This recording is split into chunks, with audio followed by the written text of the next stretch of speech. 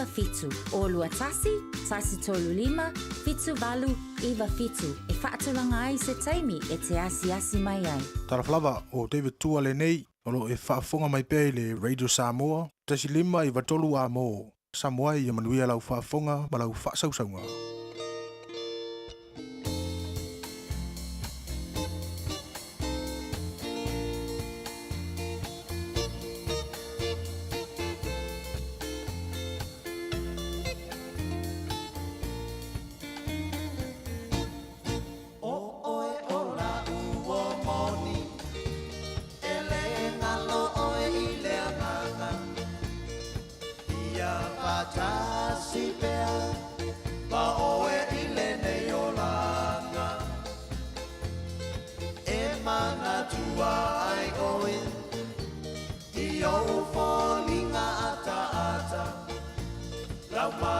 Fiafia, amigo tausa avia.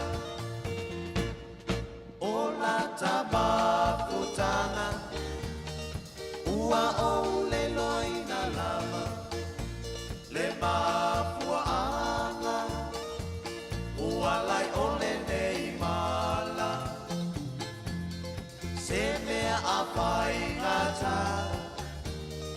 Olo nei Fiafia, ai ui ina liua, peo le vai o sina. Vale mai a funga o so manatu, pe te alofa moni ia te au, e fai mo fie o na whaapuku, pe a fai ua e musu. Vale funga o so manatu, pe te alofa moni ia te au, e fai mo fie o na whaapuku, pe a fai ua e musu. Vetu e o le langi, pingota o le sabi, se i tau maia se tasi, o fea e ala uhani. O oe o la upele ea, o la umana mea e toa tasi. Le nei ua mo atu, e au noa pasetali. Sawia o e la dia, o lea sa o filifilia. E moni ai le uputusia, popula le ngata ai pasia. E ui ina o langona ina le mafatia. Ai tu mea ia, fungai lo pa Italia. Vale mai a funga o so manatu, pete lo famoni ia te au, e fai ngofie o na whaabuku, pe a fai ua e musu. Tofa soi fuala upele lo uau, momo ngā ua le taulau, wa motu si atalu le tu ina nau, pia pata si e paababau. Tofa soi fuala upele lo uau, momo ngā ua le taulau, wa motu si atalu le tu ina nau, pia pata si e paababau.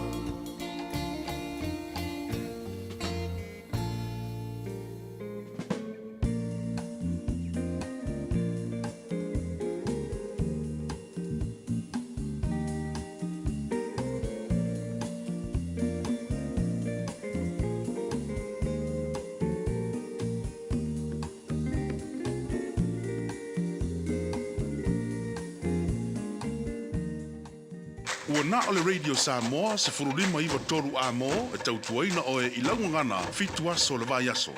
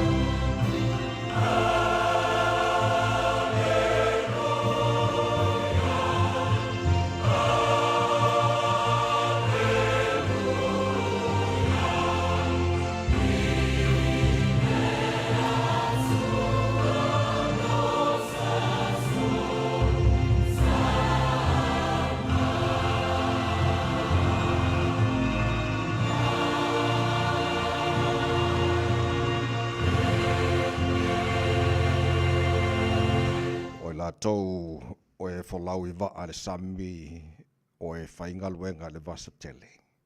O I lātou ia lātou te wha ia ngaluenga le lii. Maona mā venga e whai I le moana a wau whetala I ane ia. Whaatupuina le wha, wa langa ai ona peau. Ona lātou ala langa atu le lii lo lātou pupua ngā. Wai au mai I lātou nai o lātou ti ngā. Wani iwa e ia le wha I le malu. O ta oto ia te ia le au peau. Mātou alousu ma le loto Fiafia nei Taeao.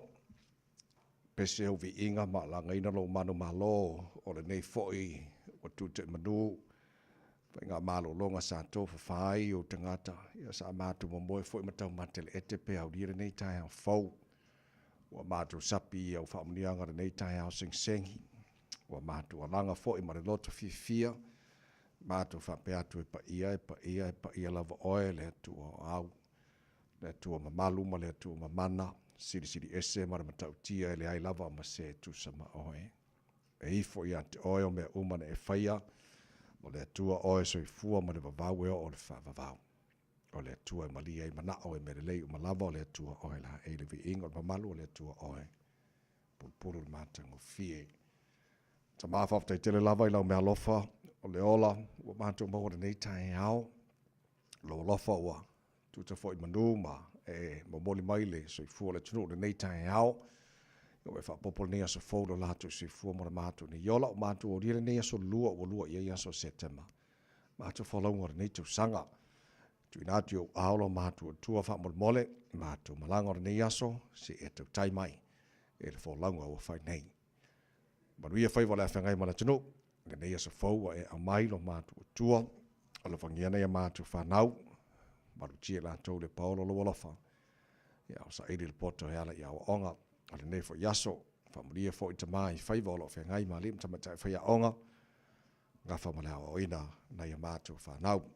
Ia mātou te nofi a tunu mamao, e mana tua pēr Samoa, le tunu e pene le loto, le mātou le talo, anga le leim whamuria, neva yaso lo o alo le ofisa whai ngā pālota, whai taunga mulimuli, whai taunga alo ia foi, whai ngā pālota mātu te talo, whai ngā mālo e te tofi matusi au iei le atunu ulo mātu atua, ia manuia o lātu whaiva, tu le mai tau ave le mālo Samoa, ia mō le sirima tau sanga o lo manai. Mātu talo whamuria na ia mātu tangata umalava, mana ia mātu ainga I Samoa, whapena fo I le alala mara pāpā awai, so se tafa o le nei ke lope. Por ia fore nei atunu o New Zealand o mātou nofo ba mawai, I ole nā fore te talo mo atunu uma o le nei na lolangi. Nisho ainga o ala whai mai whanonanga nei Taeao, malanga le whātua o ia le maliu, po le oti o motu si ai mawhtanga ma whana mana I ainga wō mai masani, mātou wal au do file mumalo ngang wha mai se wha ma whana whanai nai I la tau. Maruia le, tu I malu mun panga mana tāpo inga, nei mātou mātua tu asen sino o le atunu I malu mātou malawana nei aso, Maua pera lātou si fua lauri le tino sili le nganga e hala I lo whaatasi mai. Ta maa mea umara whana mātou whaira ni asa whau, mātou whaia lawa I nei a fo I atu rupi inga I ante oe whaamuria mailo mātou tua, I le tautua reira Samoa ni aso atoa, wa mātou wole mātou wala au I nei mea malawa, e ala le suafa manu maro Yesu ke riso, lo mātou ori mara mātou whaala. Amen.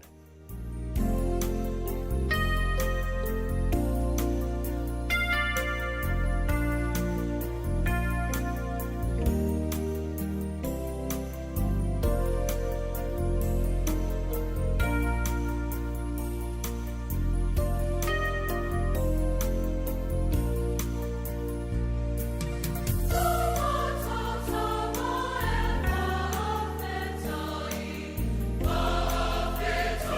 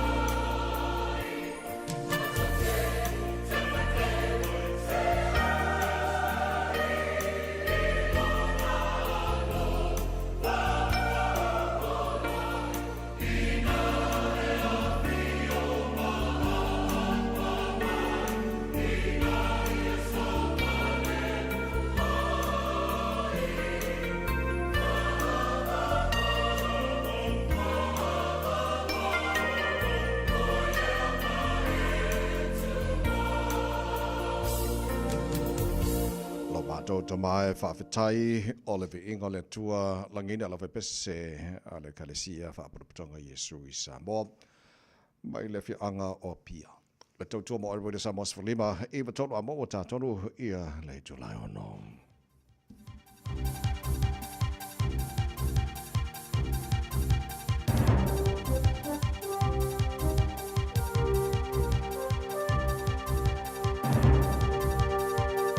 In this update, realtors are full of praise as the government opens the doors for some foreign property buyers. A law change this year will allow certain golden visa holders to build or buy homes of more than $5 million. They'll be eligible if they've already invested more than $5 million into the country. New Zealand Sotheby's International Realty Managing Director Mark Harris says it's a prudent move with little downsides, especially when we're seeking more investment into the country. We've got some great international clients that have bought property here and invested in the country into businesses. So, it's great to see that this is being enabled again. At least 800 people are believed dead and nearly 3,000 have been injured in a strong quake in eastern Afghanistan. The death toll is expected to rise much higher as entire villages are reportedly destroyed. A new report's found New Zealand has 81 ministerial portfolios, while comparable countries have a third of that. The New Zealand initiative is now calling for a culling of ministers. The think tank says we should be more like countries with comparable populations, like Norway, which has 17 portfolios, and Singapore with 16. Co-author Roger Partridge says following them would lead to better decision-making. They get around broad ministerial workloads by creating a tier of junior ministers or ministers of state to whom senior cabinet ministers can hive off specific functions. Thousands of planned health procedures and appointments could be postponed this week, with nurses undertaking further strikes. More than 36,000 nurses' organisation members are striking from 7 to 11 this morning and again on Thursday. Hospitals and EDs will be open and care will still be given to those who need it. One of the country's most prominent specialist music retailers is closing the doors of its downtown Auckland store. After more than 9 decades in the city's Queen's Arcade, Marbex will shutter its physical store at the end of next month, moving to trade online. That's news. In sport, European Ryder Cup golf captain Luke Donald has gone with form and a winning side in naming Shane Lowry, John Rahm, Sepp Straka, Victor Hovland, Ludwig Oberg and Matt Fitzpatrick as wildcards in his 12-man team. The only change to the victorious 2023 outfit is the inclusion of Rasmus Højgaard for his twin Nikolai, marking the event's largest carryover roster for the September 26 to 28 competition on New York's Bethpage Black course. The prize pot has bloomed for the Women's 50-over World Cup cricket tournament starting this month in Sri Lanka and India. An almost four-fold increase will see $23.5 million handed out compared to $5.93 million at the 2022 edition in New Zealand. That's sport. I'm Jodie Gill. Ua na o le Radio Samoa se furulima iwa toru a mo e tautuaina o e ilaungangana fitua so le vai aso. Momo le Taeao no whaatalofa mo whaawheloa ai whaatulima fo'i le watele mat whaaloalo Samoa tino pele pa ia Malu lau whaafonga angara nei Taeao seng i malo lau marasifua maruia ia whaamalo fo le tino fo lau ua tātu ai manu masa ai maamali e whaamlianga o tātu tuara nei Taeao o le Taeao o le aso ua whaia le tua tātou te ori ma tātou Fiafia iai ia patpatia whaatasi le hanga le lei o le tātou tupu sili le langi le fo wa lofa mai moni Malu to si fo mana mato malosi wa tatu to si fa e fo I manu o mala nei Taeao a fa wa to already Samoa po kala me Malu o le Taeao ya lofa mai tatu to tali tara fa nga malanga nei yaso tatu fo lau le lalo na lofa ya tatu ye nei fo yaso lua wa lua ya yaso se temo tara fo lo le lua fe lua se fulu mana lima o si mana fa fonga le por kala me Malu le Taeao already Samoa for lima e toru amo le fa nga mana tasha ba lua Io lo so sani mai foi intini o tanto Facebook mari YouTube al Radio Samoa sera tasi pantea ma fenga besta al jolo sio ma to ona nei tavai meni tanto ai no ai se pai le tula hiva e le tai au nei ma lo se fomoria ma lo se nei tai fo ma mara Ia langi mama fo ilo sunga le o tavai ma lo lava le fo lauli nei fo tai au fo fatalo fatu fo Samoa le tunu pele Ka ko ia le spring ali ane ha. Ioi. Maruru mangai kamai. Le le tunu la mai ma la fa fong mal nei Taeao se mai la fa fonga ole lui tau mo le aso.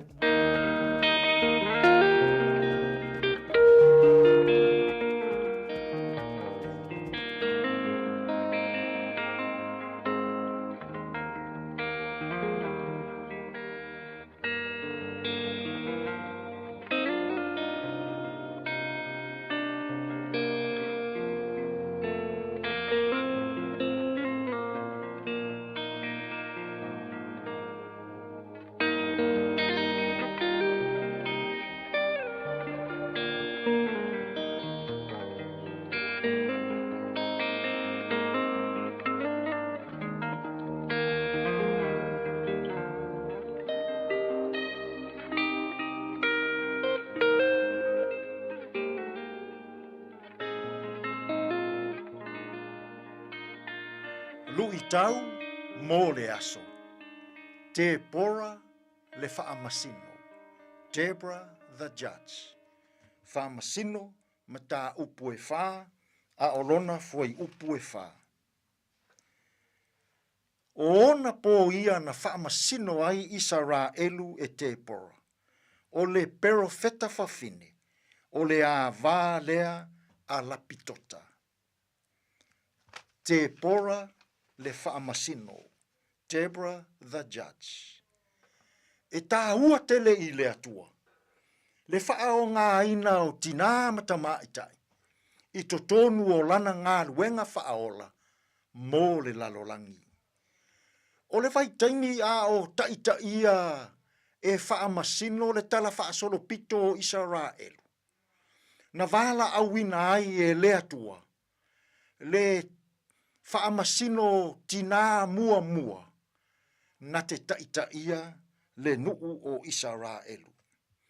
O le winga o le upu whaamasino i le vai taimi rea, o se whaaola po o se taitai whaa le malo.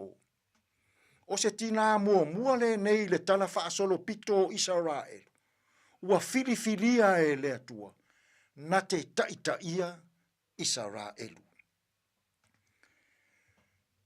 Ma ua manuia Israelu. I le taua na tauina e te pora maona tangata.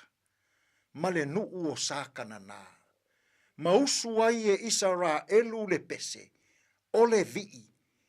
E tau ai le tāua o le sao. O le tinata maitai o te pora. Samoa ai. Na whao ngā ina e lea tua le tina o te pora. E whai mataitai o le nuu o Israelu. I le vai taimi o au ngā whaamasino. Tō tele tina matamaitai Samoa. E iai anga waa, e iai tā leni, e iai tō mai whaataitai. Samoa ai.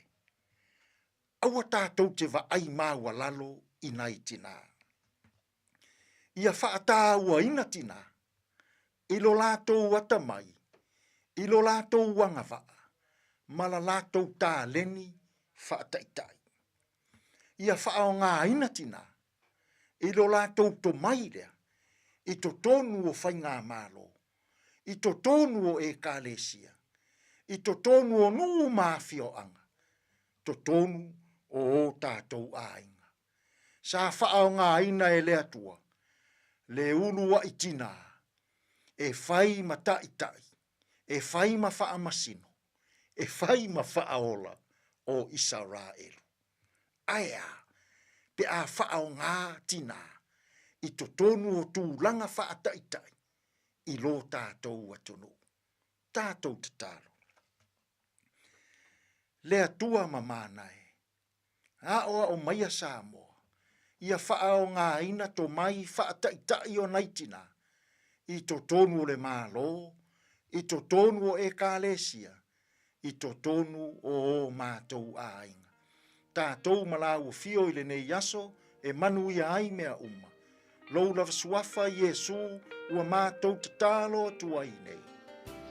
Amen.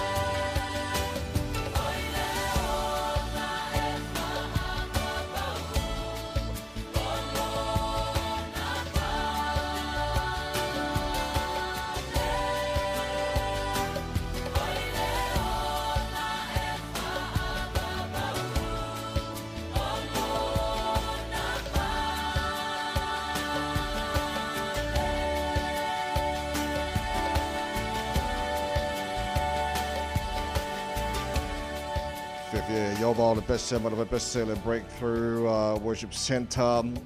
Ina o se fulu male ona man afa bino tela wati ai nei tu la e ona hola fa fonga tu tu with Samoa Sfalima e batolu mo nai minute onga makwai fa pa o lo taru musika ka ya makwai fa siva fa Fiafia on nei Taeao fo yang fa malu se au fo ila tu no la lo su tu bangar ben o le Taeao fo to kwata le fitu i le Taeao nei o le taimina ta tu nei New Zealand awan ngalon fa vano mo taimi mo le tato porklame a reto ola fa nam tato maru Taeao fa nganga ya mo le fo ya so luo te pena mai le so ya pasta la fa copa today in history data by parliament tupu le so luo September e le telo te sanga ba le taina fitu e le Taeao nei mo fa po tal folding al Britannia pa fitu porklame amata na maru le Taeao ala ready Samoa se mo mo tato ba po amanu ka wara le fo Taeao Talo fati af taavale le taimi le nei o le Taeao lunga wa tatou awala mai tau atu le tatou Southern Motorway mai tatou lava I takanini I ona whaasolo mai le I whaetu le nei anga I mai manu rewa o leolo o whaisi feo lolo le pisi I le taimi le nei ma le anga I atu fo ilea I le tatou I le Gardens whapenau na whaawau atu I le vaenga le Hill Park alu atu anga I lunga o kakuso onga na po le whataula ingo ala le na o leolo mai tau atu taimi nei vaenga na wa fai SEP mai I le nei fo taimi o le Taeao lunga o tatou State Highway 1 le langa I atu fo I matu ia o le na lava fo iolo o feo lolo mai fo I tatou e lo esu langa e ono fa pepole nai tatou afta vale lunga tatou State Highway suma le ono lo mai tau atu le fo iolo o feo lolo lava I le nei fo I taimi o le Taeao nisi o vaenga uma o tatou al tetele o le naolo o matuaki lia le lei lava I le amtanga o le nei fo yes fo manu ia tele afta vale au fainga mlanga le Taeao is fulu vale minuti te aili tu lai ono.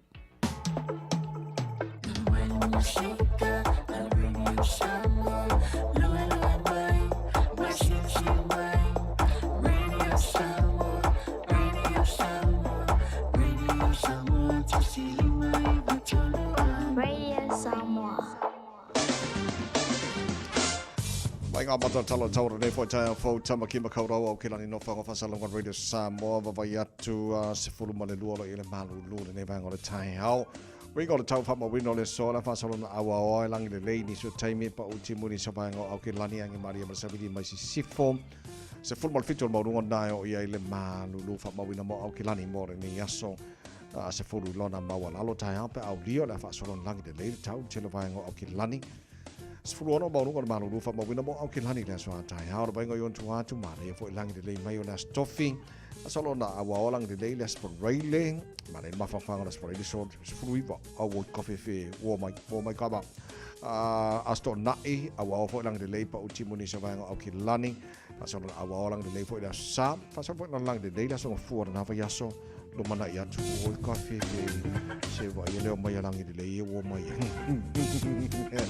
la lei ole tulanga na e fa mo wala ba tau tu mai ia pe ona o tu na tu molo se fia nei fo Taeao fo fa nga solo fo taro kala me maro Taeao ala fa na taro ba tulanga ile tau chero se va ngor silam fa pena fo le tau Samoa ia mari se va nga ole kelope luos fulu jale tulai ono to jopo re Samoa Sfalima ve tolo amo Mika sisters se mai se tala fa Fiafia re Samoa nei Taeao fo la tu nga ju jama ngaro ngor Taeao o so Fiafia tato o so Fiafia ma lui fa va nei aso se le mo oe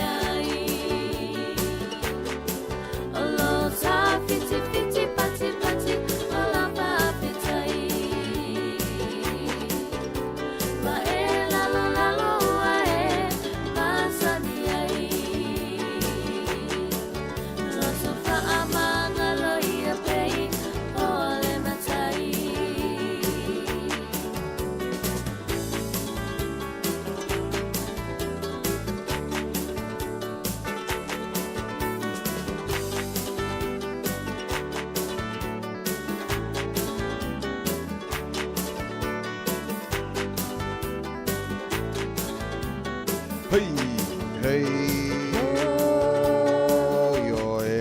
Mangaya. Lo su fau tele July ono, ma lo fau tele la mala tino to tele foi pa nga fa tala fa mai. Ye lo ngol tar Facebook mari YouTube ro sa mo nei foi ta fau ma lo lava. Ia le se fu Maria e le fa kalo fa mangaya lo ki lo ke ia. Wong yo no come sta. Maria Chucho le so Mayor William Tufui.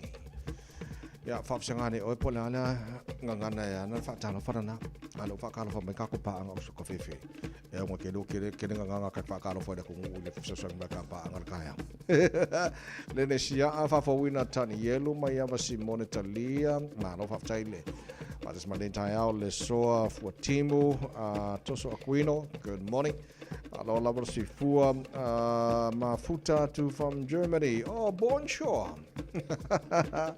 Aro lava si fua Maria, si papa sabi di Maya, ma lor si fua Naomi Pama, Caroline Tuala, ma nongi efu, sis ma lor si fua Maria nei taia fo, jo tene na tara pa anga fa tara fa mai.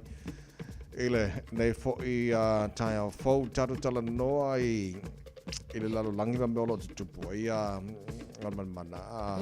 Wawa ia tu, whaia si mafatia tele, se tasio atu nuu le tuatu lei o mau Afghanistan po whera vaenga. Ona mafuia tele, o te lopo se update lana mai lena mai nele Taeao po o malwara sa lauta kata mani upea.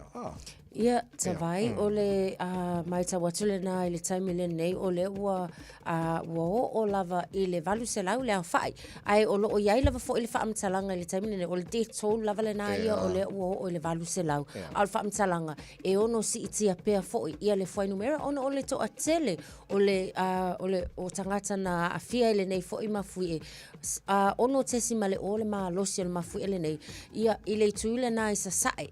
Isa sae o le atuno Afghanistan. Fai pea lao le toa tele o tangata o le lava o tanu mia foi I le tele foi o nisi o vaenga na pa uma luluina. Ia o lea foi o lo mai tau atu e toa tele foi o lo iai o naita maiti ia ma ilato o e tangata matutua. So I le taimi lava foi la nei o e le o whaingofie pe lava foi o na mai tau atu I le health ministry foi la tau ia I la la tau mtawhai o I le taimi le nei e le o whaingofie ia talo whae ia wa afua iai o whale mai ia o I la tau e ngā lulu e sosoani mua e le o se ngā luenga whaingofie ia ai o tatono to a tele fo ia o le atunu le nei tatono New Zealand ia nisi o tatou wha a wō manai tangata o sia fo ia atunu ia o le anganga lava fo I o le anga le lei ia ma le wha mawhana whana I taimi wha pēnei ia e sili le nao na tau Po vai atua o le taina sfulua le valuanga le po o le tamina sa luluina le mafui e to sa malusu fitu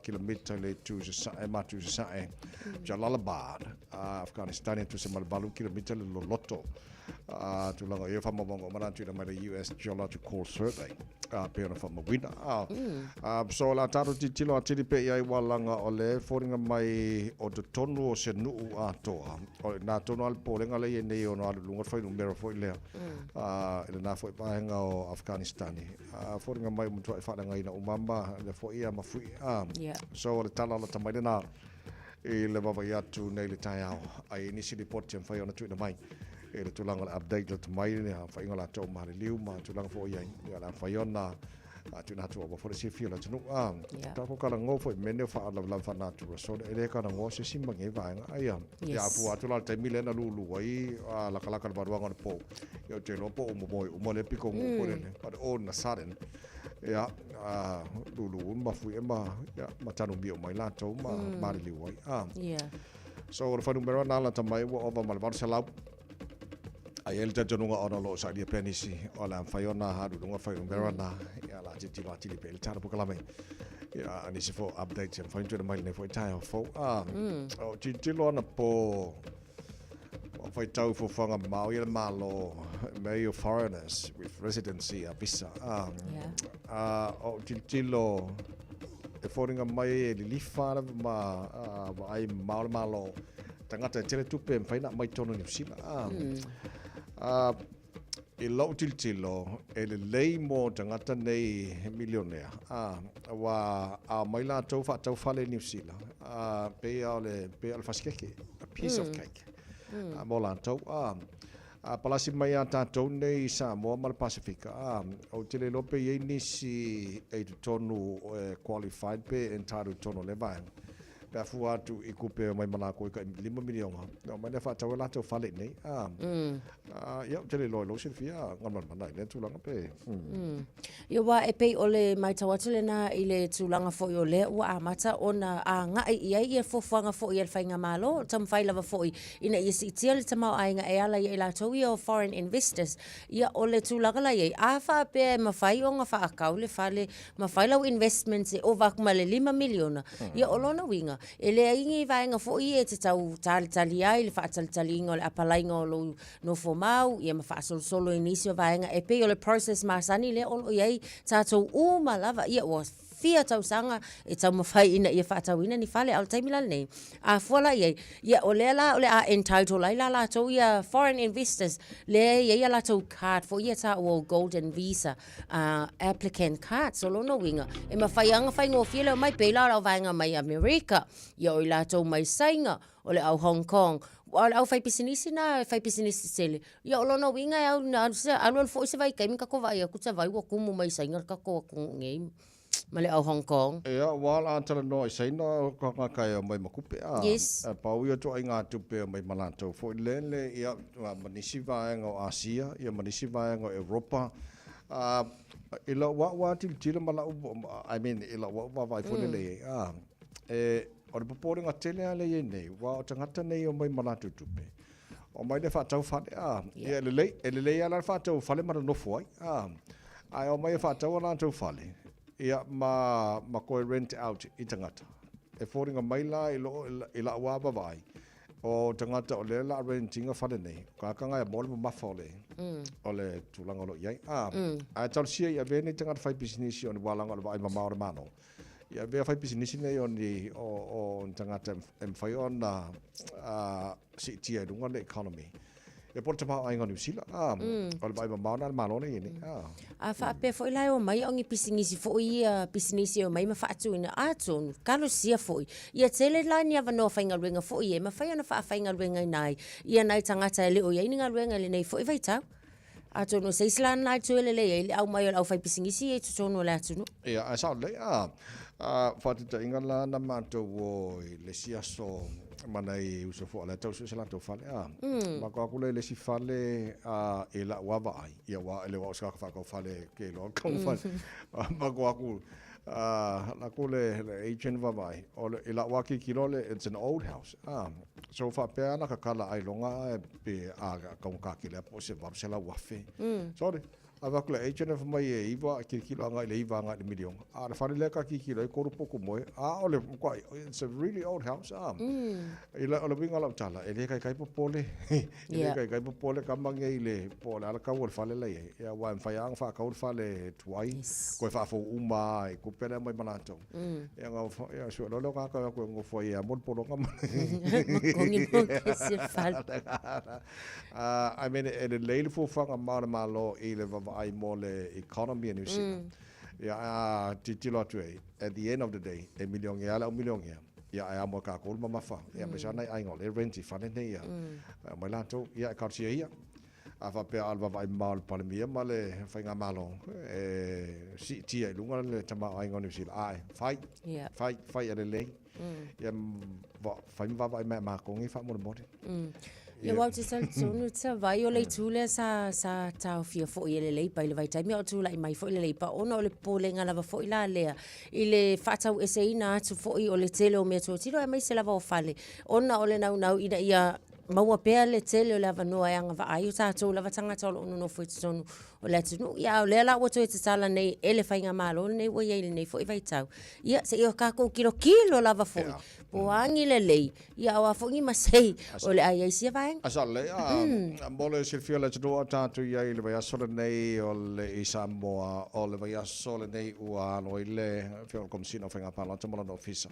o fai tau alo ia o palo ta lava te le ia la tonga luenga wa atu ia tātou live le man nafi te le nga luenga lo whenga I malatau o lo ia il wha mo tau na o atu las for Rayleigh wa mai a mana fai tau ino lo la palo ta malava mai tu malo o le final count for the nam ia na Fiafia ia malo ia fo ilo le tuna mai o fai unga whenga palo tale lua whelua suma le lima.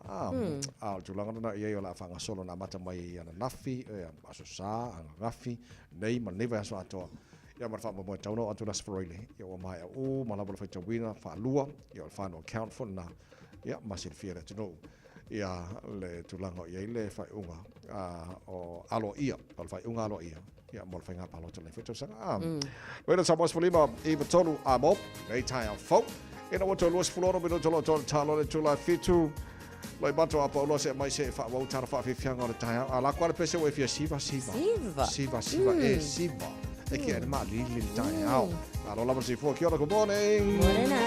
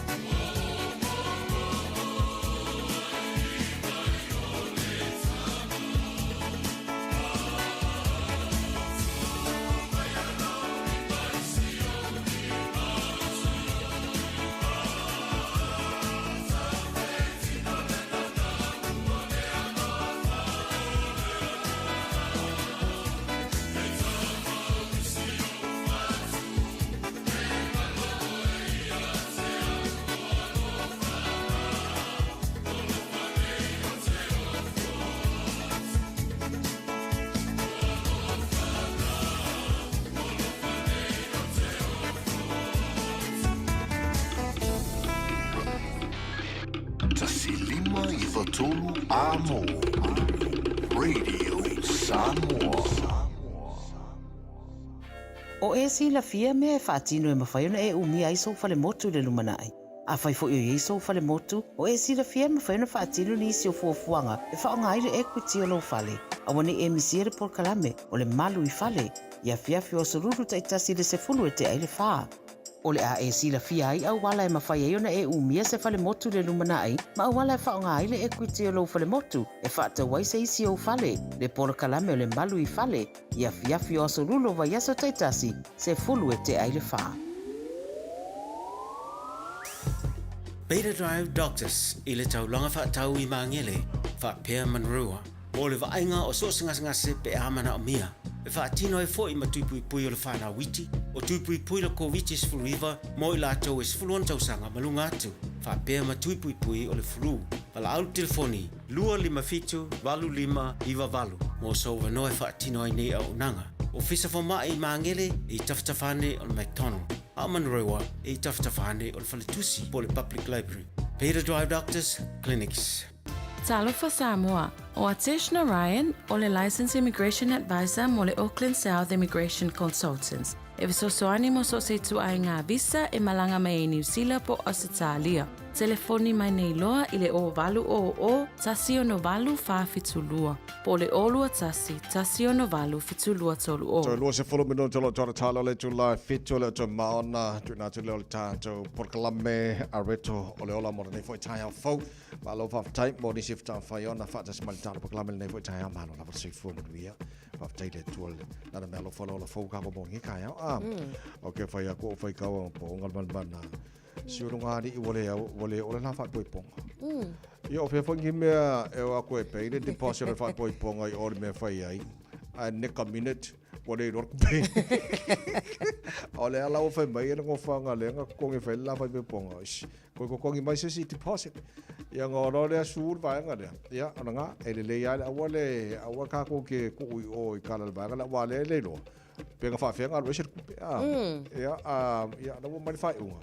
Ya ko kongi o ko le an ngo fanga le nga kongi o se vai wole o le aso ke le ai nga ka lu ko fa ka markini ya al men nan tu poa au te fai atu foi la tavai o ka kilo la wal fa poiponga o longa winga o ke le akule kupenga alu ko kongi o le venue just the venue itself mo nei fa poiponga wa a fuala le la deposit lu su tolu afe on se la va sulima o le deposit muli na fa yesilunga le ile ina wo atu ai ko fai mai le venue ka ko kongi mai le si deposit le la lu se fulu afe ono se la va sulima kusa la alfa mtalanga ile vanga umanga fal ko kongi ngol deposit le ai o solo mal ngoi ngoi ya se ya ko deposit ya na a le la ya pay life falling mai na masalo miala le unga li ya ele venue fai mai ele lo apola wale ngo mai ko ngo ya ku le la tupele na tsongi ona o le na ask a tong na ise taimi na fisile mai le unga e ka kaunga ise refund later on o le la fai mai lo le va enga le fale ya a kongola wale le na to e o mai ngo ya kule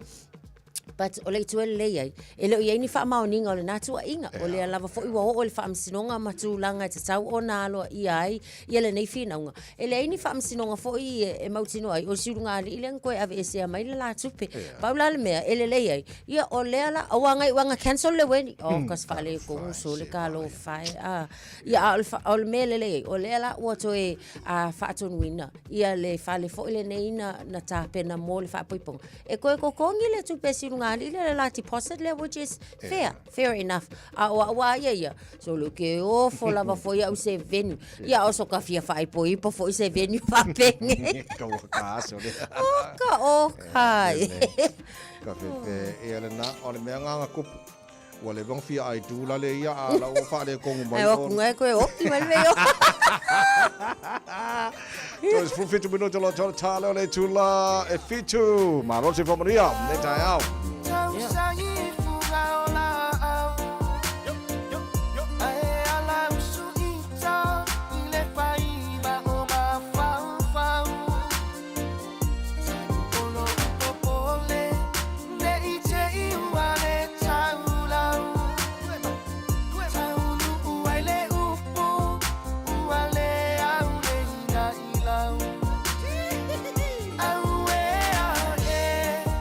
Say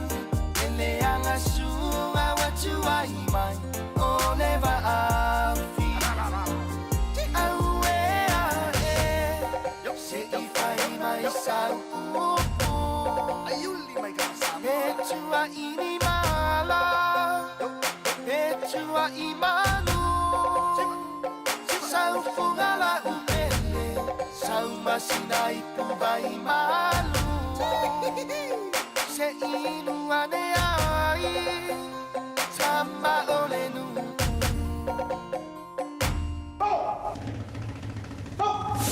Radio Samoa, tasilima iwa tonu amo. Lunga wa tātou awala te tele o leo lo o tu mau le feo lolo lava fo i o le pisi leo lo o waiaia tātou traffic le vale takanini papkura lo o mai tau atu feo lolo le pisi le na waiai tātou Hill Road i le anga i atu lunga o tātou State Highway so taia tuai i le State Highway 1 ma le State Highway Luas Fulu o lo o matua pisi lava fo i le vaenga le na Wiri on State Highway Luas Fulu mai tau atu o lea fo i o lo o pisi mai i le taimi le nei Air Park Drive le anga i atu le na i le malaiva a lele on lua se fulu a leo lo mai tau atu fo i wafai lava se pisi le taimi le nei mai tau atu i le vaenga le Mount Wasco on State Highway Luas Fulu ia o le na fo i wafeo lolo tātou le pisi le taimi le nei lunga o tātou State Highway Suma le ono le fo i o mai tau atu ia o le na a mata lava fo i mai nai Western Springs fa solo solo le anga ia nei Point Chev fa isi pisi Massey ia o le na fo i a mata na pisi mai tātou i le nei fo i taimi o le Taeao lunga o tātou State Highway 1 Unira Road lo wa mai tau atu le o pisi le taimi le nei fa pena fo i ia le anga ia tu le na Twin Coast Discovery Highway lunga State Highway 1 fa isi pisi i le nei fo i taimi anga ia tu fo i le na le vaenga le na le North Shore Rosedale ia o le vaenga le na fo i o pisi mai le taimi le nei o le Taeao nisi na o swinga fo i ia o na wa yele awala afta avale nei taimi le Taeao tau tu na lo saunga le mu ia manuia fa tau tainga lo sa ia la tau fo i le wa ma na nga luenga ia ma lo on sai to es fu lo minute ia on tale lo te lai fitu Talofa, we're the Katinas, and you're listening to Radio Samoa on 1593 AM. Bread of life sent down from glory. Many things you were on earth are holy. carpenter, but you are the living word. Come on.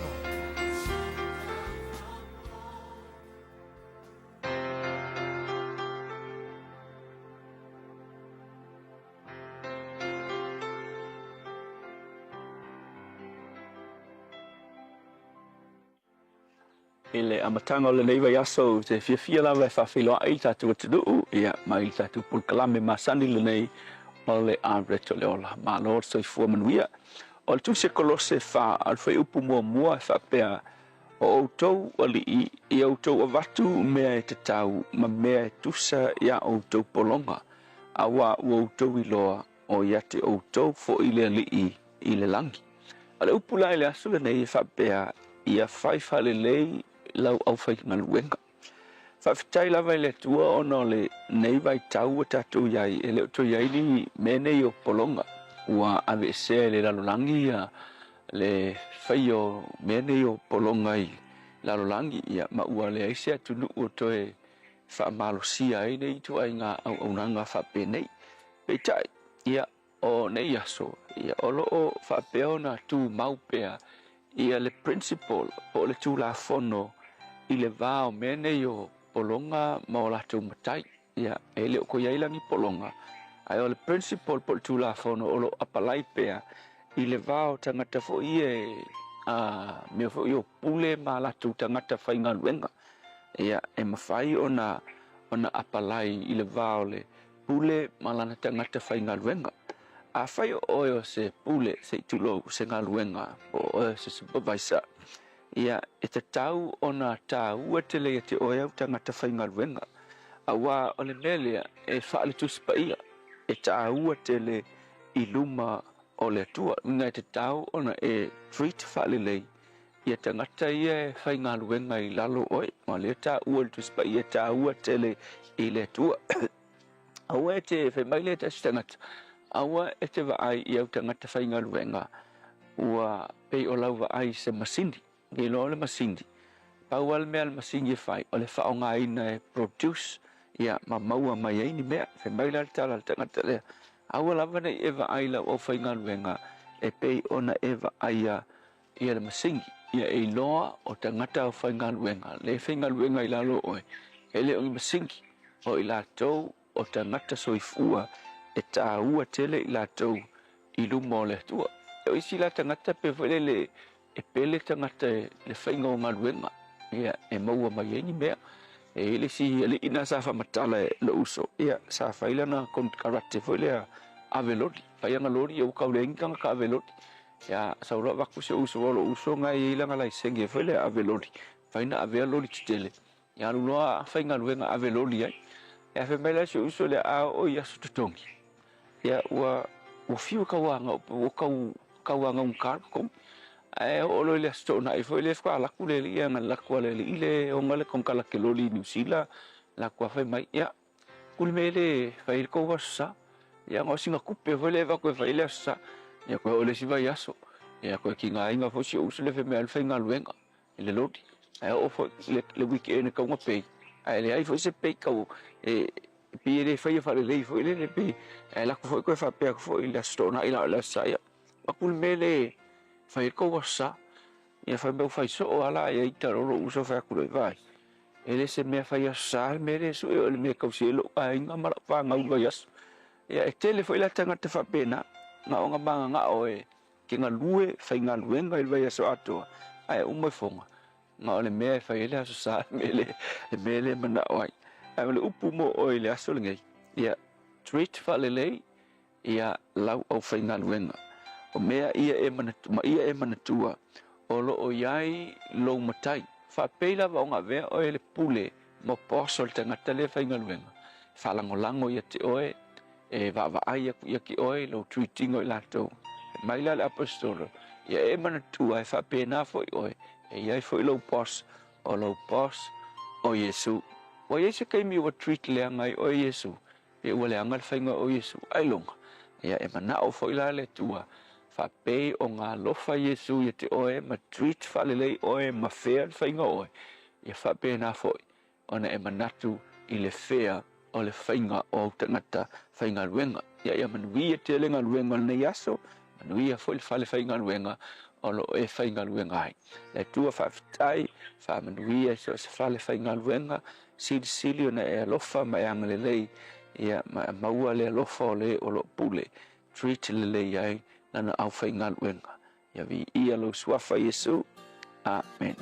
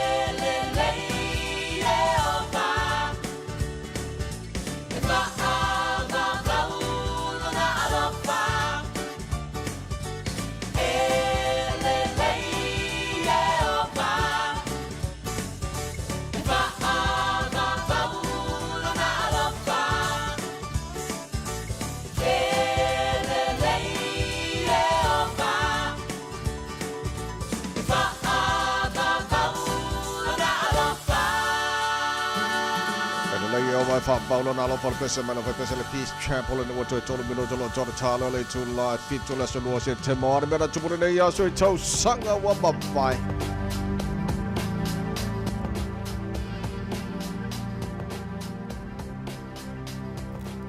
Ile tausanga e tasi I valua o lo mai tauina tuai ia o ina na saini ai foi ia se feangainga e le atunu le nei o enelangi ina ia whapena ai ona ave esea pe malanga esea ma whaatanga ina tangata Jerusalema e whapena ona tu ua tutonu o le atunu ile tausanga tasi iva Tasi valu ono wha ia o le nei fo i aso na whapena ai fo i ona whaatonu ina I tutonu o le atunu o Amerika nisi fo I e pei ona iai o I latou oni tangata whaimalanga mai I le atunu o le nei o Atlanta ina ia whapena ona o ese mai ona o se vevesi sa tula I mai ai I tutonu o le atunu a o le tausanga lava la tasi iva whaiva ia o le tausanga le nei sa iai se pese mana ia lava sa whaapena fo ina whaalawi loa ina I lunga o ala leo sa whaapea ole the third man. Ole na fo I pese ia na whaapena ona avea ma Academy Awards I tutonu o fo o pese I le lalolangi I se taimi umi pe amale lua vai aso I tausanga ua mawai. Nisi nao va ainga I mena tutupu le nei aso tausanga ua mawai.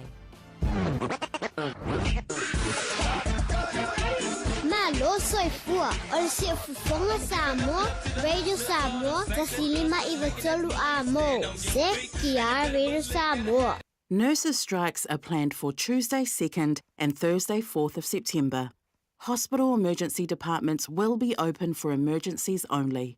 If it's not an emergency, you can visit your GP, urgent care clinic, or book an online GP appointment.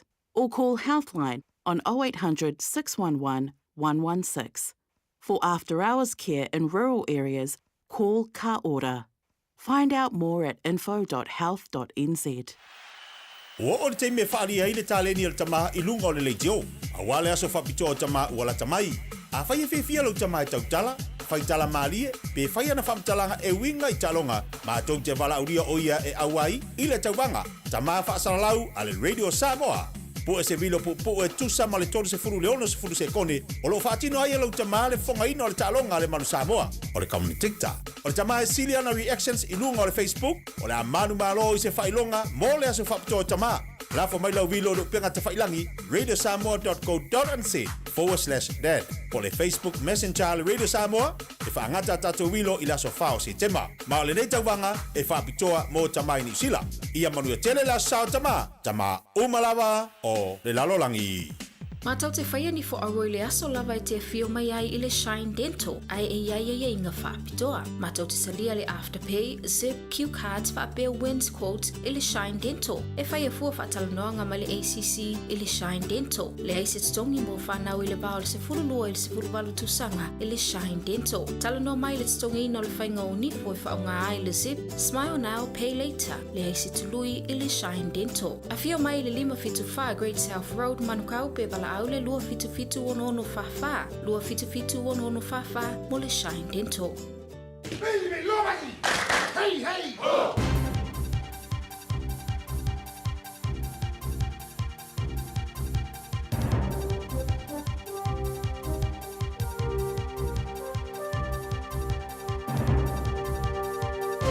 In this update, the government's being encouraged to keep loosening its approach to foreign buyers with rural areas in mind. It's inviting certain active investor visa holders to build or buy one home worth at least $5 million. Hyatt Consulting Principal Consultant David Hyatt says this offers great opportunities for the likes of Auckland and Queenstown, but he says there's still a gap for other regions. Many of these people want to get away from where everybody else is, and not always is it the high-profile cities and tourist resorts that they're looking for. The public's being asked to help prevent any more violence in Palmerston North. Police will now have increased powers in the region after officers were shot at twice in a 24-hour period. A 20-year-old man's been charged over the first instance, and police are working to confirm links with the second.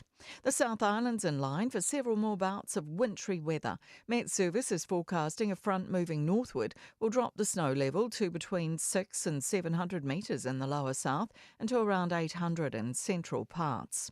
Young people are more willing to put in the hard yards as a work-life balance is an increasing priority. The latest research from SEP shows 37% of Gen Z is willing to work extra hours, 7% more than other generations. 1 in 4 Gen Z workers will accept longer commutes, whereas only 1 in about 8 of others are willing to travel farther distances. SEP Country Manager Rob Clark says younger people might have little choice. They're facing higher relative house prices, possibly student loans, so they're more willing to go the extra mile for more pay.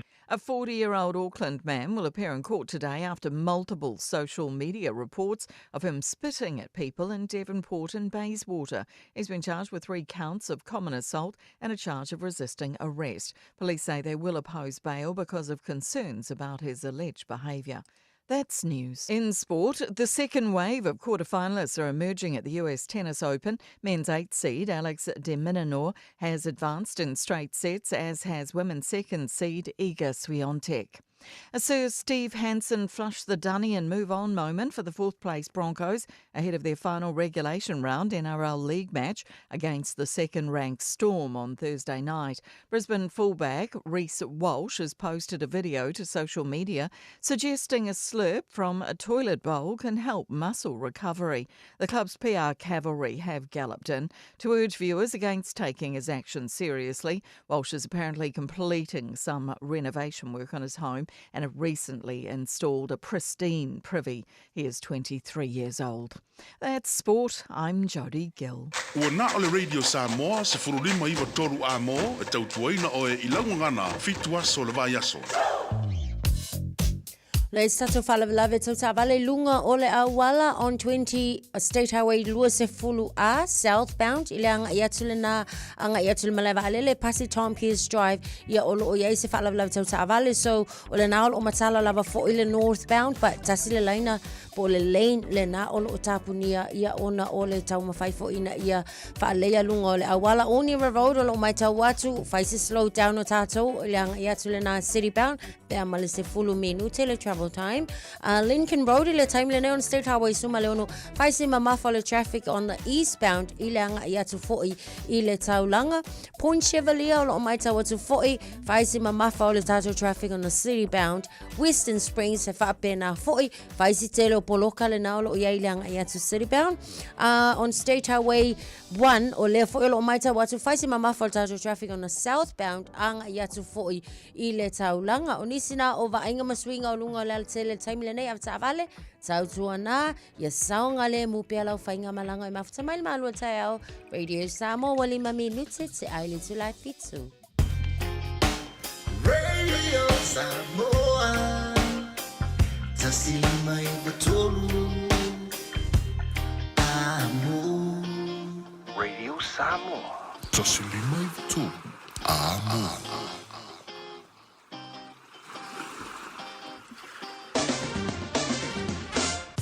Malo fa tele jono lao mai mo malo fa fonga nei te mo Taeao ya ole vai ngala tamale nei ile tala ole taula ta tu amata mai Samoa ba tole mana mai langi le le tau Samoa nei ba ngala Taeao lo sul tasi ma fan ole Samoa te le bal Samoa nei ba ngala Taeao winga fa ma winga tau le jono ole fa sono langi le tau pa utimu ni so taimi lo sul wiva degrees Celsius mo ngala le bela le Samoa ile nei aso lua lo sul marfa ilona mawalalo na sona nei ono fawau ona alo atule pe kom sino fa nga palo tamala no fisa fa taunga alo ia o nisio tu malo pe na il fa nga palo tala tino ile na ba yaso ua mabayatu ma fa mo moe las raile wa tauna alo ia mai il fa taunga mo moli po le fa taunga lo na luara na ya ma fa ma ni o mai le tu lango ia te tai umalawa po fa pule o tusi au ila tu malo ya mon fenga malo Samoa malana palmene ele sili matausanga o lumanai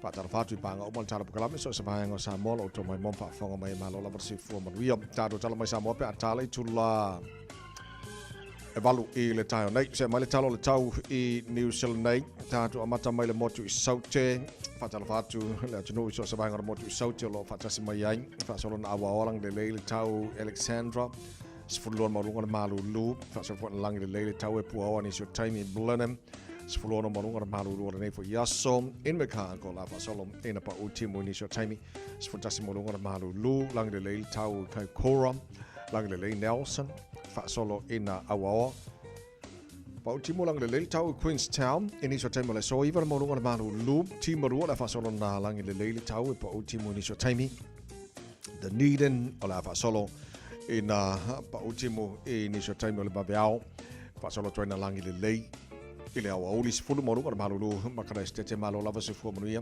estete nei Taeao langi le lei tau mo to pu awa ni so time pa un timo ni so baeng ole ka estete le awa uli sfuli mo moru ka malulu fa mo wina mo kara estete mo ne so lo tanto lia ala tanto pa tu lango ile tau le motu matu Pito la barunga ma motu matu ka Taeao ala pasona awa pa utimu spo fitu marunga malu lufa mo wina mo ne fo ya sole la mo Wellington malo la versi fu manuia fa tai fa tas mal tarap kala mel nei fo Taeao lang le tau mo to de nei ya so fa solo ne pa utimu le Fiafia na nei yang ma losi marsabili mai matu sifo Masolo nangi mai sau teni so taimi la wauli.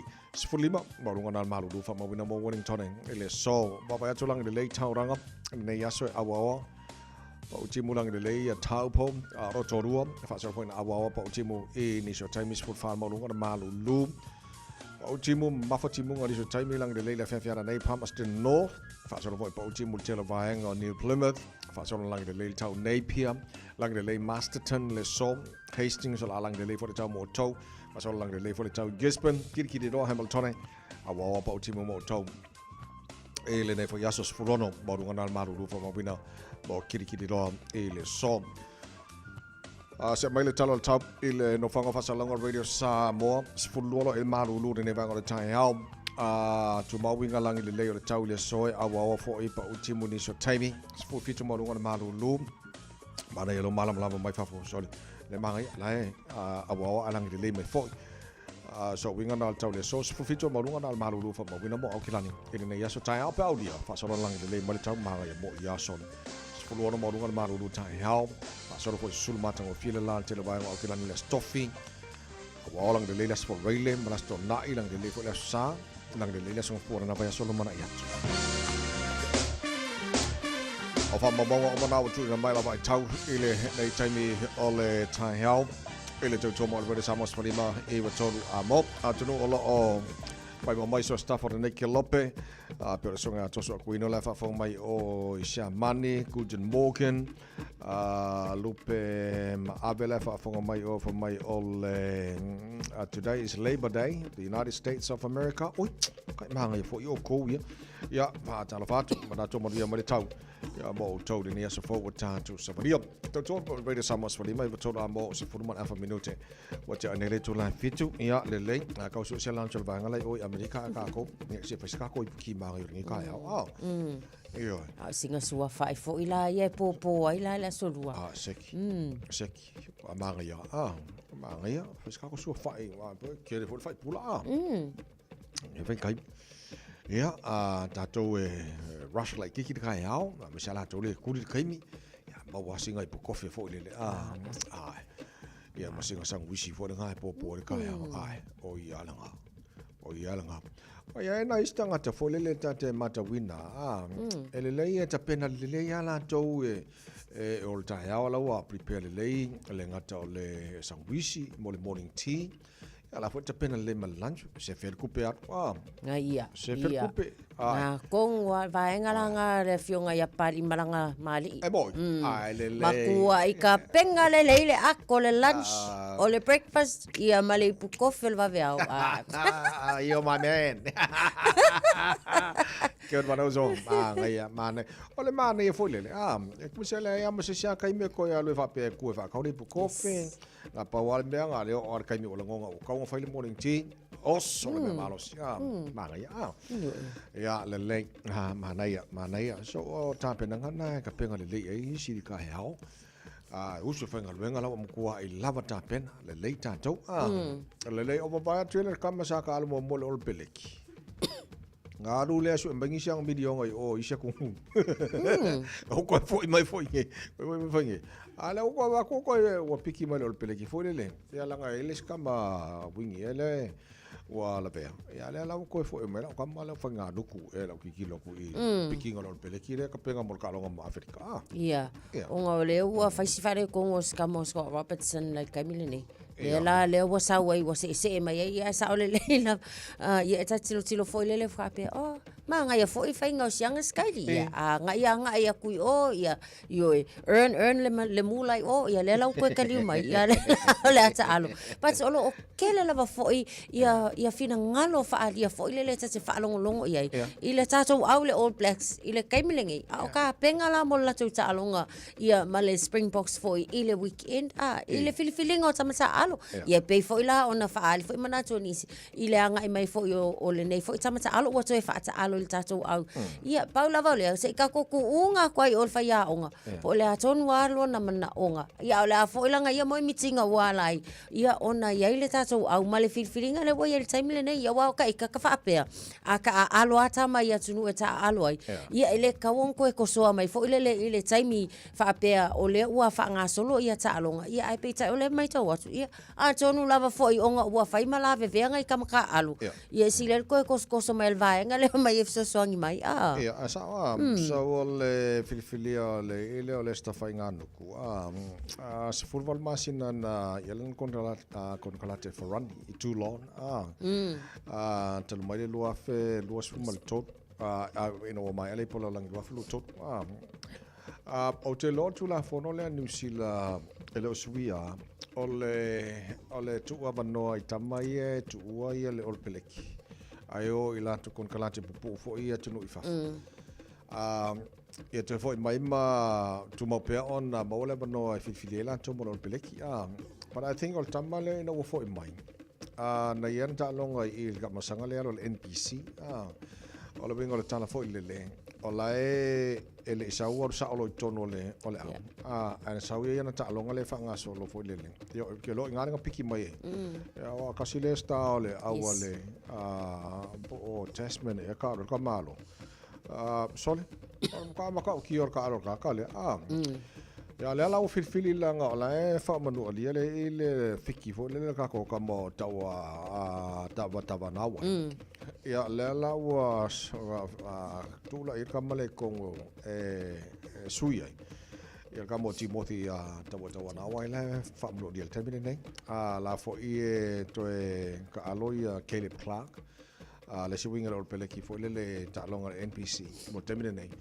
No la ele imotino le usala pasene le fitness e tawona ye tono lo pereki ya le alo azonga Pacifica wa aku pe konga el kamelo fai wa mo fanga duku mai ma lo sirkele ka lo kamale son ole le ile faina ka le wingi le foi ka mo kongo center iske ai ma lo sirkele na ka ya le na so ole ka ke lo ma nei ke kula fo le ngusila wa tamata al fo le ya wala ke fa ba ko pe ya arisa ve e mo lo le sisel nei ya lo fo ile so menga ngisanga video ngai o ai mangi wa ko fo me fo ya ko piki fo ile po lo langile le lo fo fikwa ma nei so ol tu langa na ya la ta tu ba ya ti ya po ai fo initial o la tu la fa penang fa ai fo o so la ko video o mai fo ya ko piki fo lo pelekiam de le kele Mangai ranga. Ko pa wal kula fong yu sira le suia. Ole avela no itama al Pacifica. Yeah. Ka alo ila ko au fulele so le mele se lo fiafia ke le liki sole. O va ia ku le por Pacifica le liki le lo mangi popo o ke topa ya. Ai. Sole. So alo sa mo mole manga ia ke le la ka alo le la ko ya mai umala ko support mo ka ko to sa mo. Ke ngo fu ko ma fa pe so se fa ma e mau pe fa pe le i lo peleki mo longa piki la ko ka mo la ilo la ko top players nga yang release mai le ma ko top players mal Pacifica mai yo se kom pai ma ko au ole winga la tala ole man nei yo mene talonga I compete yes ole winga le fam talanga fo le ka ki kilo ngila le po la ngile nge va nga tabe ta ya fengi ai wo le iba se fulu mo le se fulu lo winga ka mo ye e malo si kele le si au ya ai vai le si au e ala la no vai le si au ya la ngala le o mo players ala ta alo fa fo isi tunu e wa ko yo fai au la mai ma wo le pa fa pe ngal me le yundi mo lo piki o peleki ya tama le top players inge ya le Pacifica release lo yo fa me la ko au se ma nga ya la to ngale ale ke lo pi nga mo lo peleki ma malo si ya aso ye pula ska fungere la lo ba yeah Tau si Emmanuel nei vai aso ile tulanga lenga le fa kom sino fa nga palo tamba lo no fisa pisi kelo ki kilo ko kai milanga o mai la tunga lenga po sa fa pe ko ru ba ba ya ya itu malo ia nga ko ele yo ila to fa chamba e mo ai fa ka kele ku lango o e lenga luenga lo lato fai ia ai tau sia ia o lo tātou whatetali o le aso whareile le ua wawai atu e te tau no atu ai ua makua i alo ia e alwai tau alo ia ia palota le tunu ia o ngā foila o la kako kilo le manino ia mai se alava o te tai mai tu malo te tasi tusi au e o lato fo ia anga mai tu malo fai mo lato sui tono no fo tu malo Palmenia Samoa ma nei le lei o te lo wa le na mai taru tala mai na pe over malus fu kangi la already wa kilo e fa pe oso ia la o inga mo fu ka usa ngari ele o mangi kangi ri ia fo ia fe kangi so ni ka ka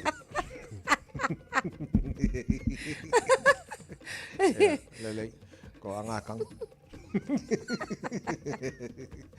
al tulanga ya male lo tula tunu man tuane le tunu talo ya me se fo yo le pale mai o fainga malo so la ole male to ya man fainga malo al fast ya tau ila ya man wi fo le la to pale mai tau avel ta to malo se le tau sang ya le na onai ba na le nei ta fo wa fo mai le tunu le to mo le Samoa fo mai botolo amo ama fa fianga me aswa la to mo felice me kaele ona so ele mal fa pongo le Taeao le por club ngal Peltania think a minute le fa pongo por club Malu Taeao le Samoa fo mai botolo amo good morning Morena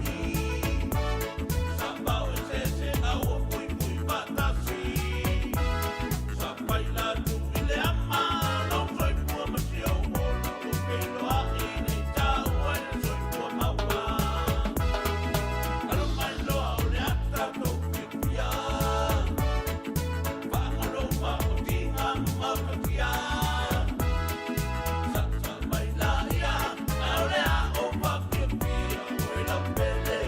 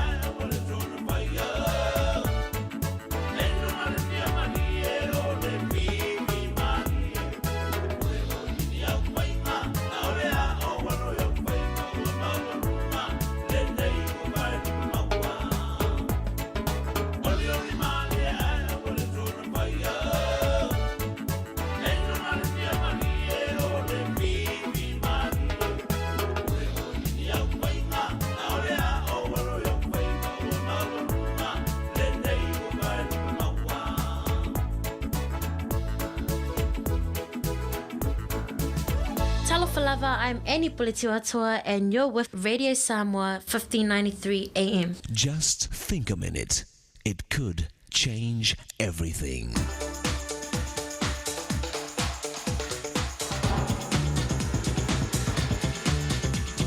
Think a minute. This is a true story about a talented girl named Mary. When she was 14, she took singing lessons and later began traveling from city to city as a performer. She married a newspaper man, but their marriage did not last. Neither did Mary's second marriage, nor even her third. You see, Mary's real love was show business. More than anything, she wanted to become a star. So she went to New York City, where she soon became popular in all the nightclubs and roughest bars. In fact, Mary became known across America as a woman who knew how to entertain men. But there was a news reporter named Lowell Thomas who had known Mary years earlier as a completely different person. He remembered her well because as a 12-year-old boy, he'd had a big crush on this sweet and lovely young lady. So naturally, it was with great interest that Lowell Thomas watched through the years as Mary became more and more famous as the lusty lady who entertained in the illegal bars and nightclubs across America. And as he watched her change, so also did his boyhood crush and vision of her, from the wonderful young woman he had first admired and looked up to, his Sunday school teacher named Mary. Someone said, a hypocrite is someone who's not himself at church. You may have heard the saying, a pretty face can cover an ugly heart, but not forever. Sooner or later, our true colors will show through. We end up doing what we do because of what we really are inside, and we end up living the way we really believe. So what do you live for and love? Are you actually living what you say you believe? Do you walk your talk? You know, we'll never have real peace of mind and happiness until we live the way our Maker showed us is the right, satisfying way. So why not ask Jesus Christ to forgive you and to take charge of your heart and character? He can help you start changing your true colors from the inside out. So when they show through, they'll be beautiful colors, since they'll match the truth you say you believe. Just think a minute. If you'd like a free CD of our top 40 programs, write to us on the internet at www.thinkaminute.com and catch us tomorrow at this same time when we stop and think a minute.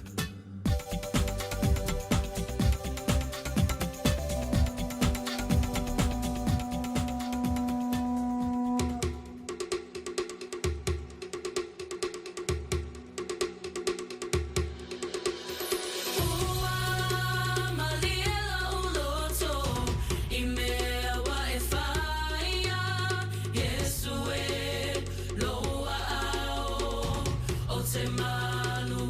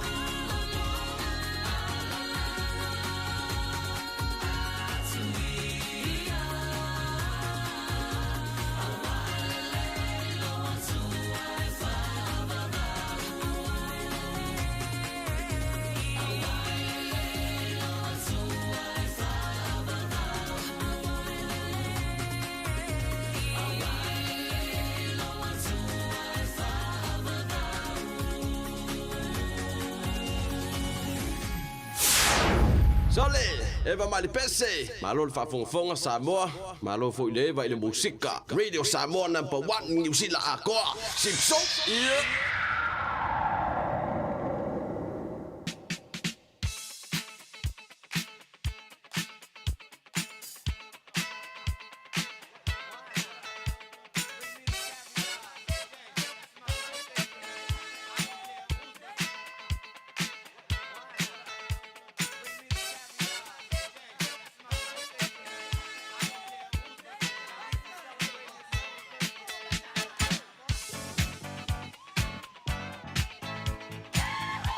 Nga swana mole aso luore nei no afatonu le tula fitu ole na o matala tu telefoni ia te o le kuaia o lau o mi nga wo makala se mo moni se lo faanga mo se fa na tuna na se fa na nei aso tolu fitu tasi lima iva tolu lo mo fo le no lo tato email on air at radiosamoa.co.nz a fa pe fo em fa na fa nga in le Facebook ma YouTube ro Samoa ai abango uma va nga na pu le po fe va nga na va na o me lo fa nga nei Taeao pe ka fa mo nga le email ni ka ya ya le leo la tato amata i tato email il fa amaniang mo mo mai Debra Pitelo fa amanianga o le aso fa now o radio ele Nata e Roni o Manukau Heights.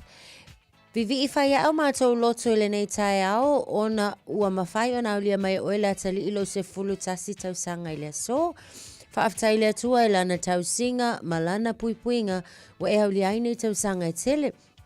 E wina motu sia le lua maftanga masi o tamapele ona o le maliu maleoti.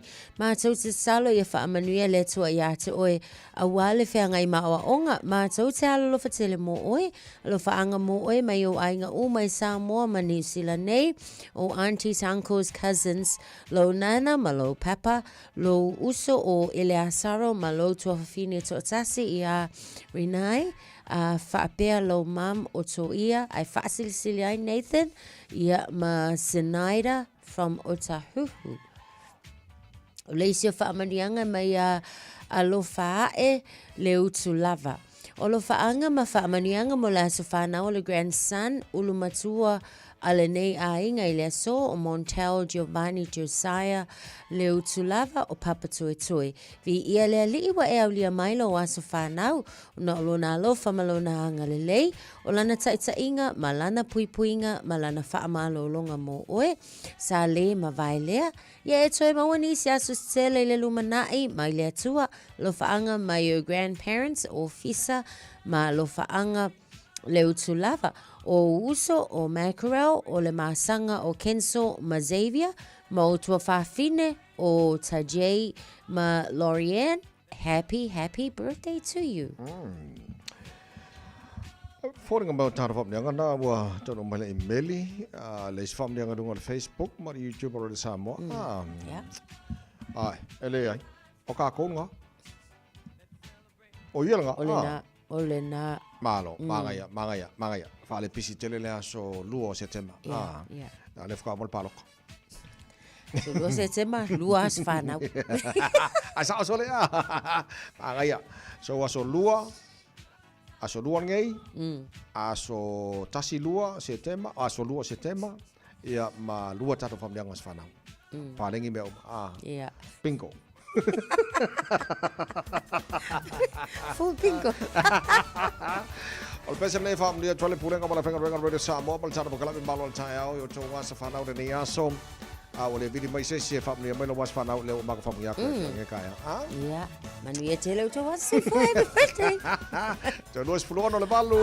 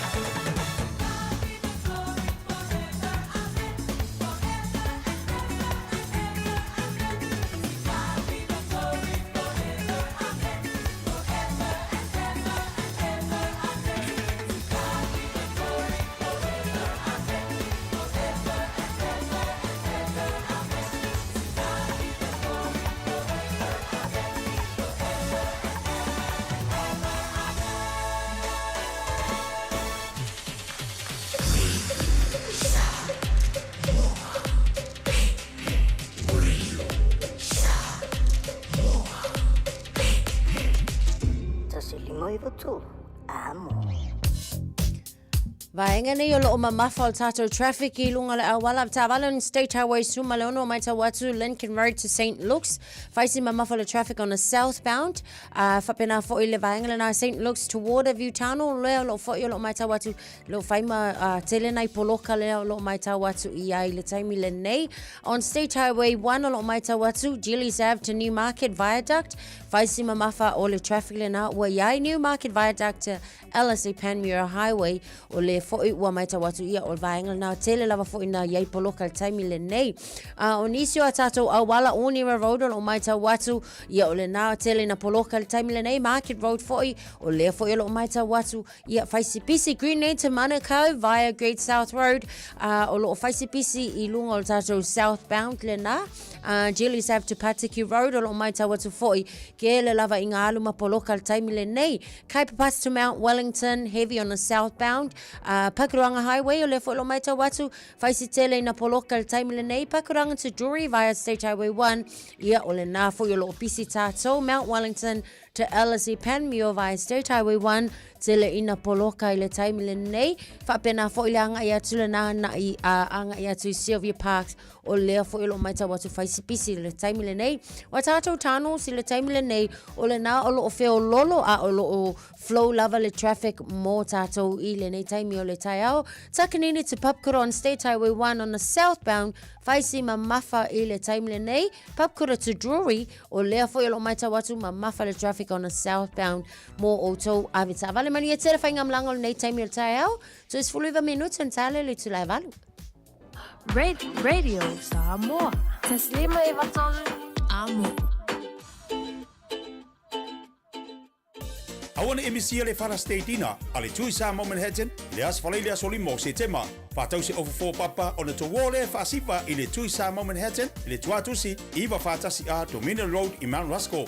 Limas for talar ticket, e te fiu e tau sami ile po, pa fei menu. Ta tala le pa mo vai tau mafa, amata ile a faleono ile a fiafi, anga ia tu le level po. O le a fafi file tu sa mau ben ile a fiafi. Vili mai lis mo so avanoa, ile o watasi, o iwatasi, o fitu o valu, o watasi, o iwatasi, o fitu o valu. Talo fa Samoa.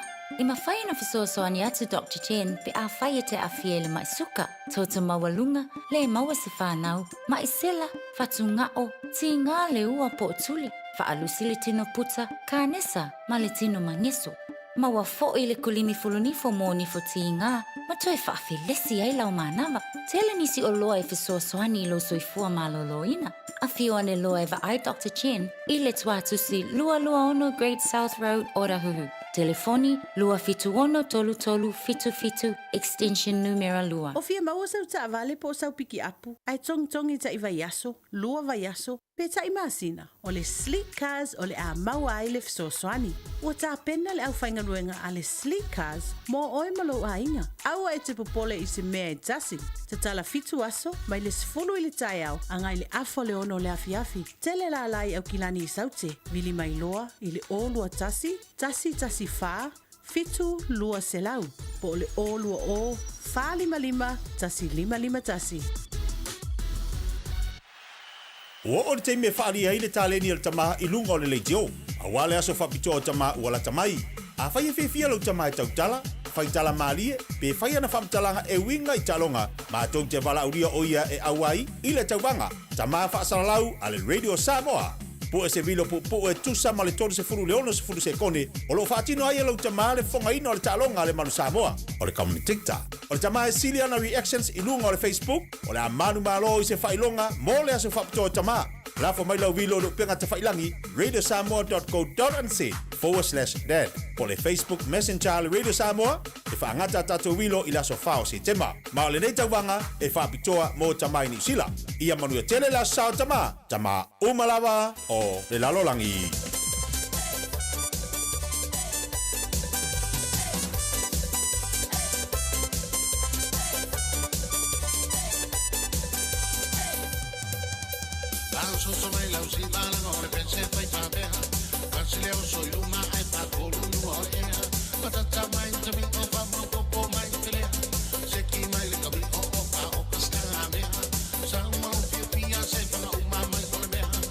Surga ko pese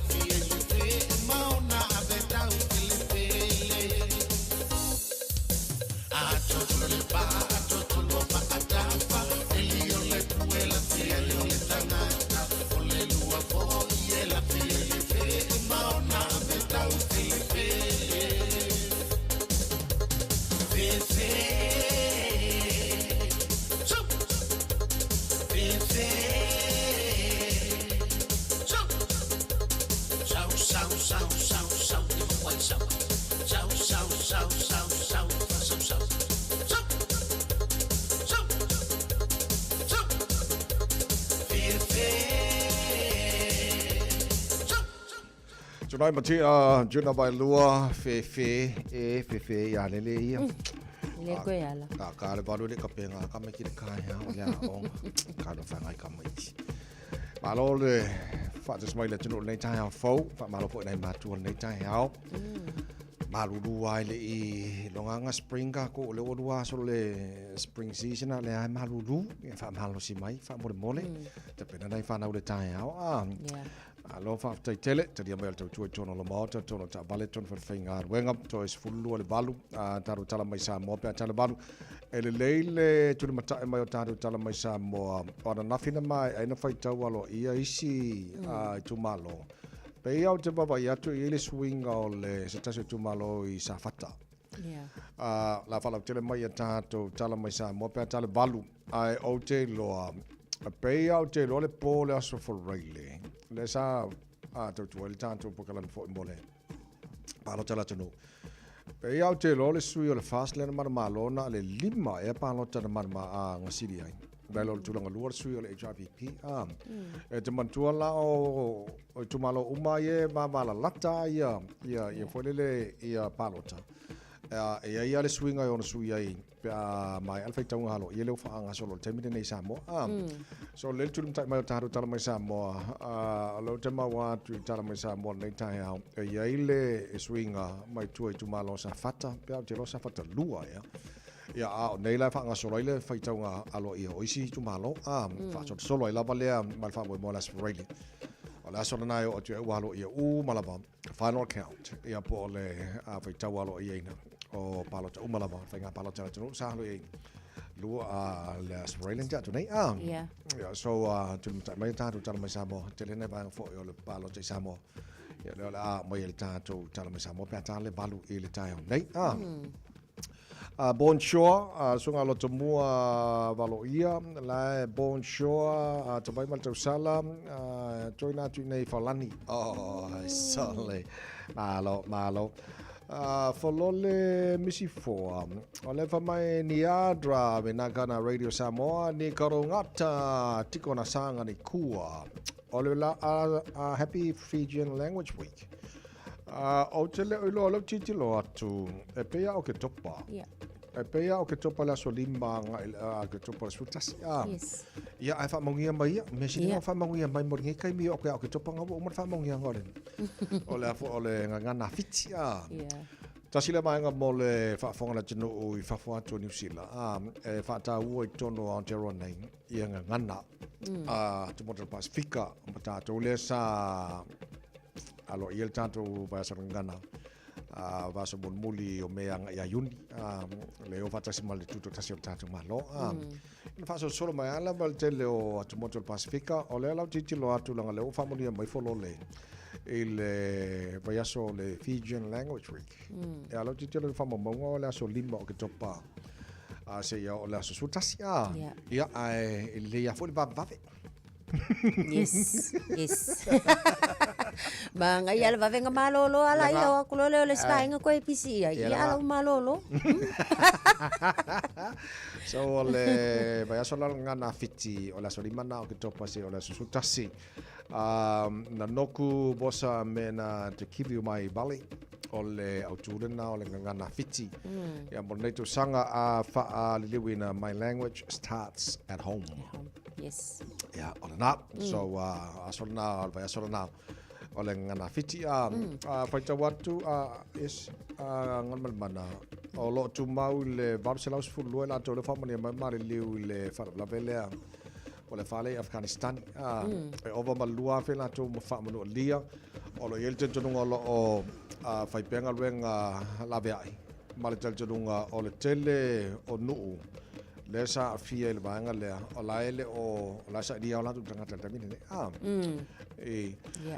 What for ole tala tamai na mal titilo lang le fam titilo po kala fo le po ini si update la tamai ole update la tamai na le ono minuto talwain Barcelos fulu la to le fa mo mai ma liu e le fa na Afghanistani ya mal obama lu afa la to le man Ta vai lo sunga la o se o toi fo ia toi le vai ngale na eta o le I fa lo ngai na fo o ngana ese ai tono I le vai aso atoa le nei lo fa nga solo ia fa tal no nga tutunu o a onga ona ole ai ia le fofuanga so se tamai titi a onga lava mai le ia 7 ole a mata ona ta tau e compulsory be mandatory le o ina o se isinga ngana ese mai ile ngana le tamai titi lava ia le so o time la ne ole lo fa nga solo nei ia te la ia le nga fo la na o fa tawa ina o ngana tunu ese e pe ona tato fa tawa ina but ole ko akele ole o ma fuli tal tanu nga fa ia o nga mai la to o ta iulu a ko a fa apela ole a ngai melva ngale ma ngai ia ai fa amautu mo le ngana maori I tonu o so se tamaititi a onga lava kamai ki Samoa kamai ki Sainga kamai ki Inkia e tatau ona lua la tau ngana le ngana maori ia te au ia ole makoi ma ngai ia lava fo ia wanga onga I loa lava fo I ona tau tala ma fa ngana le isinga ngana ole fai ngo fie fo nga ona open isinga ngana a sa le ia o te loa e vantage tanto tamaiti Pacifica o ile tam fai fa ngana tatu ngana ia fa te nga tatu Samoa fa popo I malangana maori fa popo I mala English wakele fa ko fo ia ya wai ele fo ile tasile ma nga ta o tele fo ile a silsile na matu fa ta ina tamati ia fluent la to fa Samoa ia fo ma la to fa maori ma ngai fo ia fa popo I mala English oko fa ma ngai ia so ai es como que Fiafia o ia nga na sia ko ori falangi yes about te loye te mi fo le mai la marshal mangale lungo secondary school e te mi o ya tunu fa fo so it's a part of their education curriculum for it e o fa fo le fitfili la to po fa tunu o ia so manei la leo ala fo yo wo lo le ngana fa ngo fi mo la to te mi o fa fo I vai ngo la as a part of la to fo ia o ina ia manei ia so le tulanga na iai te le fo ila to fa mai so nga wanga nga ringa ruenga fa ngai ka ko nga sam so le ale ringa ruenga ri ko ke ri nga ruenga ri lo oi iri te le nga ia tala no ta mai tia o nga mana o te ba tu na ta mai le lo ile university on ta ko struggle ka mai ki ko ngingo fa le fa ska ka ki kia o tulanga ia rent ia le io fa le so ki ki lo ku ya ka lo ki ki ro ka sale se mo ka fa de ko ke ringa fa le ri ngo fa nga ka mai kia o ngari o le taimi mo te sau ona toilo ilo le ele mai se la fo yo pulenga I vaenga ia o lo fa mautu ia tamai tia onga o le makwaleanga fa yo le ayo ni ngaluenga nai tamai tia ma fa yo na maua ia o le ia o onga o le kaunga kala fo io ka ko rents la ye pe amale lua se lau tu se lua full tala le tutongi o le fale leo lo no fai po se potu lea o lo fa mautu ai ia se student po tamai tia onga I le taimi le nei o le ia a fuala le living costs fo ile a tamaiti le ma fa na maua mai le student loan e tolu se lau lua sukala ia alu ese mai ele lua se lau lua se fulu mol ko kongi le rents le ai a vakula le rents o nga le mama ia yo tamaiti a wai le o ina ia le mold to tonu le fale ia e fa penga fo I onga le malu le malu lu le ia vaenga fo ia e tau na fa ma fana I fale o ina la le olo au mai ia le fight onga nai tamaiti a onga a kongu wakaunga ka kele le rents ai le o le ona va ai o se tu e tau ona tilo to so afo ia ila ko ia o lo fa ia nei fo ino fanga mai se o flats nei o fa mautu ia nei tamaiti a onga to tele na yo tanto alo Samoa mal Pacifico lo o tawina e korisile o tako te lo fa tele fa fonga mai la to isi Taeao ia ponisi fo na tawina e korisile I'm in university o tako po lele altu langan na ma wel tara proclama nei Taeao tong ta tele renchen no foto meti ai le fale e de bonto fo le o fale so soani so fo malo loina to meti walanga ale le ma mato no fale so soani fo na mo so fo malo loina ai le o tele fo la fine no so fo malo loina na ya lo fo fa na lo to win to lo investe o ta ko ya le ma lo fa taile to no le fa des mai vai ele ma por ma ko longo fa mar sking fa mo e ka wa yes ele very taua and very good O le foi nga mau ke le fiu ai. E fai nga fa mala skin or kai au. Io e. E ale le o la fa tara fa mala skin or tai au. Mai alol fa mala skin so lo mataro tala mai Samoa le foi tai au fo le ke le ka ko. Walu.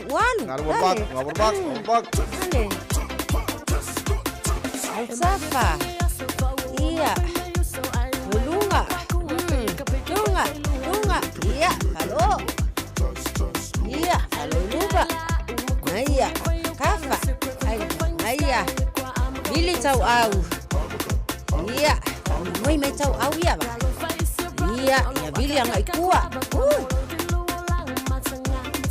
Iya mana ya. Iya. Olo wow. Ay mga ya. Ruma. Iya. Mana ya. Iya. Iya. Ruma. Iya. Liha. Lunga. Yo. Lunga. Au chapa.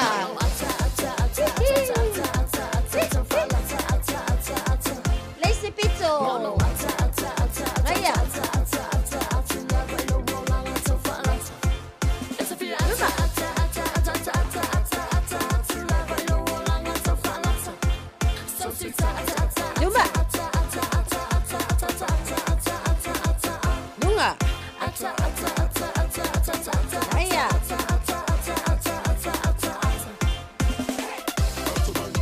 Savali luma sawi tua. Au kafa. Yo. Aya. Lace pizza. Aya. Luma. Onu. Iyo tatala o tama ilima. Aya mangaya lunga. Iyo Bilibili.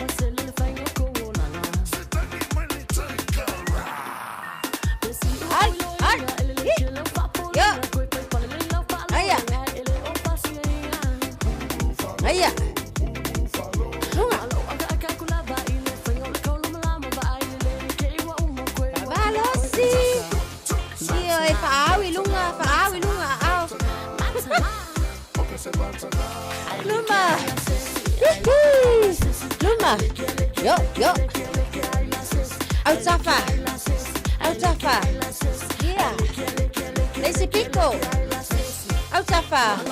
Sepuluh sekon. Baile bang, ngaya. Ya bili yang ai rumah. Anaya. Mana vai sono? Mana vai fafo? Mana vai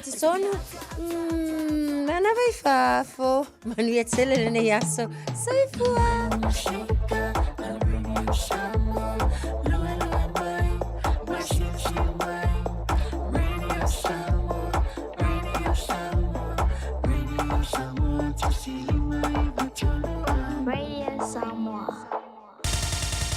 Usi mai alau whaafofonga o le whaapoponga fo ele nei o talafau mai Samoa. Awina sa mai mo oe e lau leiti o whalongolongo le Radio Samoa. Tasili mai wa tolu amo. O tātou toi whenua i nei asa fau whaatalofu e lo tātou o tino o tala mai Samoa. O le whaitau ngalo i o le whainga palo tale atunu o lo whanga solo. O sui ai le whai unga le tu malo sa whatalua i le aso na nafi. Le asa mori mawina e 5 palota sa tu langa mua ai. Le sui tau vāo le whaatua tua i le atua sa moa watasi. I le whaitaunga mua e le ialo ia po o le provisional count. Ai tu langa lua ai le sui tau vāo le vaenga e pui ai a te tau o tangata. O le mai o le whaitaunga aloa ia ma to e whaasa o nisi o wha maumaunga. A le ofisa o whainga palota le ana mafu ai. Ona ave sea uma mai le laupapa i le Taeao le asonga fua wha maumaunga. O palota sa fatalua talu mai le asfareile na tenei, ina ua tāpunia fale palota. Na tūlai mai ai wa tūlanga mua palota le fionga atu ia pua fuatongi pai le toa. E ono se lau 5 se furu. Ai tūlanga lua ai palota e ono se lau 2 se furu vanu. Ua maua le sui tau vāo le whaatua tua i le atua sa mo watasi. Le tō whātu pai Saimasi John Mathis. O le sa umire no foa o se minsta o le kāpeneta o le malo tausi, le fionga lau mati a Manu Rinko Purcell, e lua se lau valus furfitu palota ua ia maua, ma o le sui tau wā o le vanga wha upu whai o le Samoa ua poto. O le sui tau wā ta maitai o le pātia o le Samoa Labour Party, le ana tau wā I safa talua le fio ngā tole afoa, Rosalia sa ngā lala Niu Mata, o ia maua le au whainga lua sifuru valu pālota. O le whaitau ngā aloa ia lea na whaitau wai pālota mua, ma pālota whaapitoa mō lea I tū mālo. O nisi o whai unga wālo ia nei le whaitau ngā aloa ia, o le tū mālo lea o a ana alofi nu mele lua, ua whiriwhiria mai ei le sunga ai ono Alec Egeroma, sa tau vai le vaenga wha upu whai o le wha tuatua I le tua Samoa o tasi. E lima se lau whaas furufitu pālota ua mānu mālo ai lea sui tau wā, pito I ei pālota na maua le sunga ai ono tile ngafa, na tau veina le nofoa o lea I tū mālo, e wha se lau fitu se futolua na pālota. Tūlanga tolu pālota e se lau male iwa, ua maua e leisi sui tau wā le wha tuatua I le tua Samoa o tasi, le tō wha ape de unu muenga so whara. Ai tūlanga wha ai le sui tau wā tu tasi, le sunga ai ono tuala mea pelo frost, fitu se furuvalu pālota ua ia maua. O le sui tau wā ua manu malo I le nofoa a ana lua, sa avea ma wha tonu sidi au au le sui fua malo loina, ai na wha mawai ina ua whirifidi e tau wā, I le whainga pālota tele a Samoa au au. I le tasi o whai unga wālo ia nei o le taunu unga o le whirifidinga lea whalea ta wha, le ua toi manu malo ai le tō whai le ingoa matua ia ale vena ale, o le sui tau wā le vaenga wha upu whai o le wha tua I le tua Samoa o tasi, I le afe lua se lau lua se furuono pālota ua ia maua. Ua pito I ai ia le sui sa tau wā, mo le vaenga wha upu whai e pui pui a ia te tau tangata, le fio ngā pepe Christian Fruen, e ono se lau fitu se fururua pālota ua maua. Tūlanga tolu ai pālota e se lau fās furuiva, na maua le sui tau wā le Samoa ua poto, le fionga ia mapu tafa ingata toi lolo. I le auli ai o le neia so lua I lo tātu o tunuu o nisi o I tū malo pālota ua mai a fo I le whaitau ngā loa ia, o vaisinga no lua lea ua manu malo mai ai, le sui tau wātu to tasi le tō whā motu o pua a seve heni a fereti papalii, o ia maua pālota e whāse lau maleiva. Tūnanga lua ai le sui tau wāo le whātua tua I le tua Samoa o tasi, le fionga tangaloa le lua tupou afa, e se lau ivas fultolu pālota o ia maua. Tūlanga tolu o le isi sui tau wāo le whātua tua I le tua Samoa o tasi, o sua le sa wha lilo, pālota o ia maua se lau ono sifuluono. Tūlanga whā le sui tau wāo le Samoa o ponto, o ia lea sa se e le tofi o lea I tū malo, ai o se min stau le malo tausi, le fio ngā wālasi lua pito whanua to ngā manga tā fito sele, pālota na ia maua se lau tolu sifuruma le lima. Tūlanga lima ai le sui sa tau wā mo le vāenga e pui pui ai a te tau o tangata, alo popo se a fausa matawheo, e fitu sifuruono ana pālota. I vai maunga lua, wālo ia nei le whaitaunga muli muli, le toi tūla I ai o le tō whāle na tai Victor Tamapua, I le no fōa le tū mālo I le alfa ingo pālota ua ia maua e awhe tau se lau fās fultasi. O le sui tau wā le whātua tua I le atua Samoa o tasi ua pito I ai, le fionga tama le tātai Mang Jensen, e valu se lau valu sifuluono pālota na ia maua, ai o le sui tama I ta isa tau wā whātua o tasi le no fōa le vai maunga lua, le fionga niua folau fau le ngongo pātū tānielu, e valu se furufitu pālota. O le nofoli tu malo palau li tolu le whaitau ngalo ia. Ua whiriwhiria I nei le sui tau vāo le whaatua tua I le atua Samoa o tasi. Le fionga ai o lupo tea misa Tony ai o lupo.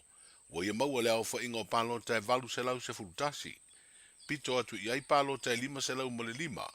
Na maua le sui tau vāo le vāenga e pui pui ai a te tau o tangata. Le tō whāle tu wala pen her talavou mata la vea. Ai o le sui sa se e le tofi na tau vāi le fua. A le Samoa ua poto, le tō whālanga ia ti ai tu au tufunga. Wana maua pālota e fitu sifuru ma le lima. Mo le whiriwhiringa le tu malo le vai maunga whā. Walo ia nei le whiriwhiria le fionga lima cram tuala ulelei. Sa tau vai le fua le pāti wha au bufai e pui pui ai a te tau o tangata. I le au whainga o pālota na ia maua e awhe se lau tolu sifuru ma le fitu. Tūnanga lua pālota iwa se lau fāsifuru iwa ua maua le sui tau vāta maitai. Mo le pati wha ubufai o le wha tua I le atua Samoa o tasi, le fio ngā tonu u fua mori amitua na imisi. O le sui tau vātu to tasi, le sunga vaya I vana eli, o ia maua pālota e tolu se lau lua sifurulua. Pito iai palota se lau fitus fultolu o maua le sui sa se e le tofi o vai maunga wha, ma se tasi foi o minsta le malo tausi. Le fio ngā whawalo Harry Jeffrey Schuster. Ma palota e luas fultasi na maua le sui tau vao le vaenga wha upu whai o le Samoa leipa, le fio ngā wha o le sa kato pau ainu u, o se tamali i sa se e fo i le na foa, o le tu malo le nei ini paia inga ua mawae. I le whaitau ngā loa ia le tu malo whale ata tolu wa toi whidiwhidi ai le tō whale ala i le pule rimoni a iafi, au whainga o palota ua manu malo ai, e afe whase lau fitus furuono. Ai tūlanga lua palota e afe ma le hivas furulua ua maua, e le sui tau vao le whaatua tua i le atua Samoa o tasi, le tō whapaloa Louis Towers. O vai maunga tasi o whaamautu i le whaitau ngā loa ia le manu malo le sui tau vaa, o le whaatua tua i le atua Samoa o tasi, le fionga paunga te o matavu i tala le paunga, o ia maua palota e afe lua se lau tolus fultasi. O le sui tase e na fō le tu malo, le fionga sula manaia turi au popu whetaya i tau ili tui vasa, o le sui tau vā o le pātia pui puia i ata tau batangata, na ia maua palota e afe mari ivas furuono. O le sui sa tau vā mo le vaenga wha upu whai o le Samoa o poto poto, le fionga whata li i tofele milo vale, fitu se lau valus furuono palota na ia maua, ile mare sui tau vā tu to tasi, o sa whai o sua sele sele, na ia maua palota e lima se lau fas furuono. O vai maunga toru walo ia neire whidiwhidi o le sui tau vā le vaenga e pui pui ai ata tau tangata, le fionga tai o li i seu fiti ai masu, palota o manu malo ai e afe fase lau onos furulima. O le sa se e le tofi o se minsta fo i o le malo tausi, le fionga lau timu ia a fōwa le se vā ai, ua tūlanga lua i le whidiwhidi ngā lei tū malo i le au wha inga e afe tolu se lau tolu furuiva, palota ua ia maua. O le sui tau vā le whātua tua i le atua sa mo o tasi ua pito i ai, le sunga nonu la ulu William Mawia, e afe mali ivas furuono palota ua ia maua, whapere sui tau vā tuto tasi, le fionga siringa tusa lo sina ropati, na ia maua palota e se lau male lima. O le aso e te tau na maua i le tau nuunga o le whaitau ngā loa ia mo nisi tu malo, o whapena au na maea, ma ua whaamautu fo i leo whainga o palota ua maua, e o lātou sui tau vā. O leo wa whaeroa le komisina o whainga palota le fionga tole a fuatu ia whelolo Alexander John Stanley. E mawhai ia ia ingo le tū la fono whainga palota, o na molia se tangata e whainga ruenga i le whaio se palota, pe a whai e tua ia ni ngā yo inga wale tāna whaingai ma le whaatino ina o na tiute. O le whingalo le fionga ia tole a fuana ia whaeroa i tūsitala, ina ua whesiringia i mafua anga, o le le whaitau ina i le pōle as freile o mawai, o le au whai o palota mai ni whale palota se whai se vai. Le ana tau nuu le ofisa le tu mau le ofisa komisio whainga palota i tuana i mato pusa palota, ua loka whaata si ei ma pepa o lo i ei wha mau maunga, o le au whainga o palota. Na whatoa ma whai o na talai ma siaki ma toi whaitau ia pusa palota, i le asonga fua le ana amatai le whaitau ngāloa ia. E whai ku marunga whapenga mi sawa. Tau, karo si, alai ko kongo huli pe pai kongo le pusa palota. Ole whala pusa palota na lo fionga mo le wha mga wha whaitau na hi. Pusa le wha whaitau ni le wha. Ioi, Mai kas whareile sa tau. karo si, alai ko kongo le pusa palota penga me, wha makalanga li o. Nada sila lau fionga, o no, le mai tau atu le sonanga, o le lakena kau i o i le whatinonga ngā luenga, ia maua, o le tala tu sa o lava ia, o te luna sa salonga manu le tunu i whatinonga o le whainga kālo sa mai tau sa. As a commissioner, o le asa si mai tūlanga le? I'm concerned. O lo concerned kele ngā o kanga o kakawhainga luenga le malo. Kele o kanga kangi, ngai mga kanga private sector, mo so soang. Le whamau, kasianga kama.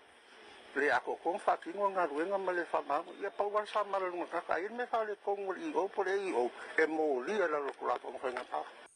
O stasio mata upuna whasiringi ai e tu stara le komisina o whainga palota, o ni sui tau vāse to o whao le vāinga wha upu whai o le wha tua i le tua sa mo o tasi. Na o atu le isi le no whanga lo whai ai le whaitaunga o palota i le sa, a o isi nā ngai le no whanga i tuana i mato i le asonga fua. Ia, o le sui kau gārenga sau le sa, ia. lenga mo mai yang ka fe ko fe ko fai ro ku la fo ma ko fo ko sul mu e se la su le sui lenga fa lo ku se fa lenga su mai se fa su lenga o mai ki mo se mamma manga e lenga ma fo ngo fa fo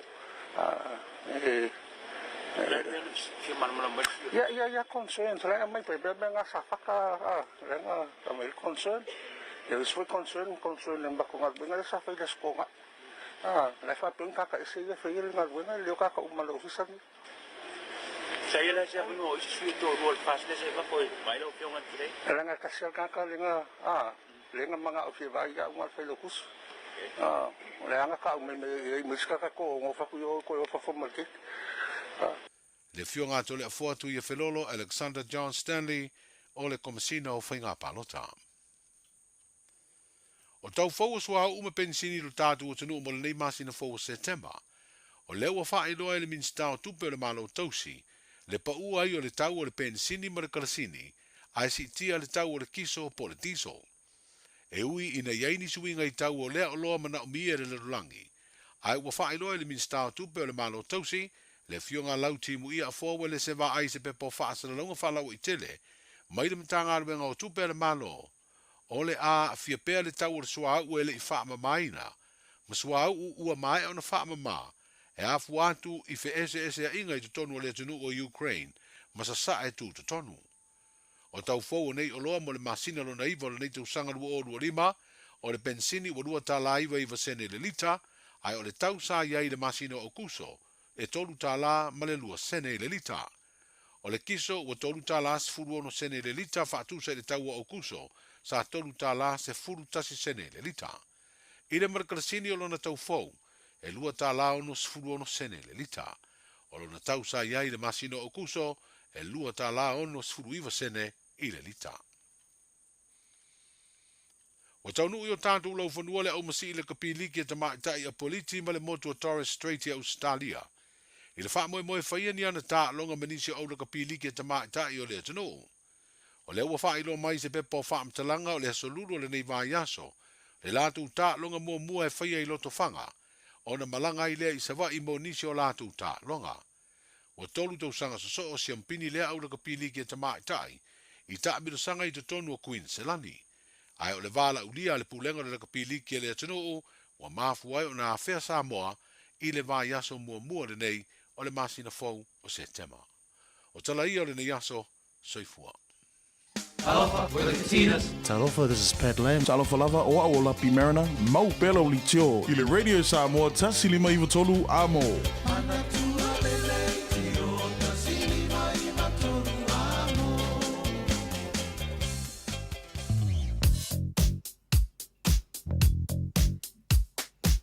O li poti mai lunga o le alatele, ua awina atu on o le langolango mai ale ofisa malanga ale A-Dash Travel. Telefoni o iwa, tolu iwa, lua o, whaselau. O iwa, tolu iwa, lua o, whaselau. Le poti la tamai lunga la wala nei taimo le Taeao. Papa atu e iei vaenga le awala o loto maona pisi ne vaenga le Taeao. Mo tato highways.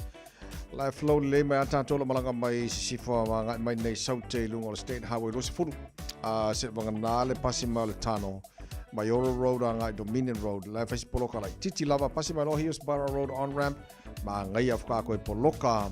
E le pasima la pisi ale amata mai Massey Road on ramp. Fasolo mai Puini Road off ramp. O mai lo Puini Road on ramp. Fasolo mai Lampi Drive on ramp poloka mo ia la ka ko nga si o la link o los fuluanga ai le State Highway 1 southbound. Le bangana Taeao State Highway 1 city bound le bangana Taeao pisia le malanga mai papakura la flowa fata apoloka lava il babaiatu pasiatu East Tamaki Road on ramp Highbrook Tip Top Corner Mount Wellington Ellerslie Penrose Audrey Green Lane pisia la flow de leia moja tolo malanga mai sifo oka ko apoloka mai fo de baingala le la pisia le pasima Westgate la flow de leia pasima lo Teata 2 Pasal my Rose Bank points of video poloka koa tawa tel taulanga o Kilani if we never on North Shore city bound northern motorway face poloka ne bang on the Taeao mal telo isi bang o awala poloka ye ne bang on the Taeao ta fa yusu umala tru inga renga fa pena fo molino to mai la on the Taeao out vale to mal time la valon sign sa ngale mo ma vel fa mo nei fa nau time ko se la wala nei tae fa mo le ta to report la tamare na ilunga ole au wala a faio fu sa langa mo Samoa ma le Pasifika a fio ane loi le la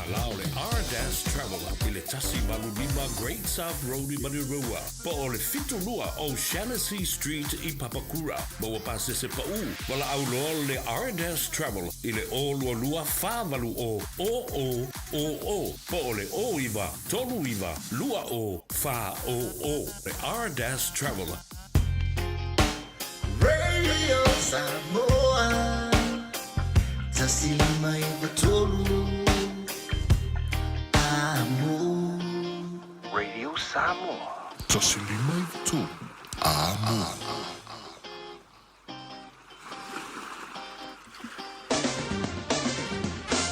Paingala tapai le talo le tau nei taima le Taeao Samoa i le papa yatu lua se fulman fawo i le vela wa te ale iwai Samoa tu mawi ngalangi le leo le atunu i le atunu e pa utimu ni sa vaenga Samoa nei fo yaso mawhaina o le lua suma le iwa le tolu se fulu degrees Celsius morunga le vela le Samoa i le so lua se fulman lima i lona mawalalo ya te fatalo fatwa le tara kalame banga o mala tara fa fo mai le maru le Taeao le Samoa la lo se fo maria le nei fo i Taeao fo tatu sia sil tulanga ile tau ile tuatu i Australia nei taimi le Taeao faro ile malulu le la mo Canberra ne banga le Taeao la matere na awa le tau se fo no maru le malulu fo mawina mo le la mo Canberra ile nei so lua o tatu o dia le sibanga malulu la titilo atu Hobart fu fitu mo le malulu e awa pa o timu o isi vaenga Melbourne Fiololo la malulu anil Taeao o pole la fa son awa pa o timu ni so time ka Fiololo football mo ngol malu e mo to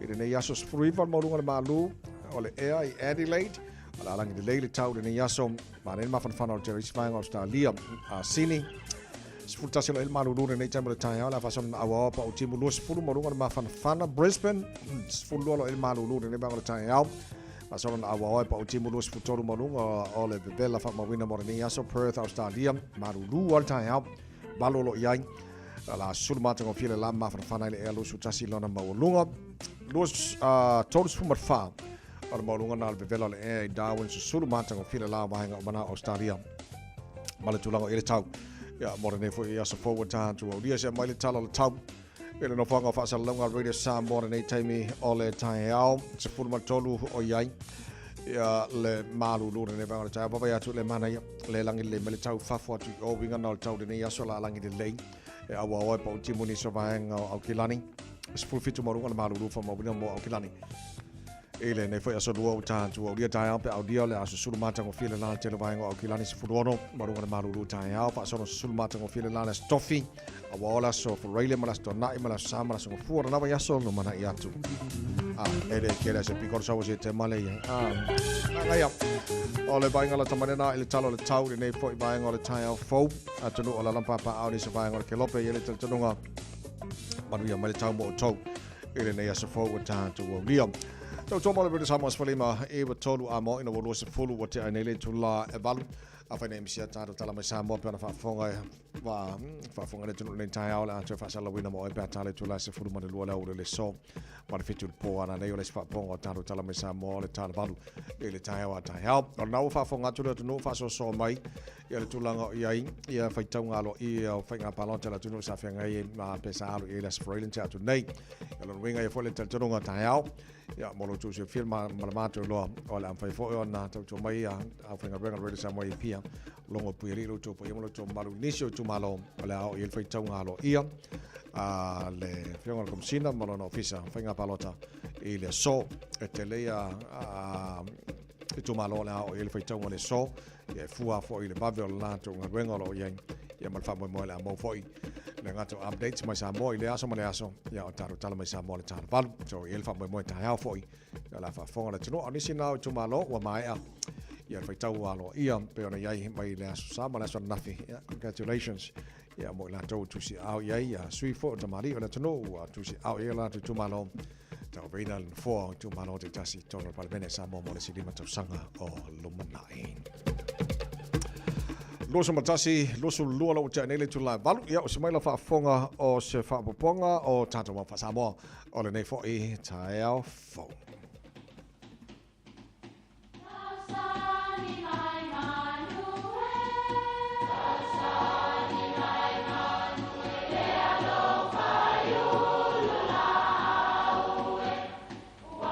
E o whanga manu i ululu o la au, awa e whawhanga I funga o la au.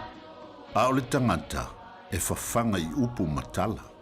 O le mawhileo o alanga upu mamuanga ngana Samoa maona whaapongai, e a fua ilo na sio mianga.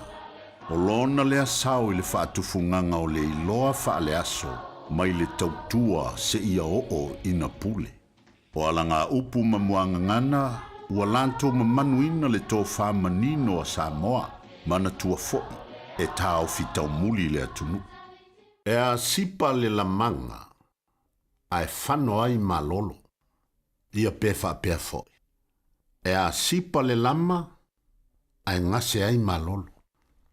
E whapea le tala sa alu le lama le teine o sina sengi, le alo tuia ana whaapili pili, ma sina laua. I ngā tai o whale lima, o I sa whai ai le lama le nei. Whai mai e ese fi ngota na wha ngota I ai teine peitai.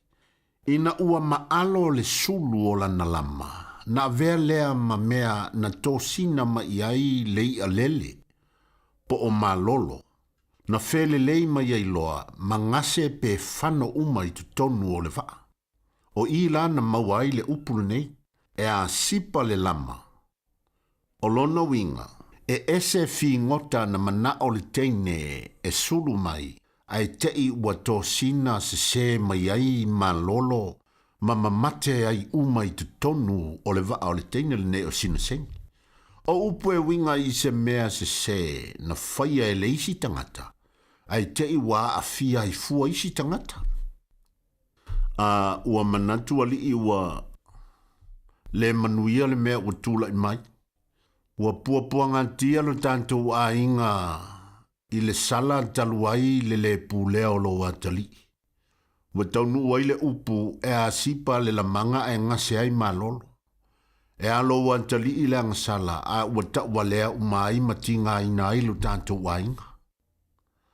Ia manuia lau fasonga Samoa I le ne yaso.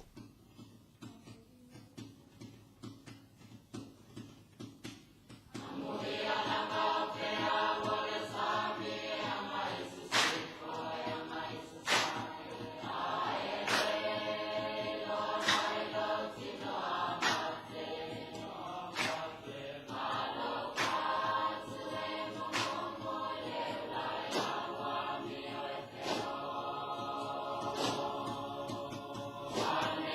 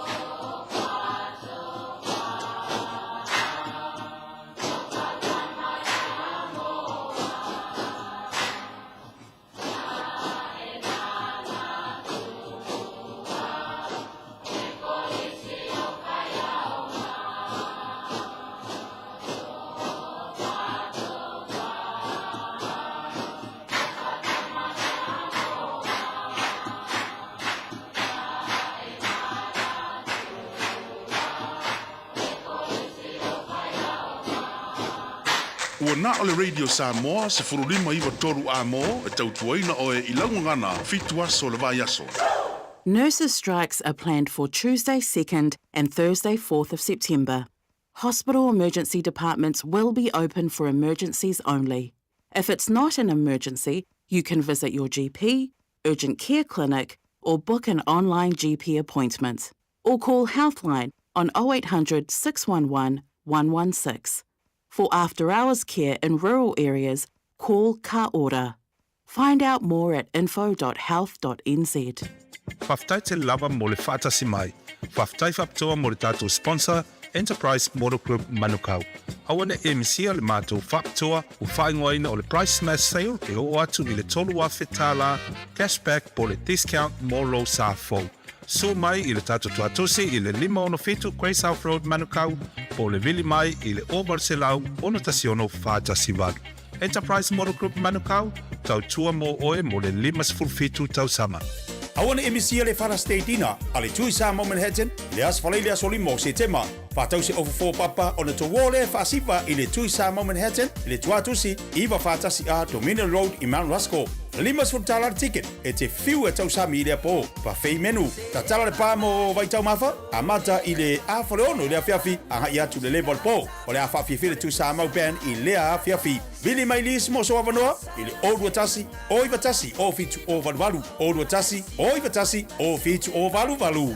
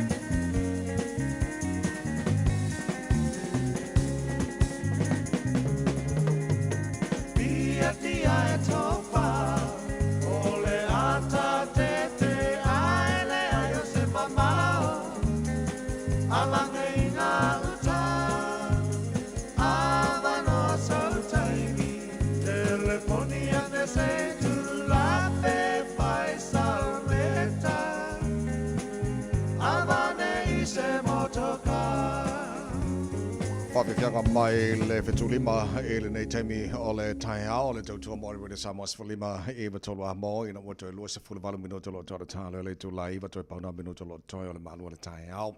A redi Samoa mo le ne fo ia so lua wa tātu o lia. A so lua vai aste tasi o lo maua manoa e tala noa tuai le whionga le sa usoli. Le whionga o pito totu sulu tu whaisu o William Seal. Whaasoa lona si le fia fo'i i mea i le o i le malamalama o tātua. Me se lava vaenga i tono palemene. Ia, nei vai aso mawai sa mātala noa o lo iei pei Samoa. A o lomo le whenga pālon tala tuno ia le fo'ua whatasi mai le whionga sa usoli. Ia, mai le mana i o le mawhana o Samoa. Ia, ele nei Taeao. A whia mai le porkalame nei Taeao lo whionga pito mālor si fu. Se rumanueta vai. Le ai, o lo uko e fo'i mei si o kako ua. E o i ka whenga ako ngai whiro inga fo'i ma i ngā luenga fo'i maua isinga ka mea ai. Tanga o Samoa o ka whao. Ia ai sa le Ia marwha kinga o kiu ke whare ainga la kou ia. Ia le ai, e whatalo whate lau songa, whatalo whate fo i tātou watunu, lo mau mai fo i le pokalame fo i le neita au fau, e pa ia lau whaingaluenga le atua, ia tupu fo i mai e, o le tātou watunu i on tūlanga maulunga, mon tūlanga whaalupi le peina. Ia whape fo i wo me, masan malo la wal folau, tai mole, ne fo i amnoa. Malo whaftai, malo fo i whaftai ua to ai whanua nei le la to le ema la to le tai, lau whiangan sa usoli malo, vi i le lo fo le tua. Tā tala noa, o le na e sa mol taimi o le whainga palota. A le tala noa le telo isi vaenga o le whainga palota. O le alau si le sila le nas freile o mawai, to a fi mali me uma, alo le tino la na whainga whiwhilinga. Te lau pasenge me uma tamai, i laka i le se vevesi. A maka kulawa i a pia se i o i kua i a mātou lātou ia i le tu i se sae o polu. Le ia ma se wha le tonu, masalo e o ke kuua pia i ngā umafo ingisi o ngā duenga lātou ia o ka mira koa i mo ka awha so solo i a mātou lo whanga. Ia, ngā le kumu lawa i a pale pālota, awha le se fururua. Ia, o lātou ia i tu mālo lai tō tele ia le au pālota ma tō tele. Ia, sa whapenga lava ngā so solo. E ka ke vai a le sangi atu le atunu ui e whaatino lātou tiu te whaatangata anu. E leise si o popole, leise si o la avale po se pisa o. Ia, o akuala ia mātou vai ko la iti lau pālota. Ia o lai e vanoa le lei le ngā kaimi lātou ia le whaatino la ka pālota. Le lei le whaatino ngā mea e le malu al malo. Sa jute ai nā taimi le whaasingo mai la ka waku pongu malangu fo ai. Le lei fo i lava le whaatino ngā langa luenga ai lātou fo i sa whainga luenga molo fiso whainga pānota. I laka ikara mai tau. Ia sa lau ma mai skutania le vaenga ma le vaenga. I au tafa ia. Ngā le whaatalo whalawa i ai malolong sai. Ia ka aluka ika ia. Ia i lava whaapitore me whailaka ika pāloka. Pāloka whaaliulilo. Tūlanga malawal nā. Ia sa mai tau fo i lava. Ia vaenga fo i lava sa whaila tō fiafia ma. Whaila tō whaftai nā po wa o le pō le sutofi. Au ila e le whaitūle o ana. Ia ka ke laku o poko ia vaenga whai fo i masui tau wā. Malako komiki. E ka penga le whangasolonga po ai o le avea maskutania o kangakange ngofo kongo whale pāloka whaakanga. Ia a lau mailangu mela le tangata le la pālota ia o kangwhila kou ia o osi ese mala kou lisi. Ia kau make la ia po se kangaka la kou pere ai. Ia va o mākou me ngisila. E o osi. A whaila wa ia koe ko kele la tau ele i pāloka. Ia ngā ola i o kangaka fo ile le koe whaamangaku iai. E sā le kaua ngau e pāloka mai. Ai whaakanga le whaamangaku iai whaamuna mo le whaakingo ko pāloka le vai a koe. E ko kere i ngā solo. Ia ngā uma e lava le tolu. Ngā kapungi ai ia whai ngā pāloka. Lei lava se mea ngā pispiso. E o mai fo rau skutania ia o la ua maukingo e skutania le whai kaunga o le whai ngā pāloka la kou ia ma le mea ua mafuli iai ia whina ngalo lanang.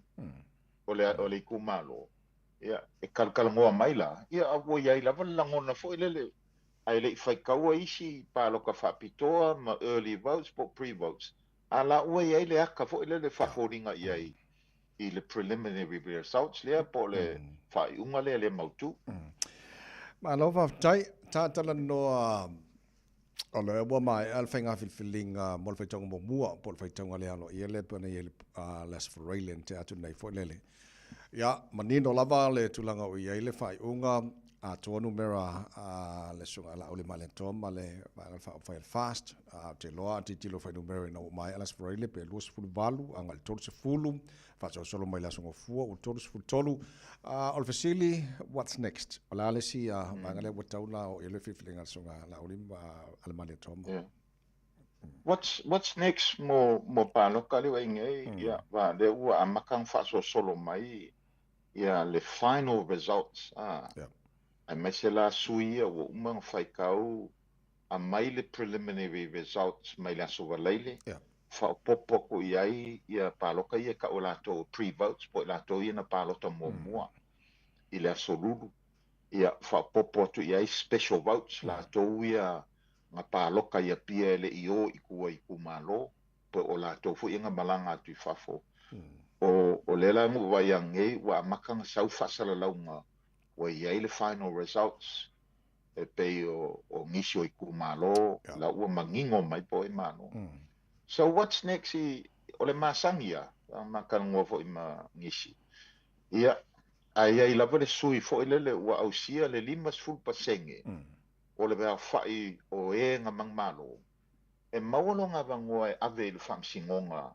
pe a fai o lai e songa masa salonga po songa ia karikongunga e rea mi o tonu le sui lea nga mangmalo po o iai se lape fo ile fai kaunga a tonu o tūlanga lana ia nga ave le whamsingonga ia o nga muri la ia i loa pe whamaungia nge mea a fai la e whamaungia o le po ai lava le sui whamaungia e whaaleanga inga le unga le oi ai e whaasala e whaasalanga a le si whaasalanga whaalonoke e le mawhai ko e kau vai whai ngā pālota mo le sifuru tau sanga io e po ai lava po le sui le nga mafua le kangi po le sui le nga wakua le kangi both for them so a kongo le mea ngā la ufufo a le whaalonoka ko ingisi o li poki o la ua se fulu ia karsanga la ua ka oko i luma le whamsingonga po la ua fou mo le whamsingonga ia se ilonga lava lai uma whamsingonga nga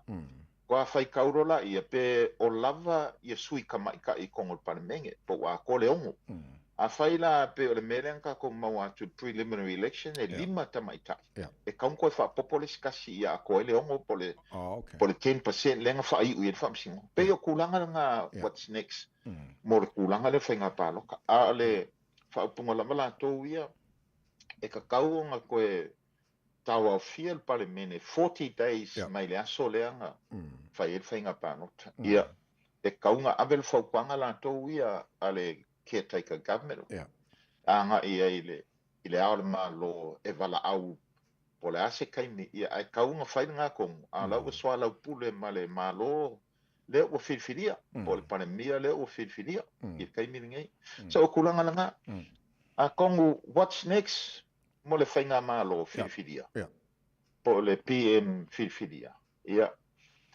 o la ua malolo ia le speaker le sai ai le sunga ia pali so ia ka ikala ko ia o kofi uma lava fale malo le fonga fekalai o sui fonga fekalai o minska o angisi kofinga o iai what's next mo le malole e kau nga fai e filifilinga la tau ia al palemia o kele o iloa la i la tau whaavai va o mākou i ngi sila e fai e le caucus e lo winga e vatu le manao le palemia ia o kuaku le ilumar caucus ai pa loka il farfarkui e fo akai mi e mfai il farfarkui se sui il farfarkui fa pe fa mole o kamanga ka ke le Fiafia i e pelo mai ai sia la o le mela va i o kai kai e e ka le kongunga o el palemia o el kai kai e ke le so sawa il filfilinga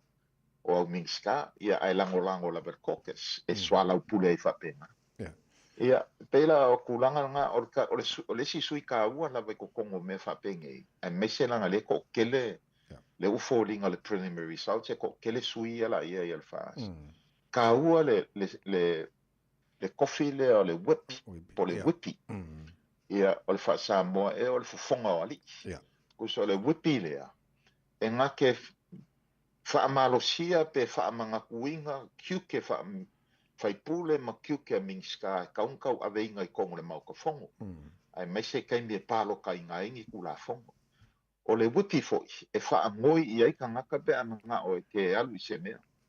Po se launga i ke whaifea po se malanga i whafo. O wuti e whaakongonguinga i a whaipuli i ko kongo o le kapingeka. E ka ua la le kofi atawai onga wako kele sui ia o mai e le mawhai e se kangaka ko kasi o nga managing ai mai se langa le uka ko vavai aku fo e fo ia fa le kongu wa makanka wali ali mai ko kele kangaka ai mai se pe a fai fo kangaka e le o mala malama i kula fongo i le uka ko mai ka wa fo inisi ri poki ia o ai e nga o kukui i le whare pāloka e kau mwhai e loa po vawe loa ia o me whapenga e kauanga alo e se ai whai pule e kaunga malama lama o la kou o la uwhai kula fongo e le ka kaulanga wa ia kule ko ngu o mafua la uwhai kula fongo nga pe e le ango o kula fongo pe o kulanga whapenga ia kulanga whapenga ia pe o mea umanga e kau o ngā pui pui i ere pāki mo le kau le leia o lako kai a me se fo le kau le leia o le pāki la kou ia o le mai kau waku le akungu mai kau waku o lako supporters ia e le ngakara le whiwhiringa o lako kai ngā ia ai ki kiro foi i le 5 kausanga leo i luma po le ala le lako strategy o le ale lako plan mo le whakimo lako folfolanga ia nga folfoloinga pe mawhai ko kongo le 5 kausanga po le mea ki kiro mamao mo le 6 kausanga pe o kulanga nga what's next mo lako alo whaftai o lena o mawantu e sau noa anga e le anga e o le whainga malo le utusi au le tino ina o mai al palo te le asa whareile ina wato numero to tono le fast food waso I'm hoping lau whionga sa uswale e apito ia awane to tupul melen tupulu le mai al whainga palo ta lua whirua tasi aluinga le talafurele ua umolol taimi ua tau ona ulfale le malo fou whaafoe le Samoa tu alo ia le whainga malo ia lo la tau fo ia no fo inga mo lima tau sanga lo mana moni le saunoanga tawai ia manko foi o le sa fai lava la unga foi lava al malo sa iai i le kaimi ua pasi foi ma sunga foi kai ko ngai le whakaua inga al kula fongo e leo se mea ia ka ika lava la tau ia e le ngaka o le e il whaupunga whapalangi the letter of the law ma le spirit of the law o ke le ala o kaimi e mongi lava o ka kou ia ma kou me inga ingi usila e re songa a vengi ma ka upu le whamsingonga ia sea a vea fo imka se vanga wa maili unga o paloka la kou ia pe lua pe ongo paloka e va ai le malo ma le fai ia onga kofo la ia po sa ol fai kau pau ana nga ia amankua la a le kau ke kalangoa i le course full wafe po le 5 full wafe ka paloka ia o Samoa ia o ngisi o afia penga le 5 selau ngisi lo longo vinga ele kausonga vese me se vanga kolu pe lua paloka i la lofu e vai a isi me a fai o over selau malea ke fola va ia ia a lesi fo o le masangi fo i ngeina ko e mau ki loa lava o le alkulanga o iai uma loa le paloka ua mau ki ngoa le ko kele ngumela ia avakulo iai ke fongi lo le si le kai o le kule ua malolo fa malo iai i le kula o ma kusa fo ia pe ke le Fiafia iai anga ia policy mana ia fai ale le kulanga ia fa kamari ngai panang ia o le kau ke vai aku e le fai se me fa penga i Samoa o ke le ilola iai po le asela ko fufuanga iai kai o vaenga ia ua malolo po le mea o whakarikari se i whaamsingonga pe o ke le po le ale kulanga e o fo ia le vaenga ia kuko kasi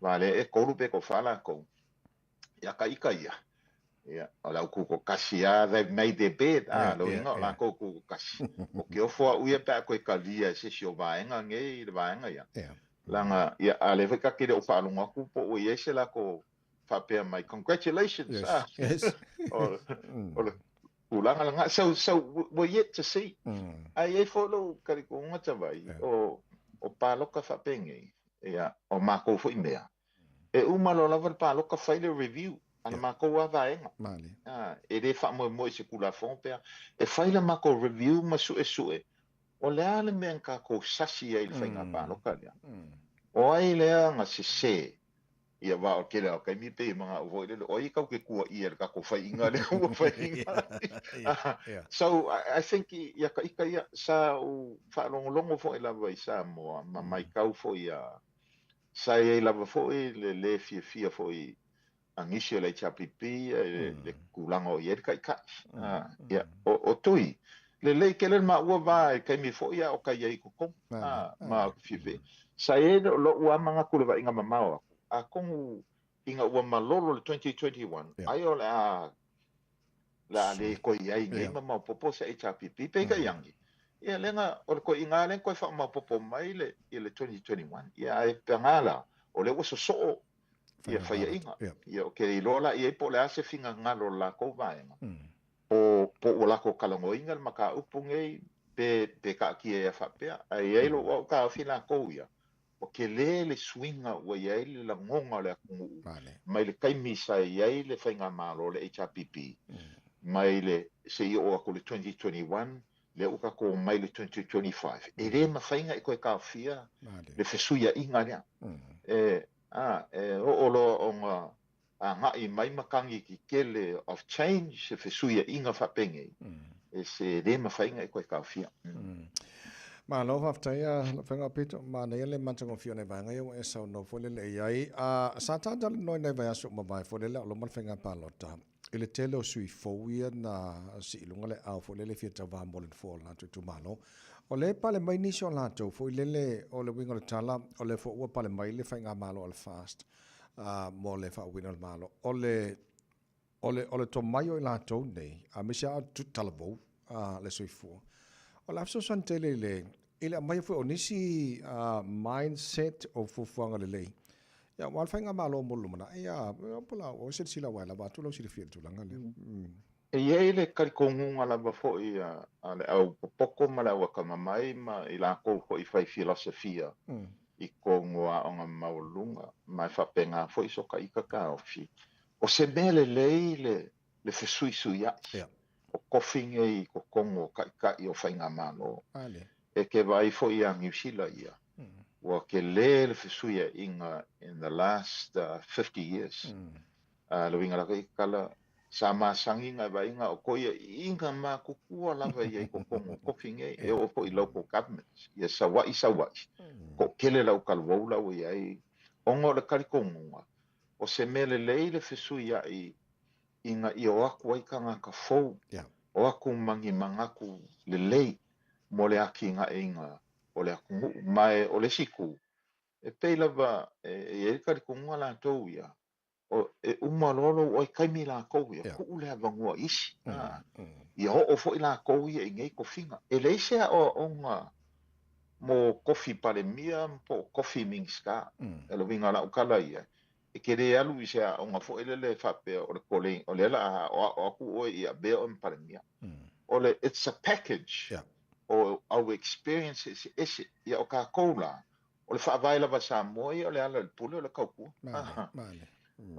o fo ia i kofi ngai kai o kofi kai e le fa pe la umai kauku e aki e ko fai le kauku a o e seisi mea e nga ia ko ia so ia kai it's a good thing mai a fai o le e yengi lape fo i kulanga o le fai pule ma le fai pule o le fesuia inga e kofi o se mele lei e fofo ai fa fika ia malisi o i e mangingo ai ma mausali ai le fa vai o kem kolas e le pule fai pule pe pule miska e pule lau fai paloka o pule lau fai paloka ma o le avangole ngai wako lau fai paloka ia ko wako ai loe fa kingo ko fulfolanga ia a mai a fo ila lima kausanga o la fesili lau paloka e se ari ko fulfolanga ri nga fai mai le makanga e se ko mei ko aku fai nei le a petala ta fai o le nei Taeao o len eso no o lua nei fenga palota so o malolo le HRPP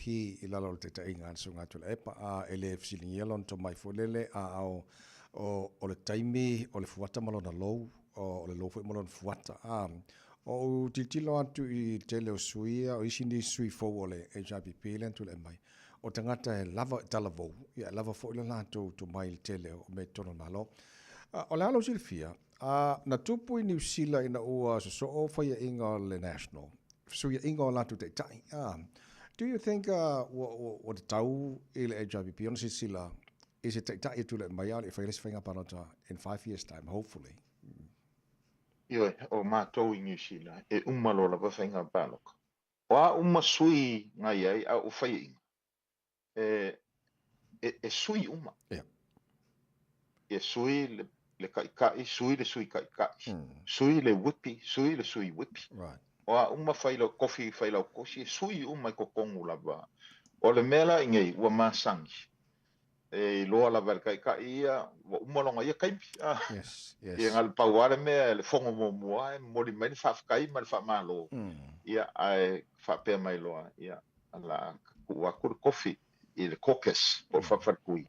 E fa ir kofi fili. Ia e o ko nga kai mi o le van kala ngol kokes. Ia I kuna. Ma se me le lei foi wa masangi ngei ia fa pe ngala. Ia Samoa. Ia o ke kalkongo foi ele o po se lilo le silfanga foi ale sunga ya tu la epa la mam lama ia la bo sa ua langa ia fa longo langa sa mo se ku la kiki e fa mai ole kalangwanga nga fai I le fa kal malo lilo a lia liu ma la basika mi odu a kongo la malam lama ir ko inga o po le ala langa fai nga le fai I la ko fongo o ke le lo ia va laika ke mau ki ngo fo I le se kai mo mo le o kalongo inga I ko kongo la ko va nga sa ai nga fai mo mo ngi si la ko fongo I ka sanga fo wa ke pe ka yangela o le wo mai o le ufa lua ia o le mea lava nga ki kilo I la ko mai ka nga I lo la ko po inga ka I la ko campaign ia a o aisa ia isi ko finga ese ko kongo la ko va ia me o manga pule lava le va nga fo pa ile HPP pa ila ko fifiringa a se me le ko ilo e pe fo ma ko mea so se kanvina va mo mai ai o le mea nga ka nga fai inga ia alu ai pe masisi ki lunga vai e le lima ka sanga e mongi ai fo ringa umi pe a fo like le kua ngai ai va vea ai langa fo ila o kama o kako ia ka lima ka sanga ia le la alu la ko se fu ka sanga le kua ngai e le se si fi ngofo pe le kua ngai o ma fa va alo lo venga pito matango fie fa te tele mo fa solo fi ngalo ya malo si fie fo tu lango el fenga palo tela tu le fo tai fo ala ka ko kalango fo I wa hopefully le si fast food wa solo manai ya fa nga solo le fa tonga lo ia fo le pale mai le sunga la ule male to mal fenga malo fast tau avel sa bombo le si le tau sang ka ko mai ka ku pe iai va ke le la ko la konga luanga faia ai le io o kai me faia ai le fong mo al parmenge va la fo I ka un sui la ko sui kai ka o ai la ve me sui parmia o le pale mai es ko inga le lo ta laki ia ai Paula me fa uma ko fo si ma ko fam plan fa kai ka ko mu fa kai fo ya Samoa fa kai le kausifi le mu ma le anga fo I fa kamali I manga ya fo ya la ka fa no ko fo kwa nga ko inga nga malanga mawaku kinga makama o le ngau ia manguir ka ko mu ia langonga umanga ya ka ko fo I lo puro la ko I sui ka va la o ka ika ia ka ke mam lama e o ngei kofi ele se kofi fa ngofie o puar ku si fo ele ko kele la vala dia ko I kiki fifiria e alan ko I kiki la fifiria po le ale ko kele la poko mana kamai ai nga o kanga ka lo ko em fainga la ko fainga luenga ngei vai ele o se me manguia po se me ka ke fifie ele la ko ngau le kofi ai kau ai maa mai wa winga nga manga nga ka longa le yo menga pa kai ya Samoa pa kai fo I wai ule a fo fanga man manguia ia pa tai ta vai mo avango ka ko felo ya ki Maria feva ni aso la fenga pito ya se foi ole fenga sa usoli le fenga pito to susulu to fasi o wolim sio mal tata ronga ni foi tai ho fo mai alolta to li poti fa le mo ngona bona ya na fa mai fo le ole ma le Taeao le Taeao fo O li poti mai lunga o le ala tele, ua awina atu on o le langolango mai o le ofisa malanga a le A-Dash Travel. Telefoni o iwa, tolu iwa, lua o, fase lau. O iwa, tolu iwa, lua o, fase lau. Ei vaenga le wala lo titilo atu tau fio lo pisi. Ai foi vaenga le wala o le atu mau na pisi. Ama se la balunga o highways le vaenga o Taeao. O lo tu mau na pisi le highways fuluono. Ama se la pasi mai o I Poncho Belianga Western Springs. Olo tu mau poloka ni so vaenga State Highway 1 city bound around Mount Wellington, Ellerslie, Penrose. Telo isi vaenga. Lau fa solo in na manaya la pisia la flow lily traffic. Le foi Taeao fo a le tu langa na e apta baling. Ya on sa ai mai fa pena on sa ngale mul fe malanga inga ole nei fo yaso. tātou le poti whai ore nama runga la wala ne fo i Taeao. A whaia fuafua saumalanga mo Samoa ma le Pasifika. A whio ane loa i le la lao le R-Travel i le tasi Malu 5 Great South Road i Manirua. Pa o le fitu lua o Shaughnessy Street i Papakura. Ma wa pasese pa u. Wala au loa le R-Travel i le o lua lua whāmalu o. Pa o le o iwa, tolu iwa, lua o, whā o.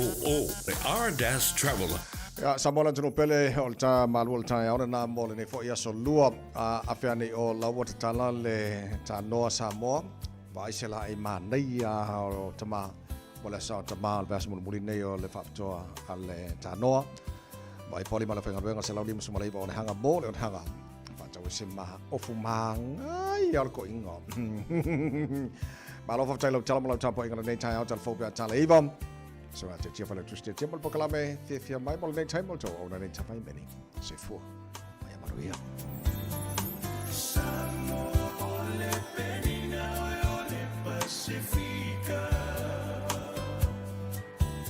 Ola ufanu wala nula ava usamiti wata Na yutanga tamata ata la fofonga Fiafia Malu taulanga waile talafata iopia Lawanga nuwe olo matole afasino mana Aole tala lele ua avemata iala yutangata Emita ipea leangana moela Samoa Fatunga toto ile ala moana so o atoa ile vasa Oi Samoa ai angano ya e whapewhea Na e a puti lo taola lava mai le amatana No fo i tainu e se ai le ngano lava o Samoa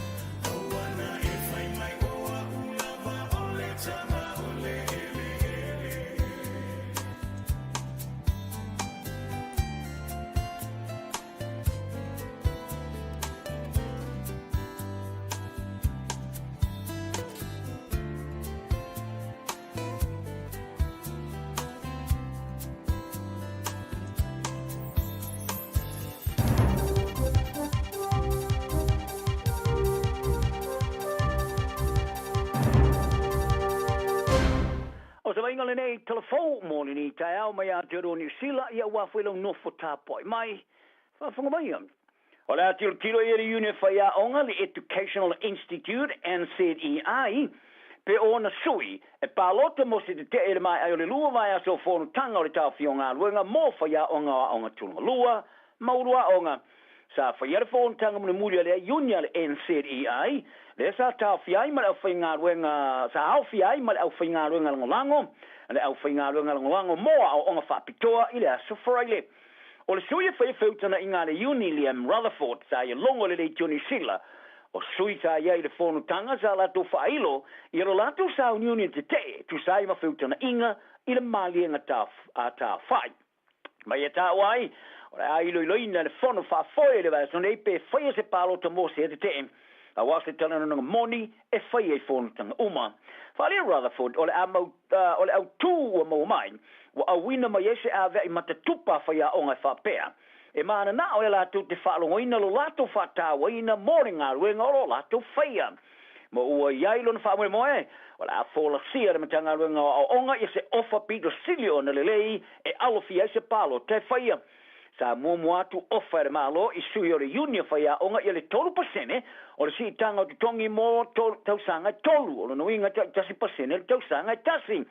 O le komisi o tautua le malo sa wa ia whiutana inga i le tausanga nei malatu ta wai o lo wha wau lava i tala noanga o le masintolo ai e whai te wafe mafe e whaia onga maurulunga e iai le uni a le socio whaia onga al Post Primary Teachers Association sa te e mole aso ato e tasi e tusai ma tala noanga i ala ato te tongi. O te ngato ro te whale au kilani sauti o whaleo i ala pita inga. O le tula whono te wha au fi motu unga ta avale tu planga e whaia i mga ala. Wala matia le taula iai ainga Pasifika ma tau wafia nga whaanga nuu. O le tula whono te wha au fi ale malo e te te ai. I wha testa singa whai tele i lungo ala te tele le Anti-Social Road Use Bill. Wa whai joina i au kilani sauti o se whainga so o na whai toi le whea. Ma wala pita iai a tangata e Fiafia i ta avale. Wala mati ai i le whaasori tula whanoino te wawhia nga whaale ainga, ma le whaeloi na wanga nuu.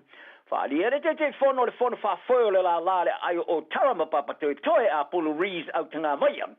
O te wawhia sa awa iai malana whanau, o se o na whaatulanga ina oni tupulanga e whaitu unga ta vale. Ma ia ta wai e le te tau le malo na whaonga ina le sa mala. A e mana o mia te wawhia ngai patino na taula ia, ma ia mautino ia le leo na whaamanino, po ai tu ai ngō kulupu e tau mwhai e taula ia. Ua papole whai, o le atu la whono tau whaawhi o le ami milo le sa olo tonga o tangata e po te pituai, ma le sa olo tonga o te te, ai po tau wawhia ngai whaia. O riso tu pulanga sa la tu whaadia le wanga o tala le Local Democracy Reporting, wala tu tau wawhia ngai sa o le mu, e na o i la tu e Fiafia i ta avale whatestasi, ia la tu ta avale mauila, ma tata musika. Bala tu la pata iai o le tu la fono e mawhai ona whasalai whaale tu la fono tu pulanga Pasifika. E beona tā uai o sosi tau wawhia ngā kulupu e whoringa mai e tau wha amatau.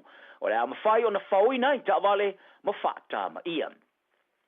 Wau tiro i ta o le Pasifika i nui tau o lo whea ngai maua lātu tangata whai ngā ruanga wha avai teimi a ngā lulua i au tero nei. Ai le toe te liu i o lātu o tunu, ma le mata whaioia New Zealand o le lango lea ia i lātou. E whai tau se lau sa tau wawhia i Wellington e mod konferenisia whare whai ngā ruenga, o ngā ruenga whaavai teimi sa tari malo ele grupu, o whare whai ngā ruenga o whātuanga po le Horticulture New Zealand, mo le sua ina o le wha ngā solonga o ni swinga o le porkalame o ngā ruenga, o se fulu mali nei tau sanga o iai. O le se fulu maleono pasene o tante whai ngā ruenga i whātuanga i sila, o i la tau e malanga mai atunu i whafo i ngā ruenga whaavai teimi.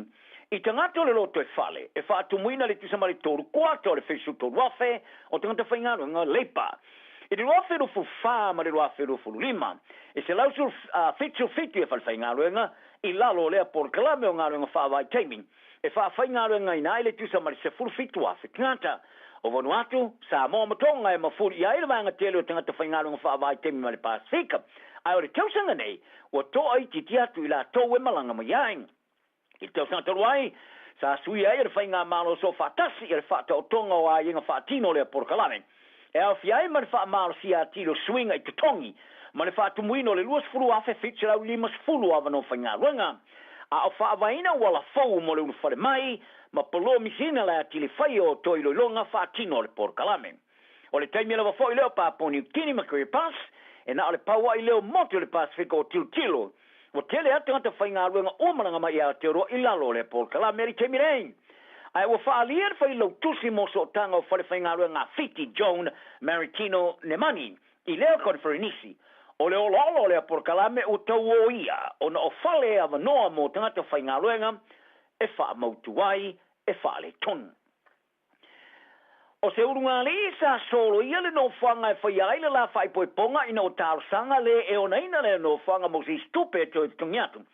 Ina uanga o ia le lua i luas futo lua wheo na se lau vasu le matala sa ti posi. I tu tonu le a whai tu la talu na tolopu iai le tino i tupe. Sa tua iai e le tangata o naina le no whanga ia le urunga tangata o i la ua. Sa iai tua le ngauinga i le whalia. O se mea le masania ia le tongia le o se tino i tupe o se ti posi. Ma toe vave ngau ia i sina tei muriane, ina o tolopu atu le seleni. Ma longo ina ai lea ungali, a whaia lea toe tongi atu le isi tupe ti posi lea wha inga lava lea, O le ale mawhai lo na whai aile la whai poiponga, ile no whanga. Ai pe tai, o le temi nei, wa tāpā ina le whamasnonga tēna inga, ia le e o neina le no whanga, e toi tu tongi le tupe a le au ngā tangata, ma le 5 se lau tāla, o tupe whasili. Toi tilo tā, i tālo tālonga, toi tilo le tā aro e fulu skoa sa moa i le lato manumalo ia Japani, on sumari lua sumariva, i le asona na whili tā manasanga i pororangi le kapia tawai tai. O le whato a mato na tā alo le Black Ferns, ani sila, o se avea ili nā mari tamatai soa kapteni rua hei demand, mani whaia o ngā whaurulu Alan Bunting. Ili mai ai o le fast food ono ai sa manu malo ia sepania, wa wha mauti no ai ele awa New Zealand i lo lātou tū mau e pele tūlanga mua i le lātou pulu i lei unga sa iei mai Japani. Ma wa tilo ne ia Ailani, ili isi a lātou tālonga le vaso fau e lo ai le awa tūlanga mua i le lātou pulu. Sa whaisi whai le mua le amatanga le tā aloe o New Zealand, le olo pui le champino le pororangi, I se amatanga si ta alo le tau pulea, sa mafua na maua le skoa Japani, no se so sa le lua, ma tu leila tau tai le ne skoa ma skoa ai, i Japani, i le amatanga le talonga. Ai le temi lava sa to ai le la tu ta alo sa va ai lo le telo le ta alo le Black Ferns, se yo lava fai unga. O tamata tulanga wingia Portia Woodman Wycliffe, wa ave nei matanga ta alo ni sile fa tuina se matatia, o le skoa silia i ta alo faitolia i awali mtamatai, ile au sia leo le 5 skoa. O ne skoa 5 o ia maua mai ta alo faitolia tos fulu o ta alo ai, mo le Black Ferns, ma pasi ada matatia sa fa tuina le wingi mo le All Blacks Dark Howlett, le fast van skoa sa maua i ta longa faitolia. O tau tino le whaiaonga le All Black Scott Robinson o le ta longa ma Springboks Africa Sauti le stonai nei le malai Eden Park iau ke lani. O se ta longa pido silia tule o na tau o telu mai o na ia tau avea le tofinga whaiaonga. O ia whaai loa i leo whaili poti le asona rafi sa le itui titi ai Robinson i le tau o telo le ta longa mani champino le pororangi. I le malai le itoi whaia ina i lava le All Blacks telu mai le a whaivi sa lau iwas furfa. Il temnei o 5 futalong faitoria e le toe malolo i lava le peuli le malai lau no e au klani. A o se fisuia inga tele o iei nele au o le All Blacks mo le pui o le matatia. A whaelo i Robertson i le toe tapa i nato le tamatamo i le numeros fululua ma le wingi a lista whai ngā nuku i le au. Whai ngā nuku wa lua tau sanga i le toe ta alo i le All Blacks i na o malanga ta alo i kalapu i atune fafo. O lea whiwhiringa mo ni mai i na ua ngaule limo Timothy Tava na wai i ta alonga le whae ngore vai asio le ta amarisanga o whae tumalo ni sila. Sa whisininga fo i Robertson pe o se whewhe le whae ina le sonai e ye le sao i sa ununinga o ye ne le All Blacks. Ai sa le i tau mwhaile li whae o ngai alfia le visili ai po le matatia o ye le malai inin pake au na puipuia le o 5 futalong whaitoria e le whae ina i lavan. Ai o se vainga mata ina tele sa ia le talonga le awata mai Afrika i sauti le tamarasanga o pororangi ina wausia le fasalonga e valor so nga champini po le quarter finals mostai momoa i Engelani ta fatu i lalo Afrika i sauti le awa Italia luas mbaliva lufurfa i le asonanafi ma ua ausia i nei le awa Afrika i sauti tamaitai le quarter finals mostai momoa i tamarasanga le ipu ale rangi talana ni aso manuia le tulu 24 hours a day, 7 days a week. Radio Samoa streaming live on www.radiosamoa.co.nz.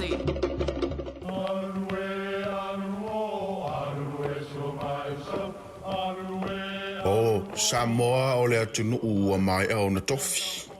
O le la au ua mai au ngā tātulanga e le to e tau au whangaina. O le vai fo i ua malili ua mai au na saiki. A o lau polo kalame o le vau filifili. Ua na o se toi wha manatu. Ua na o se toi whangu ia ua nganu Samoa. Mau upu ta oto, mau upu tu. E ala lea i ala ngā upu ma muanga ngana, ma le vau ngana. A wane i emisia le tātou polo kalame. Ia fiafi o aso lua ta itasi le itu la e valu i lunga o le Radio Samoa. Ia manu ia tele, lau mai muanga ma lau whaasaunga Samoa. Awana emisia le Fara Stateina, ale tui Samoa Manhattan, le asfalele asolimo se tema. Fatau se over 4 papa o na tawole fasipa i le tui Samoa Manhattan, le tuatusi, iwa fatasi a Dominion Road i Mount Rushmore. Limas for dollar ticket. It's a few at Osami de Po. Buffet menu. Tatala Pamo Vaita Mafa. Amata ile Afrono de Fiafi. Ahaya to the level Po. Or Afafi feel to Samo Pen Ilea Fiafi. Billy Mailis Moso Avanoa. Il Old Watasi. Oivatasi. Ofit over Valu. Old Watasi. Oivatasi. Ofit over Valu. Beta Drive Doctors. Ile tau longa fa tau I mangele. Fa Pia Manrua. O le vainga o so singa se pe amana o mia. E fa tino e foi ma tupui pui o le whana witi. O tupui pui le COVID is full river. Mo I lato is full on tausanga malunga atu. Fa pea ma tupui pui o le flu. Vala au telefoni. Lua lima fitu, valu lima, iwa valu. Mo so wanoe fa tino ai nei au nanga. O fisa fo mai mangele e taftafane o le McDonald. Aman rewa e taftafane o le Faletusi po le Public Library. Peter Drive Doctors Clinics. Radio Samoa Tasilima Ivatolu Amo Radio Samoa Tasilima Ivatolu Amo Faitawina le upo le poto no le tautua matavela linga fusi and Sons Funeral Services I mangele ma Samoa. I taimi o mawhatianga ma whaanoanoanga ona o le maliu. Mana tualingalinga fusi and Sons malana au nanga o le a whaamama avenga atu mo oe ma le a inga. Vala au I le telefoni lua fitu lima tolu o fitu.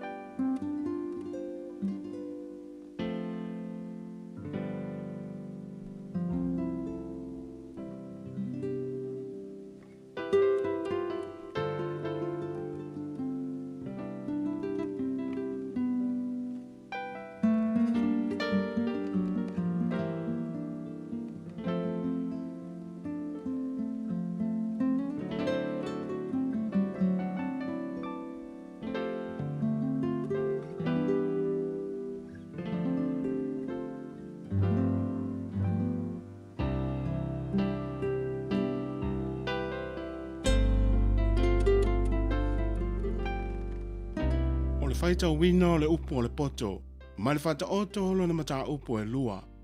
O le au ngā o le poto. Lo wata li ie, a whai e te ta lia upu, ma e teo I lo loto a upolo inga.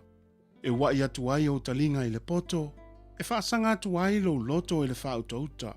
A whai lava e te wala au atu I le ata mai, ma e leo te le atu I le whautauta. A whai e te sa ili I a te ia, e pei ona sa ili le a rio.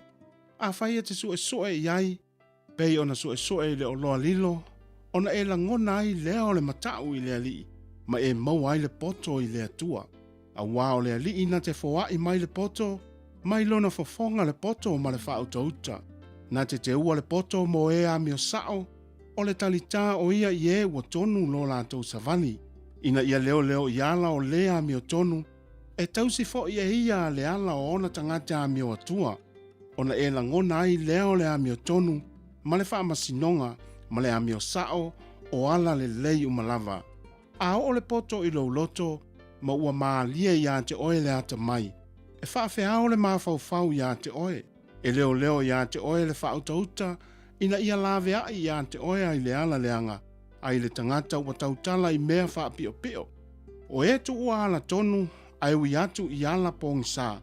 O e fiafia e whai mea leanga, ua lātou oli le whaapio pio e leanga. O e whaapio pio I o lātou wala, ma vaunga tata ia lātou a mio. E lavea ia te oe ai le whawhine ese, o le whawhine ese na te wha ole ia na upu. O le na te tuua le na tausi ia te ia o teina muli, ua ngalo fo ia te ia le whea ngainga lo na atua.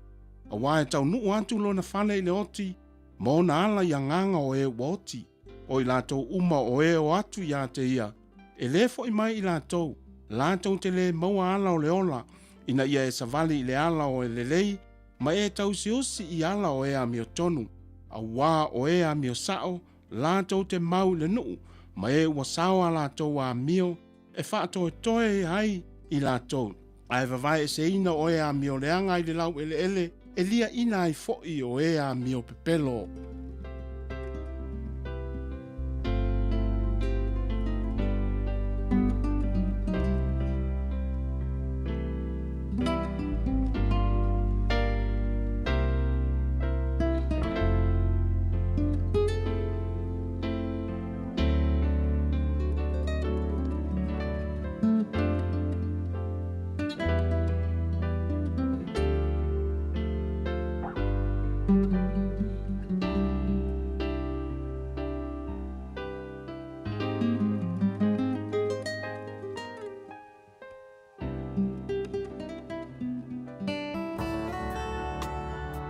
Ua awina atu le upu o le poto i le nei aso o no le langolango mai a linga Fusi and Sons Funeral Services. Ua mawhai o na tu whātasia o au nanga tāla whea ngai i ni tautau ngō fia tele. E fso soni atu ai, a o whea ngai oe ma le popole ma le wheme mea.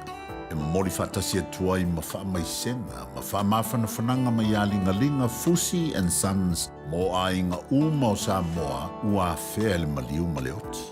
Malau mai loa ia lingalinga Philip Fusi lingalinga. To ia whaapo lingalinga, to ngia si ulavea, pesu mai i le luas fulvalu Canning Crescent i Mangele. Samoa, sa uni lau vi inga.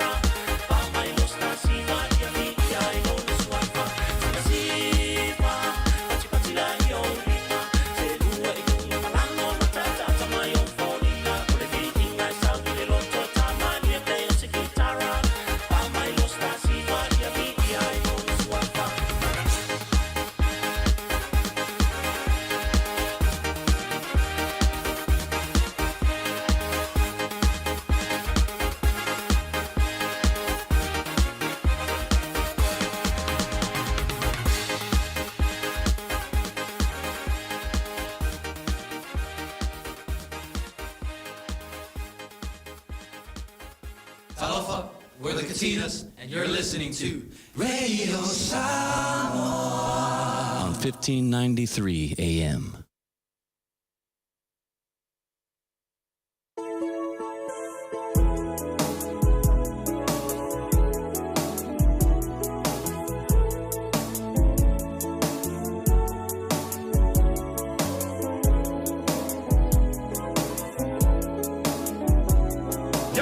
Y'all know the name. DJ Taeao.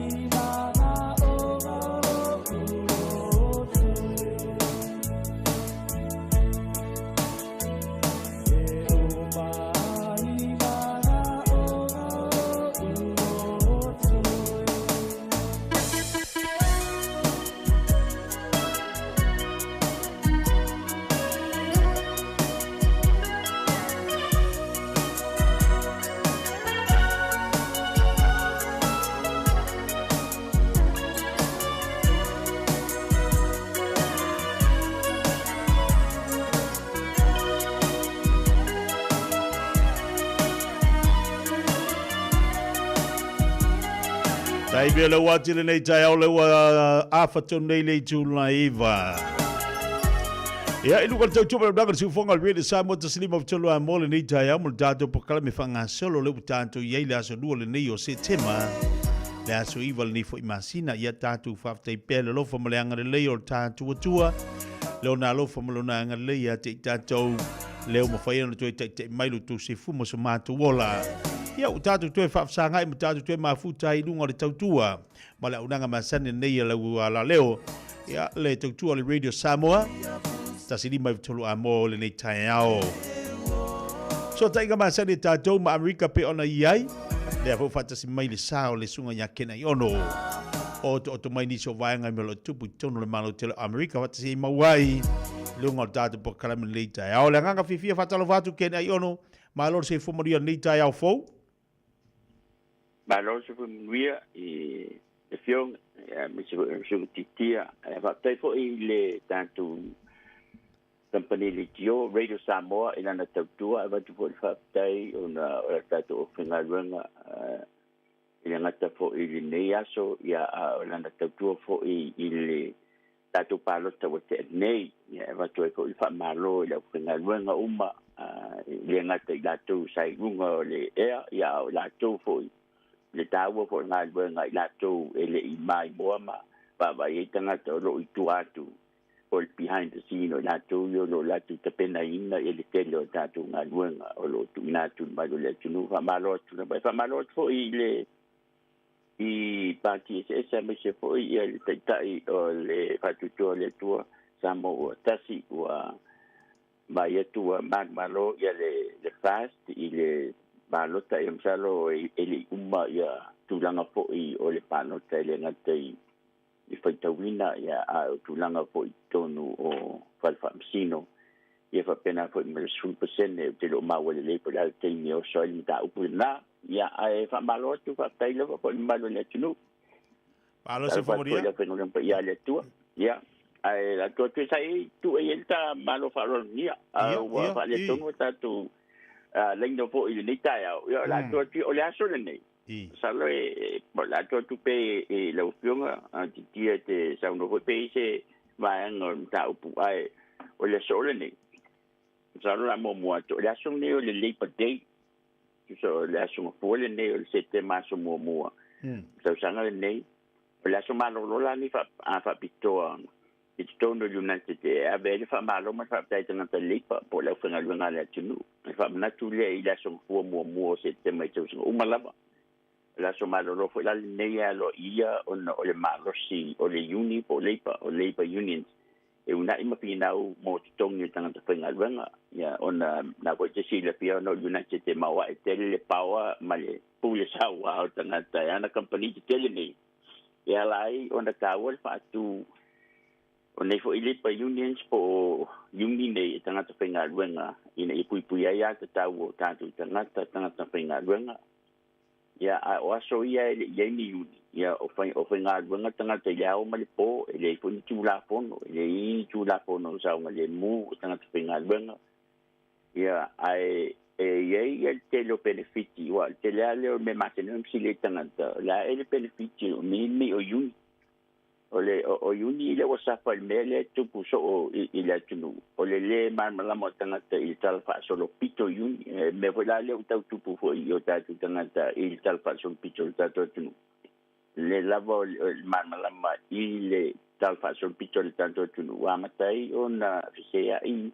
tanoanga i apo i meta puta o le tunu penala il mele tupu nei in United States of America ai sarope na ta o pe na banga la tia ke tia ile ta wo le yun i tono le tinu o ai o le marolo le o marolo ni i tanga te le meta o weekends ia o mena na mo me ona liu fa tu la no ino te ni marolo i le meta si mo ko te pe o mena i tu puni si te mi fo lo me ai la o lunch break e au no mal fa salanga ia o mena na mo me liu o meta o le marolo fo ile te tongi ai tongi pe tanga te paid vacation o mena na mo me liu ya malolo tanga ta fu pa ma ila inga bonus fo la inga ta family medical leave o mena ta bo mali a malolo ya tanga ta fu ila o le mai po nga singa se sick leave ya o mena na mo mai ile yu tu pe fo yo retire social security o le yu le minimum wage mo mai o le yu pui ngo ya ta o tanga ta civil rights title 7 in America o le yu Balu tu la ngatai fa ngalunga balu tu la fa ngalunga tangata o so ya abatua ia le pule fa ngalunga tu le balu ta le balu le siaso ia fa ngalunga o overtime pay for in mana tua mo fo yo no liu child labor laws na fa sai na fa ngalunga tamiti nights o le mefona o OSHA por Occupational Safety Health Act tu na kona pasai po pinga bunga yo tu nangala pasu tu la le vaya so por 40-hour work week ole uni pa tu la kona ina pasu tu la tang pinga bunga workers compensation ya pa benafo unemployment insurance o pensione o insure mo fale mai for mai tu nangala ta collective bargaining rights mo employees tu la kona po ile pasai company on the lepe be ese ia le marosi o le union faena la to negotiate pe finau mo te tongi ma o lunga mo la tu tangata e meta o le wrongful termination le fa te ai tangata o te le yo meni ba afia le to a tele o sa mo le fe na lo ne ti ya le be fo ila le le ta o le whistleblower protection laws no winga fa o le te fe nga lo na tondo se Palno si me ai si me la fa le tonu o no fa ile na le ta i le malo o le leo o ila tu su e no ma fa te no tu langa fo ile ta o sexual harassment laws le o malo si te le tonu United States of America o le uni fo ina fa ma si ma una ia ma le na va o le American with Disabilities Act leo lo pui ai to tele tanga te ele ngata fo tanga te fa le tonu ia imana on papito fa le tonu fo ia tino de tu lango i vai balima ia fa na fa ngalwen ba wai fo insure o me o tanga te fa ngalwen ia o va na umana ia ba wai fo ia the Equal Pay Act le na pai tonu United States of America o le umana pui ai tangata to tele la ta to tangata so si lava malanga mai nei United States of America o si ai ngo lo tu de lei ai le o se loia ai le o se fo mai ai le o se millionaire ta alunga po tangata millionaire po le owning a business ai nga na ai le se fo mai po se loia ona lo le o le ai nga na tangata na fenga ngai o le tangata fenga nga tonu o le nga nga unionized work no wingo le tonu o le labor union o wa o le tele tangata sa mo o Hawaii mai ma California o Washington state uma o le per capita highest rate o tangata mawadunga la tongi o tangata tono uni ale me madela o savali le fies punta usanga o tama fai le Republican tipi le uni talepe le uni destroy le uni manato pakenin rights o le mene te le tau fatal tonu mai a famtalanga pawa mfana kukolinga ta upu mfana ali ngo le internet ma su me levanta ma pai ono le Republican o la to au tangata maumea au tangata ana company no winga la le mana na olvanga na te le tongi tangata mana tipi da lo tongi ya a mafaiana fenga lo ngale wotala wa fail bana le ele fai se nga lunga fo ele o le rofa ai fai on o le profit le manu la tina o se compania le tonu le na te America. At the end of the day, o tupe lai ba ia no winga o mela na ta wele yuni io ta tu tangata. O fo I so se stete lava mai ta wina o tangata lai ba wo dunga la tu tonu. E whainga runga tunu yu. Te ua se wam talanga I tapo karambe. Pe se ba ngan po na whala wi tele tuai ono le asu tawal nei. It's a Labor Day weekend. Mahalo whaftai bari e tele vai ngā leua for sia fo tulanga o lo iele tātu paklame e mesi fo tulanga raunanga kena I ono. I hai tonu lava I o Amerika e mesi fo ia tulanga o whatino ina oni so paklame pe ona iai. Ora ofisili atu le ese mai fu ile la sa tiro fu ile tonu ai al malo te Amerika me se topi tonu ina mai al finga fifilinga tatu atu Samoa. E magi la o setasi o suina tu o terno de mai ai tanga tu bisa pe o le lima le fitu tanga no terno iai. Il ta upulna ai fo e pe ele tali mai fo ele e Fiafia pe ele Fiafia e pe tali mai e mali mana ia fo ele o le langa we iai o le na fo ele pe ele o ele o I e pe ten fo ele pe e tau le tali mai fo le ale tu langa e ta ona iai e o fo iai tangata na iai no udoina na au ele SUP na au Hero PP na au ile fast e pe e tali mai al tali na vo ile va ia o le utato le fa pe a tunanga pe musu vo ile fa me tali ma oti a pe mo ile pe wo pepe tanga te wo le ngate pepe tonu social media pe la wa bal tutua le tanga de la o te o te ngete te tanga te le mama la bola mele ngo te di sa le sa longa malo mari e sa le fo le sa longa ai ono tulanga I ngona ma nato tatu tanga te ina mai finga a tonu e fo inisi la ngona fa pena ya ma tu nei ina mai finga filinga fo ile la tunu ai paul me fa tele ya o le lava tatu te mai tawina fo tatu ya au tu stala ma le au ngā rue lunga o penga te whailangi lunga social media. Ia, ma lei tio, ia, tātou te ilo fwila ngono tangata. Ia, ina ua mai alwhinga whilinga. A leisi mesi don tā ua, o lewa iwal manui alwhinga palo, te mai ua tūlanga fo inta o te mai e ui, e le I mahe ia le whaitau ngalo ia. Ia, e whaftai e lea tua o mahe ai alwhinga palo, toa whi malia mea uma, le whi le mua le li. Ia, e sa le leila le saunanga, o le umai o saunoa ma wa I ule fai unga la tulu o le o I lo manatu ya poi la pali mia tato to mai fata si tato te pongi ma tato tau ma fai si wa o le tulu o tato tulu le fa pe o se pali mia I po pe pali mia tu le pa pe pali mia fie me pe pali mia la u maieto o tato tunu e tato mai fata si e o pongi ma sapsapaia a wa a tato le nga lu fata si o na peile o tunu ia nei fa foi nei wa tofu wa tangata ia malana ia me toso wa tofu le pati malana litio wa tofu pati malana nusi pepa malana TV malana litio wa le o to o mai fata si le tunu mai o le foi ba it all depends in the leadership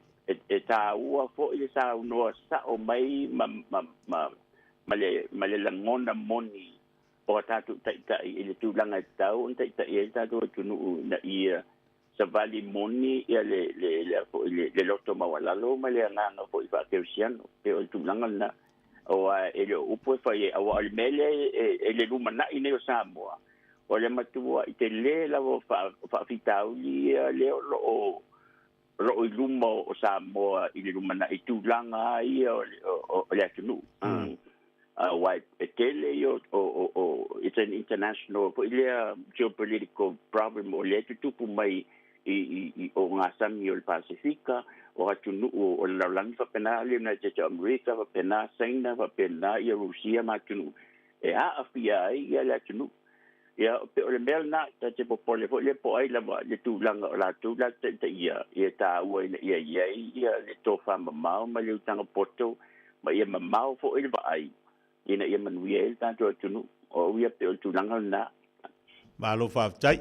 Ia, la whatuia, la ua whionga, o anisi vaenga e tau whana anga i eipea i al tūlanga o le nei aso i vaenga pe ona ile le pate i a te utoine Amerika.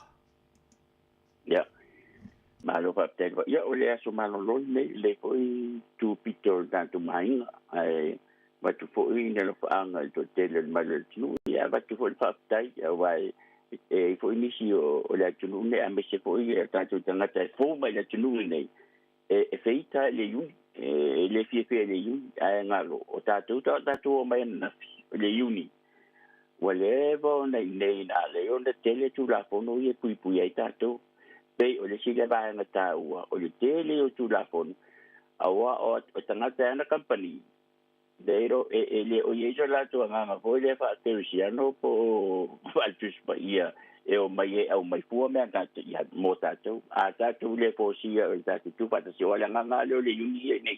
I le United States of America. O le tūwhātasi o ai le mawhai o tangata tōtasi. O na e alu e fōsio mai bilionea. Le mawhai o na yelo marsi anga pā tātou tūwhātasi o tātou. Wa pena fo i la tātou whapui nei. Ia ngā fo i tūwhātasi o Samoa i tunu nei. E na i e whapingo fia o na tātou. Bawa se unga le lei ma na ye mo le na ye le tunu ya ai fo se po sala le tangata ya Malu vai matua tu la ina boto al tau tai fo tai me se na yama ai mo le Taeao ma le fo aso pa tai lava titia so i fo ba Emmanuel o te me whaari ai le tāleni al tama i lunga o le leitio a wale aso whapito o tama ua la tamai a whai e whiwhia lau tama e tautala fai tala malie, pe fai ana whamtalanga e winga i talonga, ma tau te wala uria o ia e awai, i le tauwanga, ta maa whaasalau ale Radio Samoa. Po e se vilo po e tusa ma le tolu se furu leono se furu se kone, o lo whaatino ai lau ta maa le whonga ino le talonga le Malu Samoa, o le Community TikTok. O le ta maa e Siliana Reactions i lunga o le Facebook, o le a manu malo i se whailonga, mo le aso whapito o ta maa.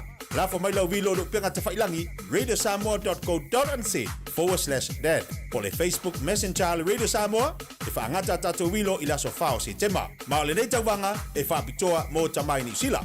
Ia manu e tele la sao tama umalawa o le lalolangi. O e si la fia e iwa te si male tolu wha miliona ta la le se leni ale UTOS, ua toe whaasafua atu i ona sui whai unite i le lua o lua wha. Whai sau teo ngā tupe e teo wha whainga luenga ai lau se leni ina ia vave whautau nuu se wha moe moe ta ua a lau a inga wha pe e ka le sia. Wha o ngā au nanga le ANZ po le talofa voucher, le M ta la, male my cash e ala i le Click X. Wha afso tai mai le ono valulima lua ono iwa wha iwa, le www.utos.ws, po le e-maili o le info@utos.ws, po le Facebook, le UTOS, le wha aputu ngā tupe teo wha whainga luenga o le mawaenga tau sia Samoa, teo whaawhainga luenga e mātou lau seleni, ai sele e oe le manuia. O le manu lula wa i tātou i New Zealand, o le maua vo le lua se lau tala i le sei le Digicel, e vave eina mawhanawhana i o e Samoa. E se fulu whailonga ta i lua se lau tala e anga waa i tātou i New Zealand ma Australia, pe halafo se top up luas fulu lima tala pe siliatu, e whaunga ai le ClickX. E te anga waa fo i le sei pe a whaunga le ClickX e lafo ai lau seleni i le My Cash a le Digicel i Samoa. O le awha yele se i Australia te tasi, ma o le ni whaapitoa e amanta i le aso whao o kuso, ai mai e le aso luas fulu male ono se tema, e ia inga o le nei whaapitoa, seki a Digicel. Nā alofa Samoa, wa ule nei o kāsputi alu, a wale sui ale ngila ura ule kio. A eva mai ina se furu lima iwa kolu, a mo, Radio Samoa, vevela a.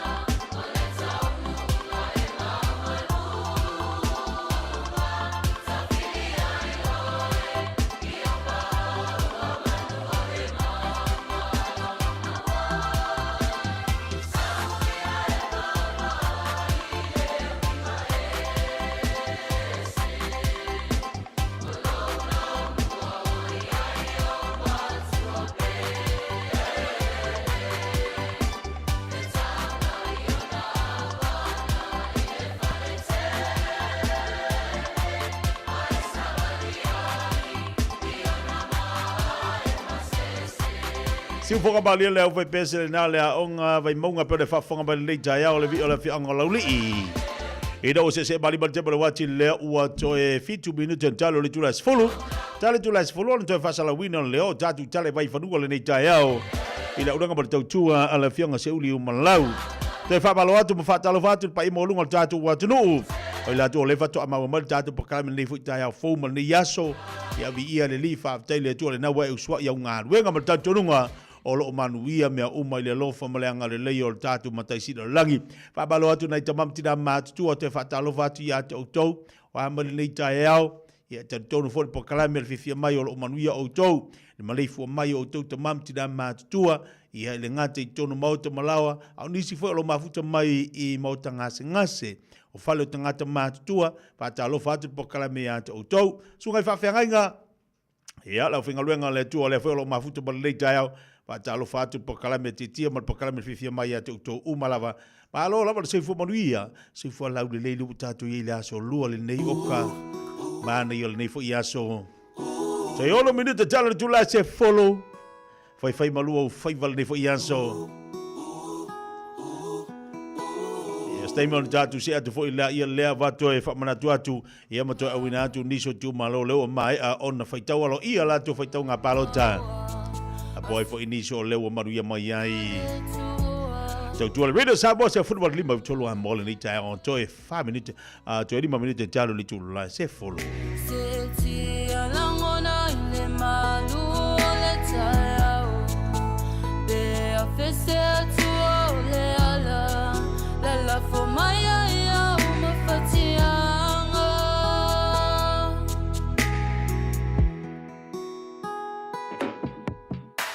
Te musune I walo ia maita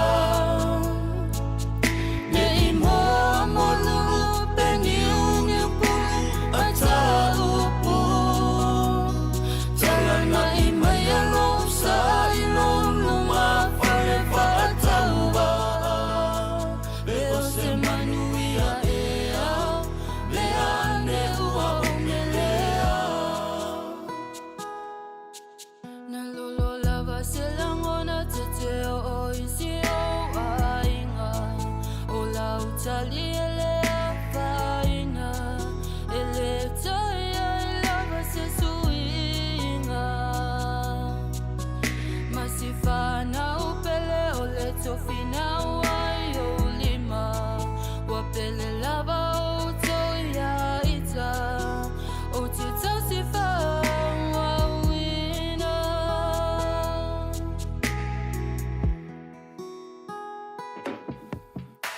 te musune I walo ia maita Ne I moa molulu Peni uni pulu Ata upu Talana I maya losa I luluma Wharewa ata uwa Beo se manuia ea Lea ne ua ongelea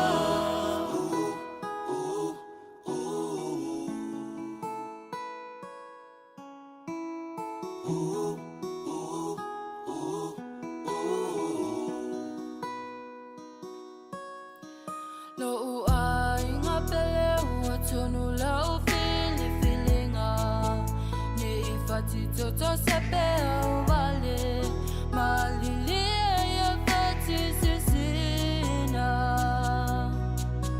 Lo utau po fatau sala ua I foilinga Mapu maya ia ile na talanga Manuia la tamafutanga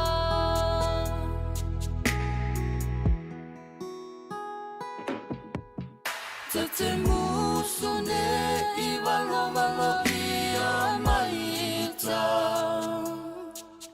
Ne I moa molulu Peni uni pulu Ata upu Talana I maya losa I luluma Wharewa ata uwa Beo se manuia ea Lea ne ua ongelea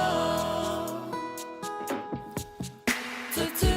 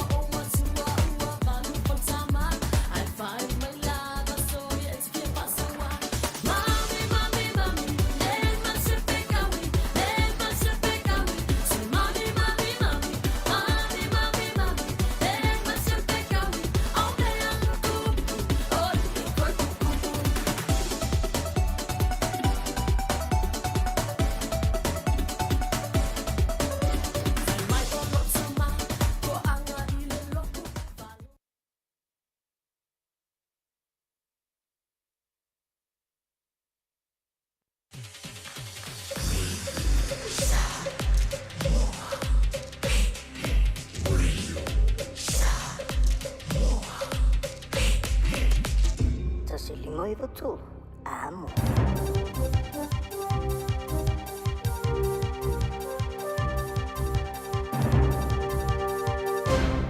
O sa vainga le nei telephone mo ni Taeao mai a te New Zealand ia wafwelo nofo tāpoi mai whafunga mai am. O le ati kilo i re uni whaia onga le Educational Institute NZEI pe ona sui e palota mo se te ere mai ai o le lua vai aso whonu tanga o le tau fionga luenga mo whaia onga tunga lua maurua onga sa whaia le whonu tanga mune mulia le unia le NZEI le sa tau fiai ma le au whainga luenga sa au fiai ma le au whainga luenga langolango le au whainga luenga langolango moa o onga whapitoa i le aso wharaile o le sui e whaifautana i ngā le uni Liam Rutherford sa i longo le Johnny Sila o sui sa iai le whonu tanga sa lato whailo i ro lato sa union te tu sa i mafautana inga i le malienga tā whai. Mai e tā wai, o le ailo i loina le whonu whafoe le vai, so nei pe whaia se palo ta mose e te a wase talana nga moni e whaia i whonu tanga uma. Whalia Rutherford, o le au tū o mau mai, wa a wina mai ese a vei matatupa whaia o ngai whapea. E mana na o le lato te whaalongoina lo lato whatawaina moringa ruenga o lo lato whaia. Mo ua iailo na whaamoi moe, o le a whola sia re matanga ruenga o onga i se ofa pito silio na lelei e alofia se palo te whaia. Sa mua atu ofa re malo i sui o le unia whaia onga i le 12% o le si tanga o te tongi mo tausanga tolu o le noinga tasi pasene le tausanga tasi. O le komisio tau tuane malo sa va ia feutana inga i le tausanga nei malatu ta wai o lo fa wau lava itala noanga o le masinto wai e fai to wafe mafe e fai onga maurulunga e ia i le uni a le socio fai onga al Post Primary Teachers Association sa te e mole aso ato e tasi e tu sai matana noanga ia lato te tongi. O te ngātou roro toi whale au kilani sauti o whale o iala pita inga. O le tūla whono tau wha au fi mo tū unga ta avale tū planga e whaia i mga ala.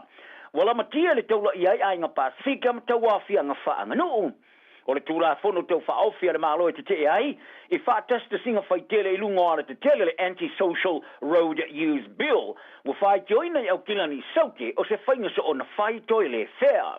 Ma wa lapata iai a tangata e Fiafia i ta avale. Wala mati ai i le whaasori tūla whanoino ta wawhia ngā whaale a inga, ma le whaeloi na o nganu. Whaali ere te whono le whono whawhoio le la le ai o tarama papatoi toe a pulu rees au tanga vaia. O te wawhia ngā sa awa iai malana whanau, o se o na whaatulanga ina oni tupulanga e whai tu unga ta vale. Mai e ta wai e le te tau le malo na whaonga ina le sa mala. A e mana o mia te wawhia ngai patino na taula ia, ma ia mautino ia le leo na whaamanino, po ai tu ai ngō kulupu e tau mwhai e taula ia. Ua papole whai, o le atu la whono tau whaawhi o le ami milo le sa olo tonga o tangata e po te pituai, ma le sa olo tonga o te te, ai po tau wawhia ngai whaia. O riso tu pulanga sa la tu whaadia na wanga tala le Local Democracy Reporting, wa la tu tau wawhianga e sa onga le mu, e na o i la tu e Fiafia i ta avale whatestasi, ia la tu ta avale mauila, ma tata musika. Ma la tu lapata iai, o le tu la fono e mawhai ona whasalai whaale tu la fono tu pulanga Pasifika. E beona tā uai, o sosi tau wawhianga kulupu e whoringa mai e tau wha amatau, O le a mawhai o na whaui nai ta wale ma whaata ma ia. Wau tilo ia ta o le Pasifika i lui tau o lo whea ngai maua lātou tangata whainga ruanga whaavai teimi a ngā lulua iau tero nei. Ai lei toe te liu i o lātou o tunu, ma le mata whaioia New Zealand o le lango lea ia i lātou. E whai tau se lau sa tau wawhia i Wellington e mod konferenisia whare whainga ruanga o ngā ruanga whaavai teimi sa tari malo ai le grupu o whare whainga ruanga o whātoanga po le Horticulture New Zealand. Mo le sua ina o le whaanga solonga o ni swinga o le porklame o ngā ruenga o se fulu wali nei tau sanga o iai.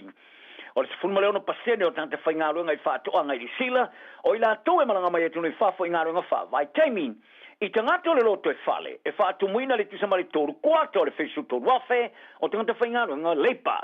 I le wafe rufu wha ma le wafe rufu lima. E se lausu fitu e whai ngā ruenga i lalo lea porklame o ngā ruenga wha vai teimi. E whaafai ngā runga i nai le tusa mari se furu fitu a whitngata. O Vanuatu, Samoa matonga e mafuri i aira vanga tele o tangata whai ngā runga whaavai temi ma le Pasifika. Ai o le tausanga nei, o toa i titi atu i la tau e malanga mai aing. I tausanga taruai, sa sui ai le whai ngā malo so whaatasi i le whaata o tonga o ai inga whaatino le porkalame. E au fiai ma le wha malo si a tilo swinga i tutongi, ma le whaatumuino le luas furu afe fitserau limas fulu avano whai ngā runga. A o whaavaina wala fau mo le unu whare mai, ma polo misina la tili whai o toi loilonga whaatino le porkalame. O le taimi lawa fo i leo Papua Kini Makuri Pass, e na o le paua i leo moto le Pasifika o tilo. O tele atangata whai ngā ruenga o malanga mai a te ro i lalo le porkalame eri taimi rein. Ai o whaalia whai lau tusi mo so tanga o whai ngā ruenga Fiti Joan Maritino Nemani, i leo konferenisi. O le olo le porkalame o tau o ia, o na o whale a wanoa mo tangata whai ngā ruenga, e wha mautuai, e wha le tonu. O se urunga le sa solo ia le no whanga e whai aile la whai poi ponga ina o tau sanga le e o naina le no whanga mo si stupe to i tungiatu. Ina ua ngao ia le lua i luas futo wafe on se lau vasu le matala sa tiposi. I tu tonu le a whai tu la talu na tolopu iai le tino i tupe. Sa tua ia ai e tangata e o naina le no whanga ia le urunga tangata o ila ua, sa iai tua le ngao inga i le whalia. O se mea le maasa ni aia le tongia le o se tino i tupe o se tiposi. Ma toe vave ngao ia i sina tei muriane, ina o tolopu atu le seleni. Ma longo ina ai le urunga li a whaia le toe tongia atu le isi tupe tiposi le a wha inga na valea, o le a le ma whai lo na whai aile la whai poi ponga, i le no whanga. Ai betai, o le temi nei, o tapa ina le whamasnonga o tena inga, ia le e o neina le no whanga, e toi e tongi le tupe a le aurunga tangata, ma le lima se lau tala o tupe whaasili. Toi tilo ta, i taro ta longa, toi tilo le ta aro e fulu skoa sa moa i le lato manumalo ia ia pani onsu marilu smariva, i le asona na whili ta manasanga i pororangi le kapia tamai tai. O le efato a mate ona ta alo le Black Ferns, ani sila, o se avea ili nā mari tamai tai soa kapteni Rohe Demand, mani whaia o ngā whaurulu Alan Bunting.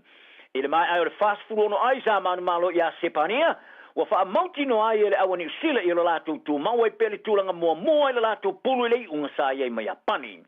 Ma wa tilo nei ia Ailani, ile isi a lātou tālonga vaso fau i lo ai le awa i tūlanga mua i lo lātou pulu. Sa whaisi whai le mua le amatanga o le tā aloa o New Zealand, leo lo pui puera champino le pororangi, I se amatanga si ta alo le tau pulea, sa mafu ana maua le skoa ia pani, no se so sa le lua, ma tu leila tau tai le ne skoa ma skoa ai, ia pani, i le amatanga o le talonga.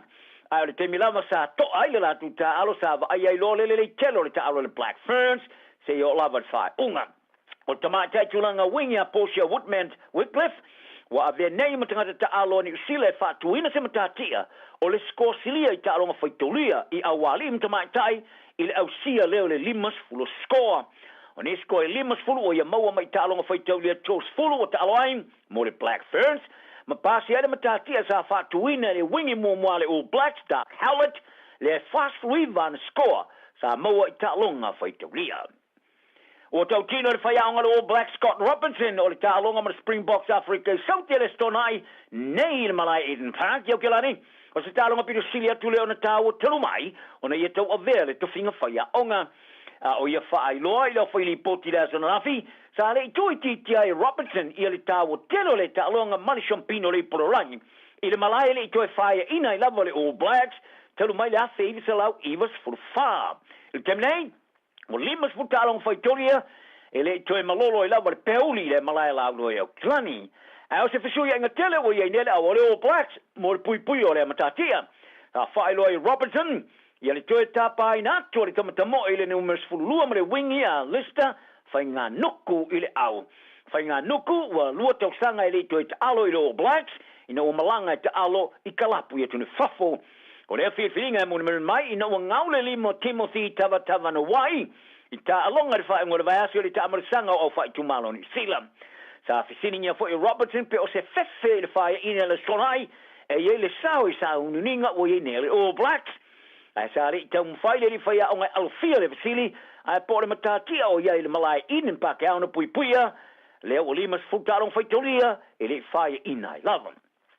Ai o se vai ngamata ina tele sa ia le talonga le awata mai tai Afrika I sauti le tamarasanga o ri prorangi ina wausia le whasalonga e valor so nga champini po le quarter finals mostai momoa I Engelani ka whaatoi lalo Afrika I sauti le awa Italia luas mbaliva lufurfa I le asonanafi ma ua ausia I nei le awa Afrika I sauti te mai tai le quarter finals Mostai momoa ni tamarasanga le ipu ale rangi talana ni aso manuia le talo. Ua na o le Radio Samoa se furulima iwa toru a mo e tautuaina o e ilaungangana fitu aso le vai aso.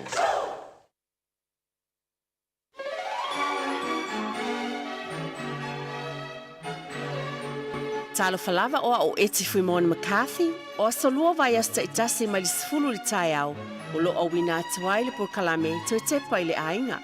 O se por kalame tātou te fitu wha iai le telo mta upu au ngā, a wale ati na e o tātou ainga.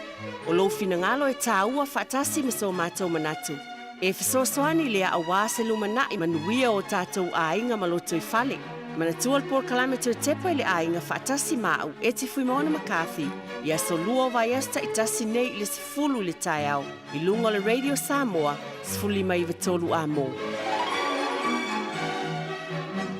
Ia, e langona lava le fiafia ma le whaaftaitele I luma o le atua, e tātou te si whaatasi lona vi inga, a wā o ia lava o le tātou tamalofa. A pēnā ana ia au ta itai mai loutou so I fua ma lo wola fo I le neia sa fōu. Mai fo ina mosi whaapoponga o le tātou por kalame masani o le tui tepa le ele ainga.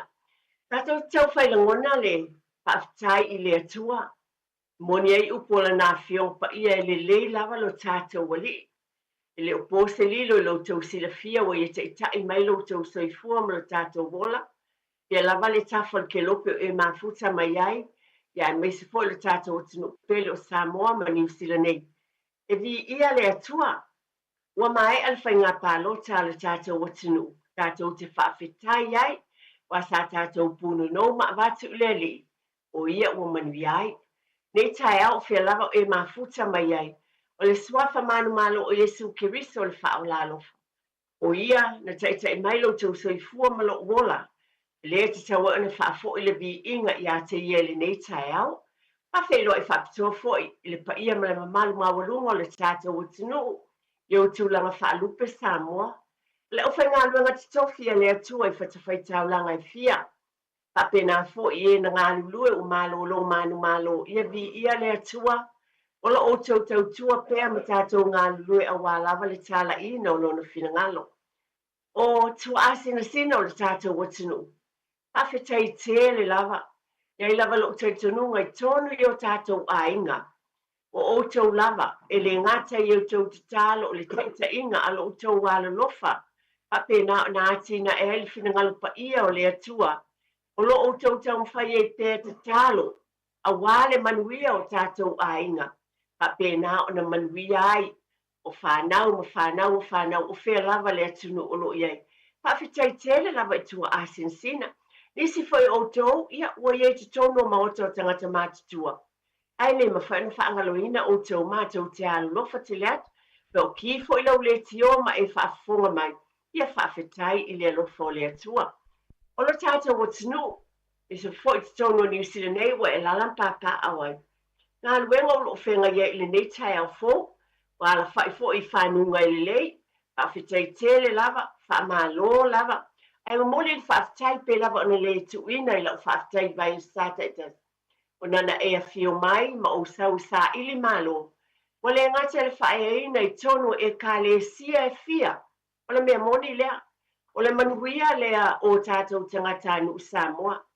O fia e ka le sia kerisiano wāti na e New Zealand nei. O nana e fio mai. Pi ia lea tua. Ha pena ina I ngā luenga. So tele o tula I mai tofi. Te tele I tonu le whainga malo New Zealand nei. Ai sea. Ona o le alofa o le atua malo sa ili malo Samoa. Pa'afetai tele lava whaeina o tau ainga I tātou businessi. Pa'afetai tele lava pe lava na le tua. Wa e manuia, wa e atiae, wa e tauivi, wa tau nuu le whaamoemoe, wa e whaea lo ainga, tau le leia uma tātou o tangata anu Samoa. E tāua tele I atia u le vaenga, ona o lo fina finau, o oi o le tangata anu Samoa, fina finau whaeina I tātou uma, tonu e ka le sia e tele wāti nai, tele o ainga, tele o lo lava tangata, ia te oe le tama o le tina e o lava I le whanau. I ia le atua whaafelo I atu ma le whaaloalo I le nei Taeao, ke lava o e mafuta mai ai po Samoa, New Zealand, tafal ke lope atua, whaafelo I atu le proklameto e te paile ainga I ate oe. Pe lava o tūlanga masani, o te whaape atu nei Taeao I whaamaise le atua, ainga o tia le au pōngi sa o na bala au pa ia le atua. A o tonu, whapenana I el file mu o le li, ia manuia tu e sauninga o fuafuanga le whaimalanga atu o whaimalanga mai, o le atua alo whaimai o lava I le oti, na te le tu la fua ina I tātou. Nei taimi amataina, whaitawina le whiompa ia le atua, se upu lava fo I tātou te, a whauwhau I avatu le nei por kalame, mo lo ainga nei vai sa. E whaapelo na whaitawina, mai le tusi o le awenga. Ia e mana tua lava. O whaana uno ulo loto I te tonu ia tea. O le mea le nei, ua toe manatu ia I lo loto. O le mea le e wha moe moe ia ia. O le alofa o le li ua le wha umatiai I tātou. Ona ua le mabae o lo na alofa muti muti vale. E fau mai ia I Taeao uma. E tele lo wha maoni. O lo utofi o le ali ilea. O le mea lea o te whaatua tuai ia te ia.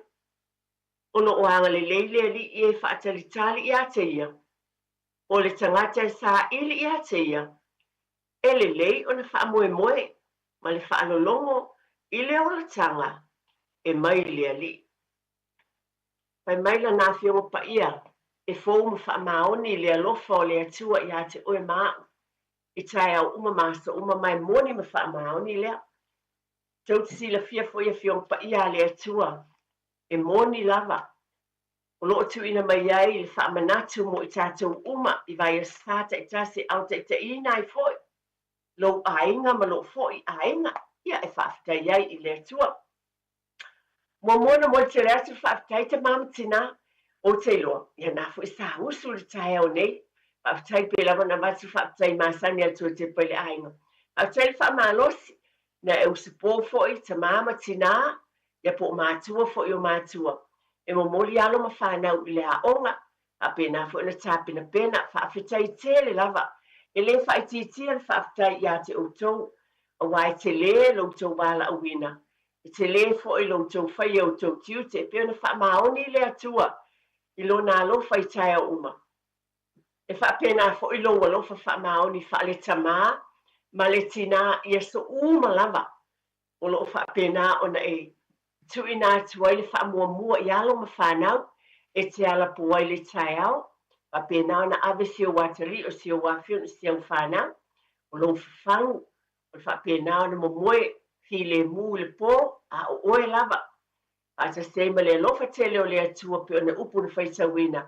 E whaamaoni ma fōu le alofa o le atua. Whaafitai, ia mālo lava mātua le whaititia le. Whaafitai ona o tau ngā luenga le lei o lo whaatinoina pea. Nei fo I Taeao, ia e avea nei tai me moli te le to, ona o le vai aso tamā. Le sa o lo mo moli o tue pō se lilo o le vai as, le sa fo o tamā. Le momoli tele toile o whaafitai tele la fo I tama umalava o ainga. Tama o te momoli tele atu whaafitai. Tono e ka lesia. Whaafitai tele ili tautua mga luenga le lei umalava I ona tai. E le eisa tama e whaatau waa ili atua. E tā ua tangata uma ili whinangalo alofo le tātou tama ili lang. Ai momoli atu la o whaafitai tele lava e tofu o tau mo tau wala awina. O lo whapena no tau whaatau nuina moli atu whaafitai. Ie wala o avera tai a inga o matai. Whapena na Yele alofo le atua whaafitai tele ngā luenga le lei. Lo o manuiai a inga poto. Le ngata e lau tau tua I a inga I Samoa. Au I nei foi I New Zealand nei. Tele o taimi ia e tu low lava. Tau te awhio atu I Samoa e whaatinoina.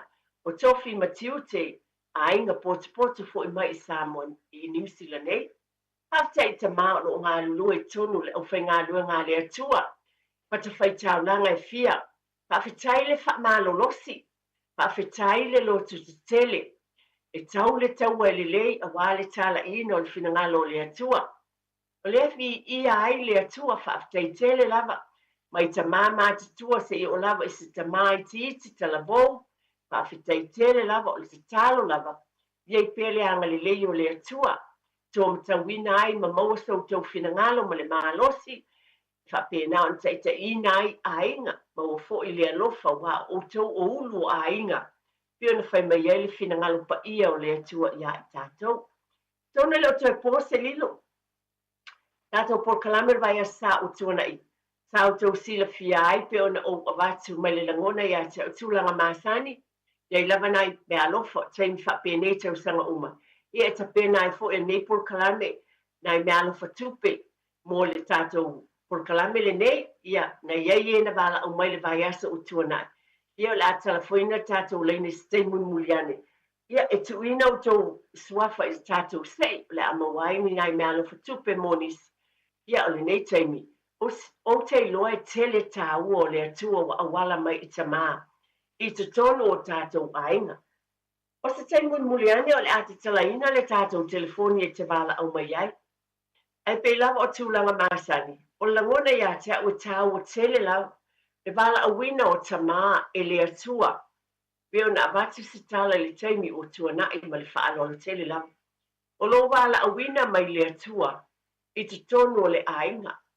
Wala awina I te tonu o le e kālesia. O alava ngā luenga o te tonu o whalewhai ngā luenga. O te tonu lava o lo fale lo loto I fale. E le ai se tamai whaatau waalo na wala awina I le atua. E ese wala awina wa mai I le atua mō tamaa. Tātou te whaafitai ai wa o mea alofa I a le li. E le se whinangalo po se loto se tangata e whaia I ai. Pai mai le upo le atua na o I loa o manatu I a te oe. A oe te tonu le manava o lo tina. Tulou lava. Lona winga, e sila fia le atua lo wala awina. I lo wolanga o mua. A le I whanau mai tātou umalama. O le o te tonu o alava wala awina a le atua. O tu wina I le tama ma le tama. E ese wala awina a le atua. Ma le taimi a le atua mo mea umalama. Pe mai e fo le taimi a le atua mo mea uma. Wala awina mo tamata tasi. Pata waina I lo loto ne vai asa. Le vai asa ntona isa e wala au mai ma wala au mfisosoni mai. Whaaliesa o whinangalo. O le tāua o tamā I te tonu lo ainga ma oe foi. O le a se tāua o le tamā ia te oe sa o vati foi. Pai foi na e sa no mai po oe se tamā. I lo nu, I lo ainga. E le ngata o lo tamā. A o lo lava I loa. E yese fe au tāua. Watu ua e lea tamā I lo loto. Peo na watu sifata ita inga o le tele I o tāua o tamā na o loa ya o lo la ititi o leo mai ya le taimi le nei o leo te manatua le tāua. Peo na watu sifata ita inga o le tamā le sunga le pali I le mātou e kā le sia whatu I le manu. Lea na ua tole fata ita inga I tūmala na ofe. Ai tātāo mātou tua o mātou la iti pe atala noa. A langona na yei na taita la vaina sa whape ese leanga o le toa ina. Ai peta ia ne wata iloa nei, o lea manatu le toe ina lea ma le tamalea, ia mātou fifi le mu le tainu le sauninga. E le ngalo la ia ta ule tamalea pe ona o watu. E iei tamā le tātou watunu, iei fo i tamā le tuspa ia o te iloa, e te le se fe au o le nai tāua, mo mole mai ia te oe mā. Nā o ngā ilo ainga po o lo fo i tangata, tonu o le te whaafonga mai, e iei se tamā o lo nuu, o lo ainga potu, o whea lava, o whea la fo ina e whetau i ai, ai po te tonu se whalewhai ngā luenga, ai na iei se fe au le leina i au mai am. Wā ia ina ai lo loto, ma na iei o le tala fo i stasi, le o te manatua le vai asa u tuanai, nisi o te mana wala au mai, pe ina il te mai a le au, mai na o mai o ia i New Zealand. Na asifulu ma le iwa o na tausanga, pe o tau whamanatu, ona o le tāua, a o se tamā sai te tono le nei atunu, pule iti a tonia, o ia le o lon tamā, e mana ia i o tala, o fatu na to tō e le tamā lea, mo le tamā ia le au, o le mana ia i o tala na whai mai, e fu i se tasi wala au na ia wala au mai whai mai, na suia lo na o langa, a be ai o ia o stangata e lili watu i le atua, ona o se tamana i e tausia o i e tono o New Zealand nei. E se le mana i o tele, nana utu e whaamanatu. A le mana i o wala au, e mai se oe i o lātou tua a. Ma whatu na te tōina, o nisi i e tau mai o mātua, o great-grandfathers, pe ona i e noa, malanatala, lona great-grandfather. E se le mana i a lofa, whapena o na tuwha mai ese le mānei. O le nei mai as, ua o manatu, e ese le te leo le alofa o le atua a wala mai. Ila nā whionga pa ia le te whaitau i ai ma o. O tātou o tangata lo lotu, ne la por kalame o tō tepa le ainga, e whata wainai i lo lotu. E iei te mafo o tuspa ia, e iei a wala le atua na whawhangu wa iei maa oa o ia te i tātou. O te manatua, nana o tu whātua e iei se te mumuliane o le a talaina le tātou telefoni. E te bala au mai i fōi, pe ona o avatu e talaina. La lava le tūlanga e te sāu noa mai iei, po se te mātus pa ia, te mālo nu, o lo ainga, o lo fōi te mā, ai māneia. Au se, pate te inga o te avatu nei Taeao. O wai se te mā le tuspa ia o lo whawhangu ia te oe. O te li tonu o nisi o teimi e whaali le atua, ma musuina lo loto e awala e se whaongaina oe. Whaongaina oe le tamā, tu lo lava o tautala ne te malo whaalola, i le tamā. E whaongaina oe le tamā e le atua, awala tuailo nā lofa, e se tasi o lo ahinga, o se tasi o lo whalwhai ngā luenga, o se tasi o lo nu, o se tangata fo i te lua wheloa e lungo le awala. Mana tuale, tono la fiong pa ia le atua le tamaya anania. Anania. O tasi leo te mawhau iai. Hai mai, o sila le atua le loto anania. O lana au auna o anania. O se au auna e whamaoni tele. Mai wa ia tuina i le loto anania. Wa ia awina atu anania. Ina ia whaapupula i mata o saulo. A o tā waso o ia le awala o tā mseko. Na filifilia e le atua anania, luengo sautala, e iei taimi, e filifilia ai o e le atua, le tamā tulou lava, e avea o e whaasauina ai, mana tua, na tu iei le nganga le atua mo whai ai, e anania na loto tele malu atu, a o pōngi sāma tā waso saulo, i le awala i tā maseko, e na avea e le atua le mana ia anania, papena o te talo o whaapupula mata o saulo. Ia o saulo lea lea tau silafia, le au nā lea tua na avea ma paulo. O i fo i la, tātou te loa i fo i le tāua e avea o e ma anania. E whaapupula i nai mata o se tasi o lo avea ma saulo. O lo pongi sā mata ma tā wasa mata o se sio uso. I le ita, tulo lava. O le nai ita lava i le imawalo na lotu whaamangalo. Po le tua fine po ai lava se tasi o e loa. O lo ainga, tangata mana o mia se fisoswani. Ai o oe whaongaina oe ia avea oe ma anania. Ia vea oe matama e te aluatu te fisoasoani, ma e tala noa, ma e fisoasoani atu ina ia whaapulaina mata o so usua au auna, lo whaapongi saina I lona ita. E ese awala le atua, a tonu te whaafonga mai, o le nai e se o lautou ainga, tu lou lava ma le whaaloalo, se si tonu le e kālesia, o le nā lava e pongi sao na mata I le ita, o atu langa ye, ai filifili o he le atua, o oe awala I pe ona awala le lofa ma le mana o le atua ia anania, na ia te talo ai ma pupula ai mata, o saulo, I le awala I tamaseku, ma ave ai o ia ma paulo. E filifili o le atua, o mai ale nei tala ma le fiongpa ia le atua, ona e au ngā, ma lo whaalolo tele lava ia I tātou uma leo langa o lo usavalia nei, ona o le aso o tamā, wa o manatua ia batu le whaatusa mātango fie mai le fiongpa ia le atua. Le lopo o le si anania le whealua I nei. Alo o whawhangu pēr le atua. E te fisosoani I si o uso, I si o tua whawhine. O ai lava. E te tatalo ma e fisosoani ai. A batu se u whamalosi.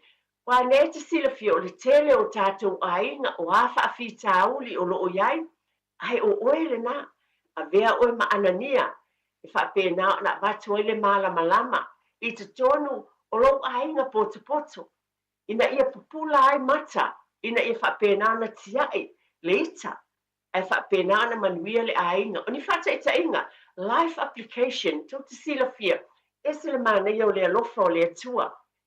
E whapupula ina mata whaaleanganga. E amai e le atua le loto tele. Na loto tele ei anania Malu. Ma te talo mo saulo. E le I whaanua whesasi le manatu anania. Pe pupula e anei ia saulo pe au tita. Le ai, na whaatua anania, na ia iloa. E talia ma whaapena na whaapula matau saulo. Ma vea ai ma paulo, le apostolo. Ia le tut si le fia le tele. I tusi o le fiongpa ia le tua le nei apostolo. Ina wali liu mai, wa pupula na mata aisea. Ona na loto tele anania whaamoe I le mana o le atua. Na whaonga ina ai o ia e le atua.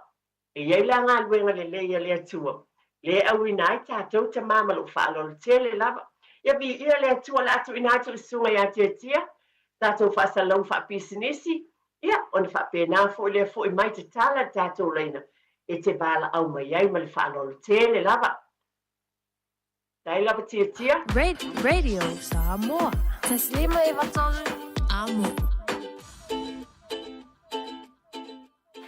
O e si la fia me e whaatino e mawhaiona e umi ai sou fale motu le lumanai. A whai fo i sou fale motu, o e si la fia me whaiona whaatino ni isi o fuafuanga e whaonga aire equity o lo fale. A wani e misiere por kalame o le malu I fale. Ia Fiafia o soruru ta itasi le se fulu e te aile whaa. O le a e si la fia ai au wala e mawhai e ona e umia se fale motu le lumanai, ma au wala e whaonga aile equity o lo fale motu, e whaata wai se isi o fale, le polo kalame o le malu I fale, ia Fiafia o sorulu vai aso taitasi, se fulu e te aile whaa.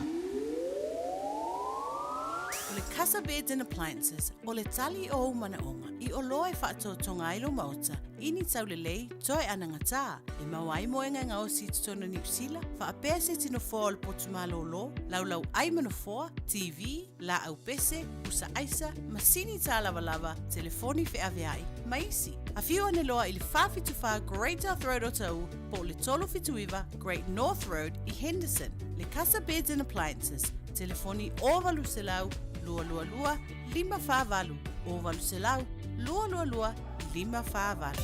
Awana emisia le whara steitina, a le tui sa mo Manhattan, le as whalei le asolimo se tema. Whātau se over 4 papa o le tawole whaasipa I le tui sa mo Manhattan, I le tuatusi, iwa whātasi a Dominion Road I Mount Rushmore. Limas for tala ticket, e te whiu e tau sami I lea po, pa whei menu. Ta tala le pā mo vai tau mawha, a mata I le a whareono I lea whiawhi, a hai atu le level po. O le a whawhi while tu sa mau band I lea whiawhi. Vili mai lis mo so awanoa, I le old watasi, o iwatasi, o fitu o valu. Old watasi, o iwatasi, o fitu o valu. Talofa Samoa. O Atishna Ryan, o le Licensed Immigration Advisor mo le Auckland South Immigration Consultants. E fesoasoani mo so se tuai ngā visa e malanga mai e New Zealand po Australia. Telefoni mai nei loa i le o valu o tasi ono valu wha fitulua. Po le olua tasi ono valu fitulua tolu o.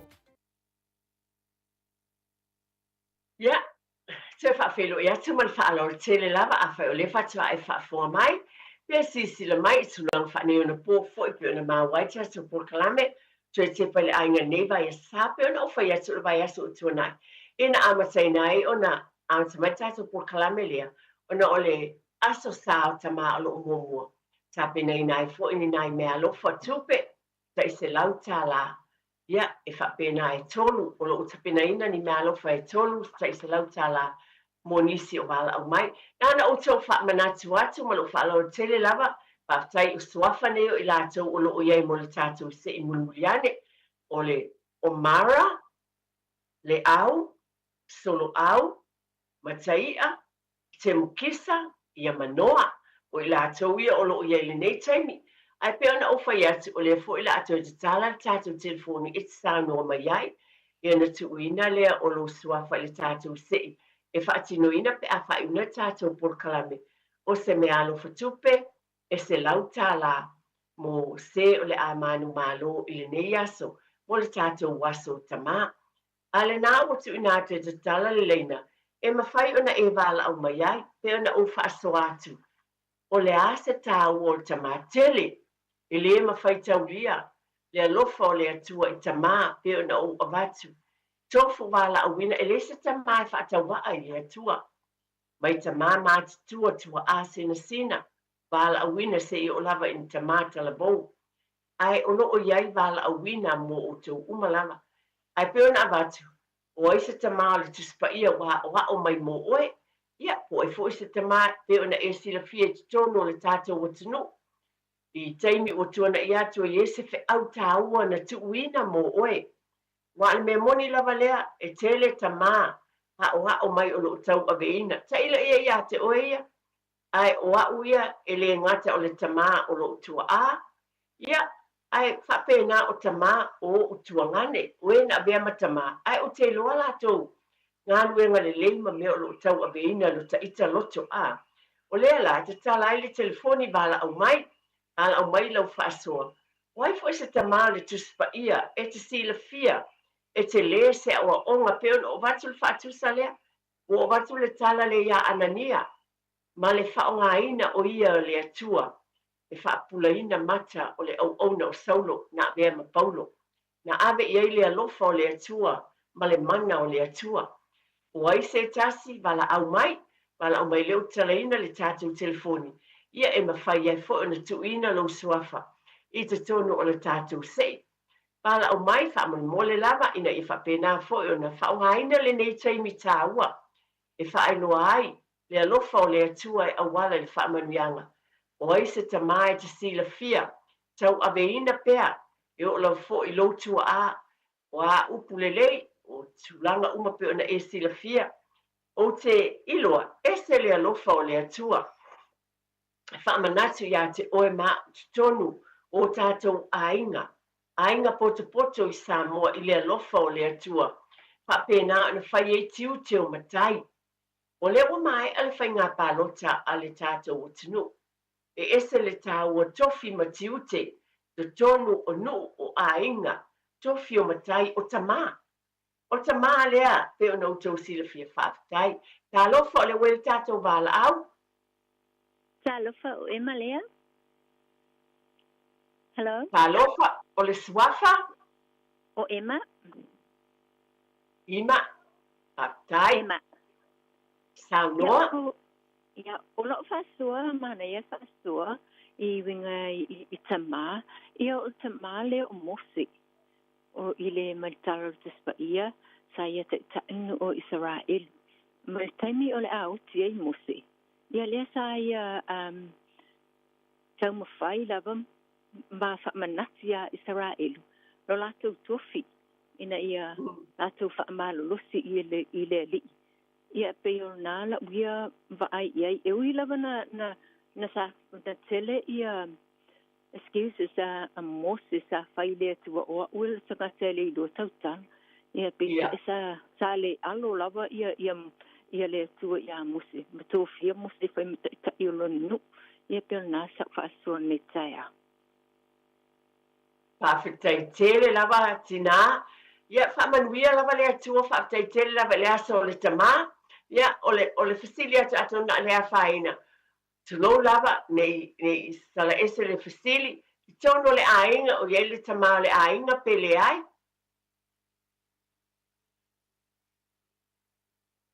Ia tonu walu ese tato wala. Au lea e whawhitai tele lava o lea we whawhonga. Tina tu ina mai le tama ia mose tonu na whiompa ia le tua. Ia le wei lise tato wala au whaatalo whaatamo le whaalolo tele. Talofa. Talofa lava o suafa. Ia o ma e koe kanga vidi whaalua aku e si whamomore po ngai adu alau i ngai isiti ngai le i vidi aku. Hello? Talofa o le suafa. Ia o mara ia kopo. Oi, ia. E nei sa whaina i tasi ala o suafa la atu i tonu. Ai manei alo tufa mai pēr. Lei sa whaina wai lei se si o wala au mai. Ia le lei whaasai molo o mangoa tasi. Ia o vai aso renga o vakua ia si o kodua. O vai aso ngelo kama. E le mwhangwhanga lo inga ia kia o le kama nga ia vai whare Solomona. Ia o a wholong whai o Melford. Ia o se kama e se le kauki ngā ma e se whoringa lue o mā kou ia e whai uma e koe inga fo i e se o kama whai le whale o loa ngā alua koe su e mele me mau ai le whai o lo me an kupunga mai ai ia le alanga mā kou ngofo i roi vai dukai i le whangua o le pālangi le o fo i Meredith i le whale ki whanga o koe inga koe mau ai le o kama ongo le su e le alanga ola mai loa whai e loa wha onga mā kou ma whai ale ia o ia fo isa feololo fo ia nga wenga le malo sa fa ia onga sa accounting ia a me fa nga lo ngai o lo nga lo fa le nga mai ni ma ko ni ia le ngo ka ola ia le fo nga sa lo isi o kama ia a wa i mai fo i fa ko mai ia o isi o ko lo le ma ke ngo fo ni ia po le ala val male kusa a fa ia o ko mai le kofi mai le ko ia mai o kama fo ia nga lu ko e o nanga ngo vakua fo e kai kukusa e se o ka mama ko inga le ma ke ngo fo se o ko lua o ngo e nga lua fo le wo o mai ya o makua ya le nga lua ya ma kinga ya inga ya ola le ya o ma fa nga ma ku fo ya me wo o manga sa ngi mo ma ko ma fa nga ko le ar kai me o mai val au ya wo o manga sa ngi o ma pe me o le nga le fa ka wo ya ke au se o ko lua ma o ka ma o tanga ka fo i kau kua au ke mai se kala ku spa ya Paulo ya wa Paulo fo ia se kanga ka nga o fo ilonga ia kulanga i se o se kanga ka sa lu de vai nga ka o sa fa si o kanga ka ma ya nga wo ko ri o Paulo ma ve ai ro Paulo o ia se kai nga ku mai le malo le ya de nga su ye saulo o ke fa ka wa inga la Paulo o se kanga ka kau ki nga o se kanga ka fo ye sa le anga mai le olanga nga o makua mako salamo mako fo ile kua ia o ia le nga o mai ari kaniu mari wai pau o le asa o kai ia le malo ngalo ya kai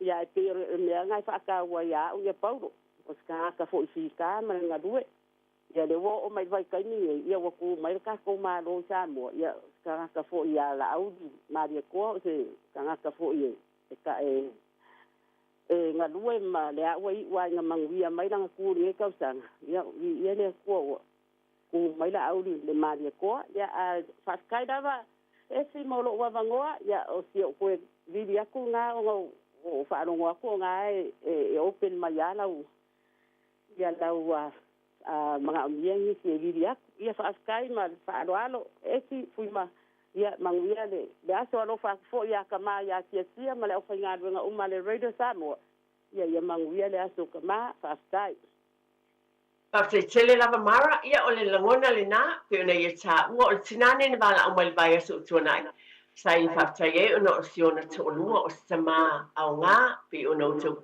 e foi la wai to ta o le aso le nei ai pe lo fa ma faina le nei aso o se tama le tuspa ia ia o mai pe ona o vatu le nei Taeao mo i tatou ai fa tele la mo fina ngalo o le wili si tatou bala au fa felo ia tu mal fa lo tele la Talofa? Yeah. Talofa? Hello? Talofa? Talofa lava? O le suafa ma lo whaalo le tele? Tina pe fa te tui foi la lo tala fa mole mole la tina na e lo la longa tua lo suafa ma la fa la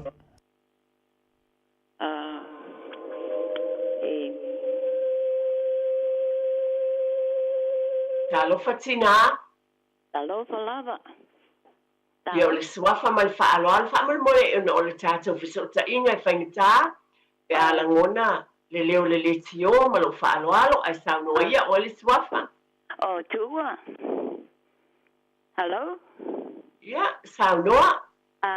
Yeah, whakatei tele mola wano tuina mai mo mātou tina. Yeah, ai nei teimi e watu ai lava se whamanuia mo tina mo tama uma lava o Samoa i atu no mamau mani sila i manuia lava le tō aso fofoina le asa o le alo atu iai tina mo le whailonga ina. Ia e whamanuia le tua ia tōnga ruenga ma me umalava o hianga iai ia o tō tama. Ia e watu po ili whamanuia i le pāle i le tama i Samoa pe una tūla i mai ia le tama ia ana uli o le mari e tua ia matama umalava o Samoa whamanuia le tua i le whainga malo fōu ua tūla i mai. Ia whamanuia fōi le tua i tangata Samoa umalava. Ia ai o te au maia le tamale o le tusipa ia Samuelu. Na whiriwhiria mai lava Samuelu o la ititi le tua. Ma avatu e una mātua e whai mataulanga i le tua. Ia o lo whapena fōila ona tele whamanianga le tua i tama umalava. Wa tofu lava tama umo Samoa ma whamanianga mai le tua. Ia o si upu atu le mo tātou ne Taeao ia manuia lava ia Paul Kalamio i le ne Taeao ia whape fōila o whenga le tio ia to whāsa i sua. Aftai tele lava ia mo le whaaso mai tina. Ia whaamole mole lava ma le whaalolo tele lava on salwai fo e ne whaingita ona ma manino tātou whaasalalonga. Pasota inga ia ai tulou lava tutu i lalo lau le tio wa e a whaina ai. E whaafitai mo le wala o mai whaafitai li tina mo le finangalo na whaalia. Mantua ne taia o lo o nga lava tātou Paul Kalami. Peo na avati sila ngona o ai si tamali tuspa ia. O lo fafangu ia te oe. I le nei fo i vai aso whaamole mole lava tālofa lava. Tālofa. O le suafa ma lo whaalolo tele. O lo suafa o tua. Tula, ia. Ia, whaftai mo lo ua wanoa o maua. Se whafonga mai lava tia po e maua le suafa lea? O tua. Tiu a tua. Whawhitai lava. Ia whawhitai mo lo ua wanoa eki. Ia te o le whalitua. Whawhitai. O te au mai le tamale ia apera amo. Le tamao le whaatua. E tali tonu whaamaoni i le atua. Sao o ina wala au wina i e le atua. Ilona whaamaoni mea uma. Sa ia polo ina i o ia ita ia le nu o le atua. O te au mai ia le tamale ia apera amo. E ai foi la uo ingo ia apera amo. A o le tamale ia, o lona atali o isa ako. Awa maliusi ona to alua. O se tama loto mawalalo. O se tama e fai ma whaata ita inga ia i mato. Ai mai se lava hau. Wa maliu lona tama. Au. E mate whaasoa le telo taimi. O se tama. O te le mo wainga sisi kama pe o le kama lea. E ngoia apera amo. Le tama o le whaatuatua. E whaia iala o kala ka māloa lea, ma ai oe. Whawhe kai lo ka mamalo ki ngāua, waku i ngā kule ingo e kei ingo ai. I oe. Ai o le ingo, e mawa ma ia le kama lea. A le kama o le vaiele. A o leo la ufa asoa kule ia ki oe le tina nei Taeao. Manuia le asa tama, ia tatou au lia le sa wha moe mohi no le tama. O au e nofo le i le tama le ia muri pola. ia mai le nuu leo manono ua lua nei tausaga o mafaipoipo le lua tausaga ia mere na te atu nei po lua nei tausaga o mafaipoipo o se tamā sa fai moli Samoa taulo i nei ua tuu lana fai moli ua maua foʻi ma lana nofo mau ma aeae foʻi lenei atu nuu o nofo ai o se tamā lelei i la wa mafuta i ai i stoina wa matua stoina e ai atai mi fo inga e whaalelele awa ia wa levanga mamasang wa kopo se furu ngi kausanga o mamasang o se tamalele o se tamaya lo fatele na whana whako awa ku fo ngi langa whanga na sau fo isio natali me Australia sa whilo ai a o se tama e maua le anganga fo ilea ia manuia uma tangata uma e pei fo ila ia te wa manu fo ia o se tamale le ia o te whaafetai lava i nei tau sanga i tele wa fo ina ia te ia e ngalue ai i ka tono lana e kalesia ia ai mai se fo ilona ainga o lona ainga lai Samoa ia ai faitalia ia se i o sisi aso ia ai whaafekai ia molo o wawanoa eti e se manga ia pokalame a lo tamate whaatrawa ina o le tamale ia apera amo e le aia se me sili na whaua i le whaamaoni le akua ia eti manuia le aso tai whaftai tele lava tua ia tia ato na whaangata i le tālaina le nei taimi ma lo whaalolo tele lava o na o le tātou taimi a le wa e whaafonga ta mai a apera amo pe na tufa mai le tina i atua ia ato na le pose lilo ai o whafangu ia o whangu tāua ia mo i tātou uma lava o na o le aso tama o te tau mawhai e lava wa e tele lau tau Fiafia ma lau tau iloa foi ma lau fo iloa i le fiongpa ia le atua ma tama ma le filifilinga a wa e ia o onga tāua e mai nei tama mo tama le ola i lalangine i le fo ta ua le tina nei ma futatu ma le tama ia mulipola ia vi ia le atua pe ona ia ta ua o tama le lei alofa fa pena manu ia latou ainga a fetai lava pe ona talaina le tātou leina e le nei fo i vai esa o le o tāpuni ina nei o te o se fulu o tātou wala au ia na wala o mai te ono le vai aso o tuana i atu te o whale nei vai aso au langona ia se au ngā o nei taimi tātou te tala no ai o lo tātou tui matai le asa au ngā umatama pe ona o avatu e le fo i se tama e whatau waa i le atua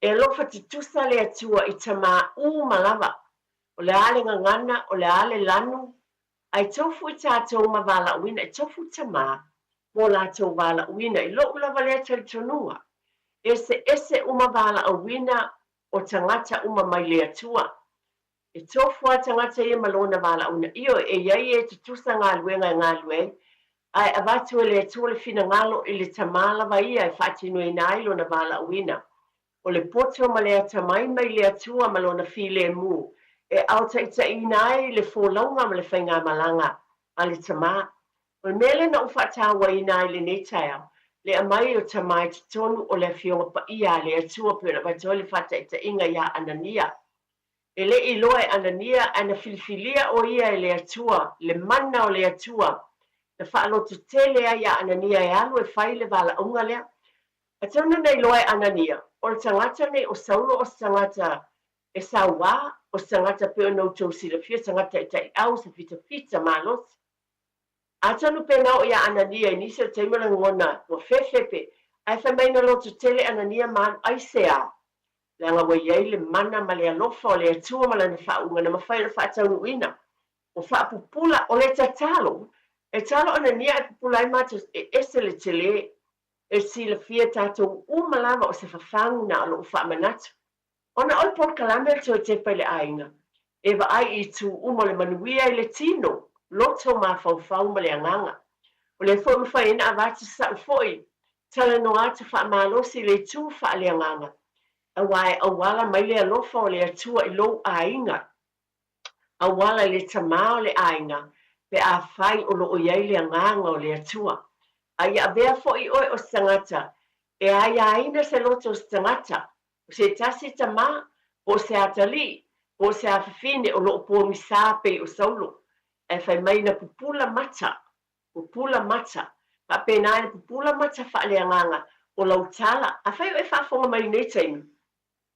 Ma lo fa alo tele la o nai te si le fia yeso uso, tu afifine, tangata lo fa fai ngā luenga lau e ka le sia, lo yese mea lo pong sai leita ba mea ye pong sai ma to leita pong sai le fa vai oni se o tai mo le fa vai ai o ele nai te fa lo te tele e te fa popula I ona mata ia maua le lo te tele e te musu iai o ele na le tama o wala ile lo fo le atua nei taimi au tato walo atu mo le aso tama ia le pe ona o vatu pa Malu atu na ale tonu ni nai me alofa o tapena ina e le porkalame le tuete pa le ainga ia ta ne litina e fai me alofa ai tono leu fa mawina le tama ia tia amal mole lava tia po ye mata vala au fa le nei vai sta io la fa pena o fa popo ye ma lo fa lo tele lava tia ia tina lewa ia ingoia wa ia le vai aso te atu nei a le la faiona tu tono tatu tawai pusalia wa le ia la fasala ia le sunga la o ia mal sunga le to fa fonga mua ma le fenga pesta ma ia o la faia se ia onoa le wo ia o le au ia o mataia o te mukisa o Soloau, ia o Mara, o Ema, o Tuua, ia Matua, e a pesa au tina? Whaftai tele lava, lau sunga tia, whaftai tele lava, ia o la atu ina atu pe lava o noto silafia. E wha maruru atu na li tonu ni nai mea alofa, ia la atu ina le au whainga ruenga, ia se I mai e tātou e o whaamanuia ina, o ni nai mea alofa, nai vouchers se lau tā la monisi le a whaamanuia ina mo le aso tamama, lo whaanolo tele lava tia. Ia, malo whaaftai, ia, te ilo leua, le la wha e makuruka me la lea e foi. Ia, e wawa ai mai e ile atunu, ina I te uwhapea. Ia, tau sila mai. O le masingi fou, o le masingi renga o ka mai. Whaftai lava mo le masini. Ia, leua, la tu ia sua foi la tu nei. Ia, e vidi ala le masingi rea, ua lewa nga kāpenga. A wale a sao ka ma, wa I le iso nga amai fo ngi masingi nga. A mai savai. Ioi, masingi nga mai savai, nga mai le va.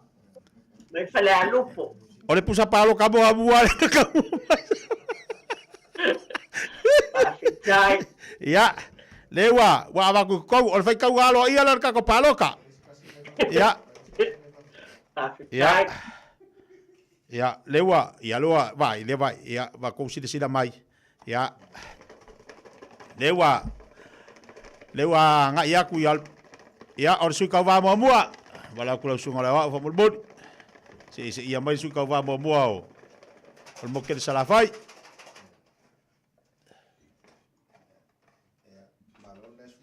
Ia. Ole, su tau va le wa ngai mai o tinao o tuua. Ai. Ia, pak mai. Ya. Saul palo talo na lua. Pai kau ngalo ia lo iai. Ya. Wala waku lau sunga ling singa pesca fa molmoli. Wa ole masingi ole makua I leang ole masingi masava I.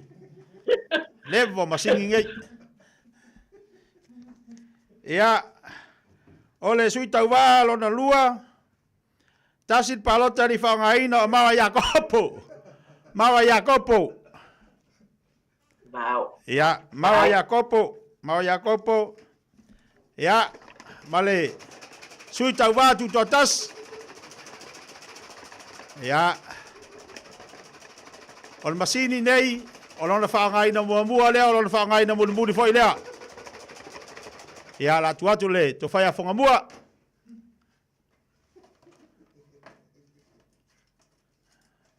E ngala rea, ngana masingi fōu a ngala. Ia. Mal tātou a sui tau wā muli. Ia, o solo au. Ia. Ia la ua, maua mai. Ia, tinapu wa maua mai o solo au. Ia, mai tu maro te reiloa. Ia, o mawa Iakopo. Ia, matua. Ia, malanganga whaalalo. Ia, al masini o la toe ave toe teu masingi. A wale si whainga palota, whaftai. Mai tele lava lau sunga tia. Ia, whaftai tele lava i o le nā wau tau whaafonga mai. Sila mai fo inisi o lo un whai on sila mai le nei taimi. Whaftai tele lava i o le whanau nau ta inga lava Nepal Kalame. Ia ngai lava sea o ngā o le sila na whata waina. Ina ia o tau manatua, ma o manatua foi. Le tāua o tamā i te tonu o lo tau soifua ma lo wola. Tonu ainga, tonu nuu malalafanga, tonu e kālesia. Ese tamā malona wala awina. Nangona e nei Taeao pe lava no tau Fiafia. O le tau mawhai lava ina i whamanatu pea o se asa o mua le asa o le awha pēnā o na piona whailonga ina. Ai mai le Nepal Kalame. Pe lava na o avatu le taimi o tuana i atu. O te whaaftai tele atu i ate utou tamā uma lava. Whawhitai i le alofa o le atua. Whaongai nai lo tau soifua ma lo tau wola i te tonu. Peo na ua vatu i wala awina ese. Mo le tuala o whawhitai tele lava i nei Taeao i ate utou uma lava. Whaatino ina wala awina. Ma le whawhitai ma le Fiafia i luma o le atua. Ia, taluai ona o tonu fo i le mātou o whainga ruenga nei. Ia, tulou lava suafa i ate utou uma lava le ala leo. O tamā, ia o te talitonu lava. O nei tamā, o ni tamā le lei, a lolofa i o lātou ainga au auna i le atua. O lo o foina atu fo i lo lātou soifua ma le ola. E tau tuai lo tau pa ia ma le mamalu. I taimi ese i te tonu o le nei ala leo. Ia ele ngata fo i le o lātou wala awina i tonu e kālesia. Mo lātou ainga pe o suafa. Fa suafa i nai tamā o lo ngā lua i tonu le nei ala leo. Fa suafa i te tonu ainga. E whaafitai e lava loto au neli tina. Ona o te lo, o te Fiafia. Ona o tamā, i te tono le nei ala leo, o lo o ngā lulue. Mai lau fo i le tamā le ngā luenga le sunga le whaafia ngai ngā lui pōni whaasio. O lo au nā tuai, e mō le tātou wa tinu i asu e tele. O le atu la whaafitai tele lava i au tau sunga, tulo suafa, i whaasalau na se ina tātou pāla au, i le nā, e piki au tau me alofa po vouchers i le ala leo le taimi lava le nei, pe a whai o lo e la talata mai, i suane e piki le voucher na se lau tāla, i a Malu atu, o na ua paula wa fo i se tau mwhainga i le nei Taeao, ka o toi le nganga o le alofa i a te utou, o te talo lava, i oe, e au ngā le tupe, au tali tonu, o se upuma se tala u tātou whasoa i ai, e sili leo na tāua, mai uma le tupe, ai o le tala, e teu pe lo fatu, e teu lo mawhau ma lo loto, e tau aveina pea, le alofa o le atua, pe ona o vatu le upo le atua, na filifili le atua anania, e te talo na iele mana ma le whaunga le atua, na pulai mata tā waso o saulo, na avea ma paulo le apostolo tala le lei. E mawhaia oe le tamale na, paanganaina e le atua oe, vatu e le atua le poto ma le atamai, e aiaina e se loto stangata, e mawai le manuia o na o oe le na, e o talo, ma ia tea o te whaamanuia tele atu lava i tamā uma lava, mai le au whainga ruenga le atua, o te tono ainga poto i matai o ainga o tamā uma, o te whaamanuia te le atu le asao tamā i ele file mu o le atua, mana tua, e lava na matu por kalame o le tetepa le ainga, o le atua, o le tamā ia o le matai o ainga uma lava, ia soifua ia ma ia manuia, Hey, hey!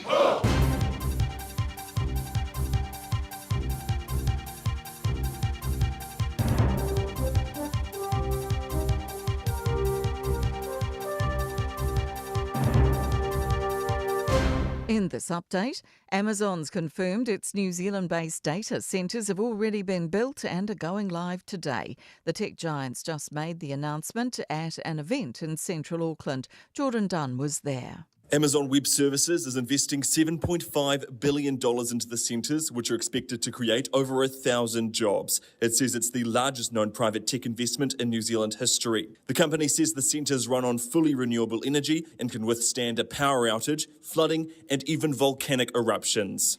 Major Christchurch retail chain Smith City's been placed in voluntary administration. The company's faced increasing financial pressures and despite closing some stores and downsizing measures, declining sales meant trading can't continue. The well-known New Zealand home appliances and furniture retailer was founded in Christchurch in 1918 and had operated 9 outlets across the country. As of this morning, all stores and the online shop have been temporarily closed for business, so administrators can carry out an urgent assessment. New Zealand First Leader Winston Peters is insisting the foreign buyers ban remains in place. New rules mean active Investor Plus visa holders can now buy or build one home in New Zealand if it's worth at least $5 million. They'll still need to invest another $5 million separately to qualify.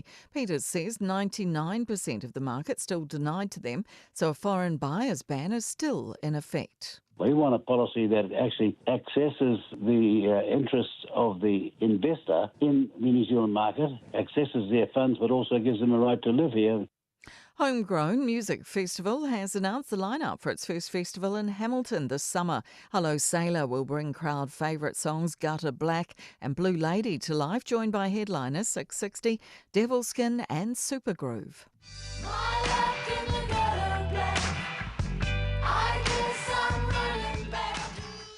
That's news. In sport, boxer Joseph Parker is set to headline London's O2 Arena against undefeated local prospect Fabio Wardley on October 25. The New Zealander, on a 6-fight winning run, has been in a frustrating state of limbo while waiting on governing bodies to determine whether he'll get to challenge Alexander Usyk for the coveted undisputed status. Parker remains the mandatory challenger for the WBO title, but Usyk has since been granted an extension to delay, citing a back injury. Craig McMillan's accepted a full-time role as White Fern's assistant cricket coach just over a year after first joining the side part-time. An Englishman, Carl Dixon's been appointed referee for Saturday's rugby test between the All Blacks and Springboks at Fortress Eden Park. That's sport. I'm Jodie Gill. Avelo ainga tapua ia lelo faivolo mara Samoa i lantaloga ma fiti na soro September i le Rotorua International Stadium i le toru leo auri taungo fie pepa ulu fale sifurutala mo tamaiti a lua sifuru mo tangata matutua whaata whawhalo wa ainga mole asu saotama ma tapua i lau maru Samoa maua pepa ulu fale i le ticketmaster.co.nz wa lango ina le neitaloga le G-Mana Wholesale Autos e te maua i te awale taungo fie whafsota i nei loa le awhionga ia ngalu malemana tai ngalu malemana. G-Mana, the answer is yes. Polynesian Spa, Herbert Rotorua Male Mountain Shade. Go Malu!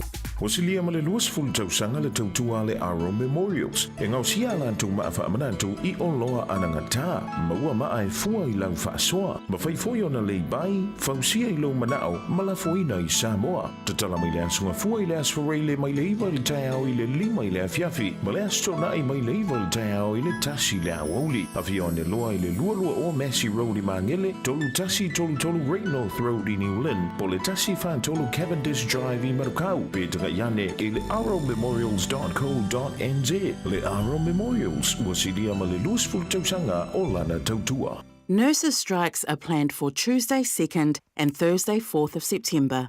Hospital emergency departments will be open for emergencies only. If it's not an emergency, you can visit your GP, urgent care clinic, or book an online GP appointment. Or call Healthline on 0800 611 116. For after-hours care in rural areas, call Ka Ora. Find out more at info.health.nz.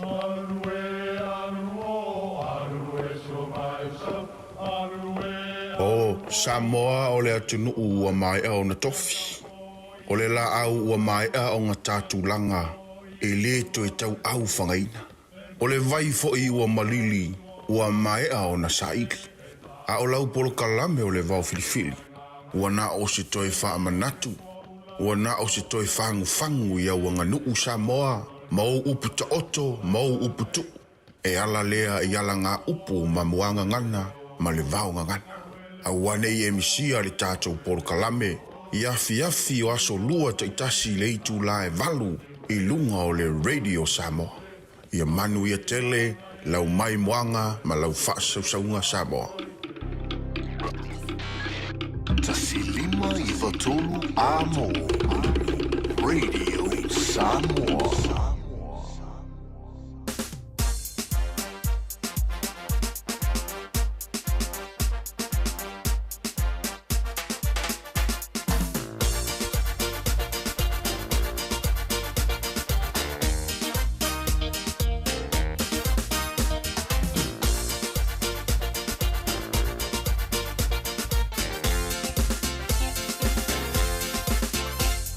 Ai ai ke sui fai ngata ulanga fai ngata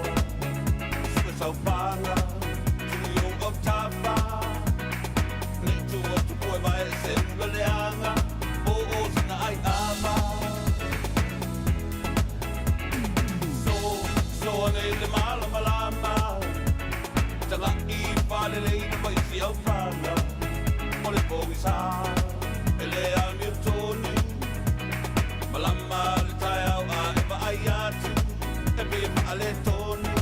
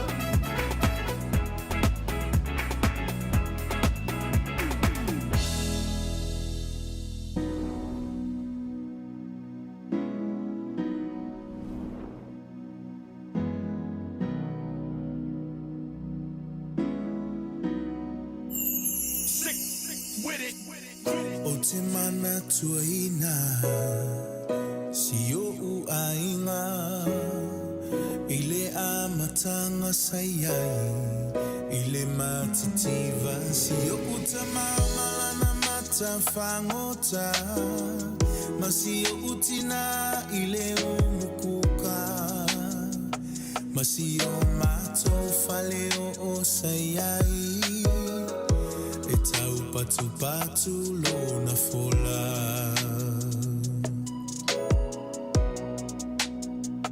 Ae atu la ua onga Ufa atali le faiva Ma utau fui fui paelo Mala uamu O te savali le nu u atoa E whaataua o whangusia Se tupe mola o pili a o ngā Ma mea whai asi o ainga.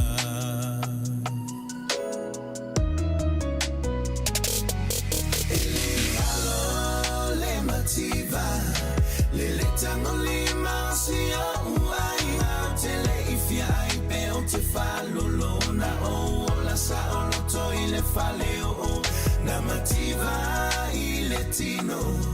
Ai sama o lava ya ke riso fa fitai ile luanga luenga le salo fa o mato ai ai ai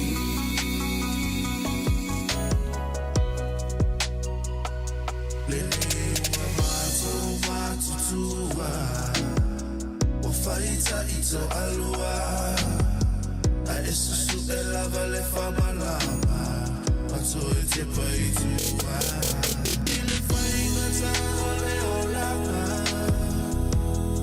that's how I survive na imatua ele kalulu amanu ekta wa manu ai patuma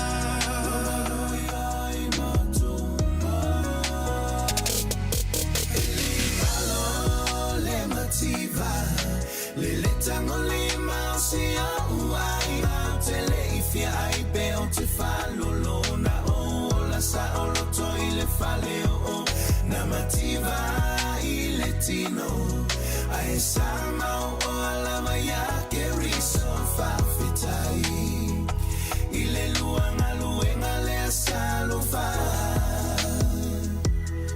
o mato ai ai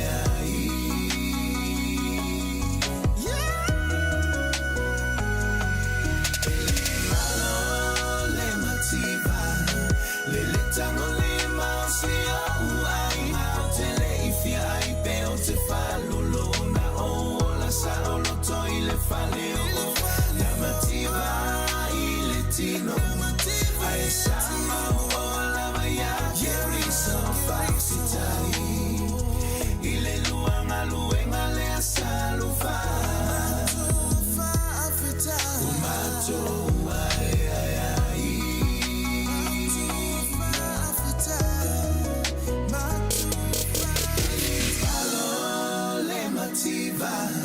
le le tango le mausi o ai te le ifia ai pe o te falolona o la sa o lo to i le fale o na mativa i le tino ai sama o la maya ke riso fa fitai i le luanga luenga le salo fa o mato ai ai ai.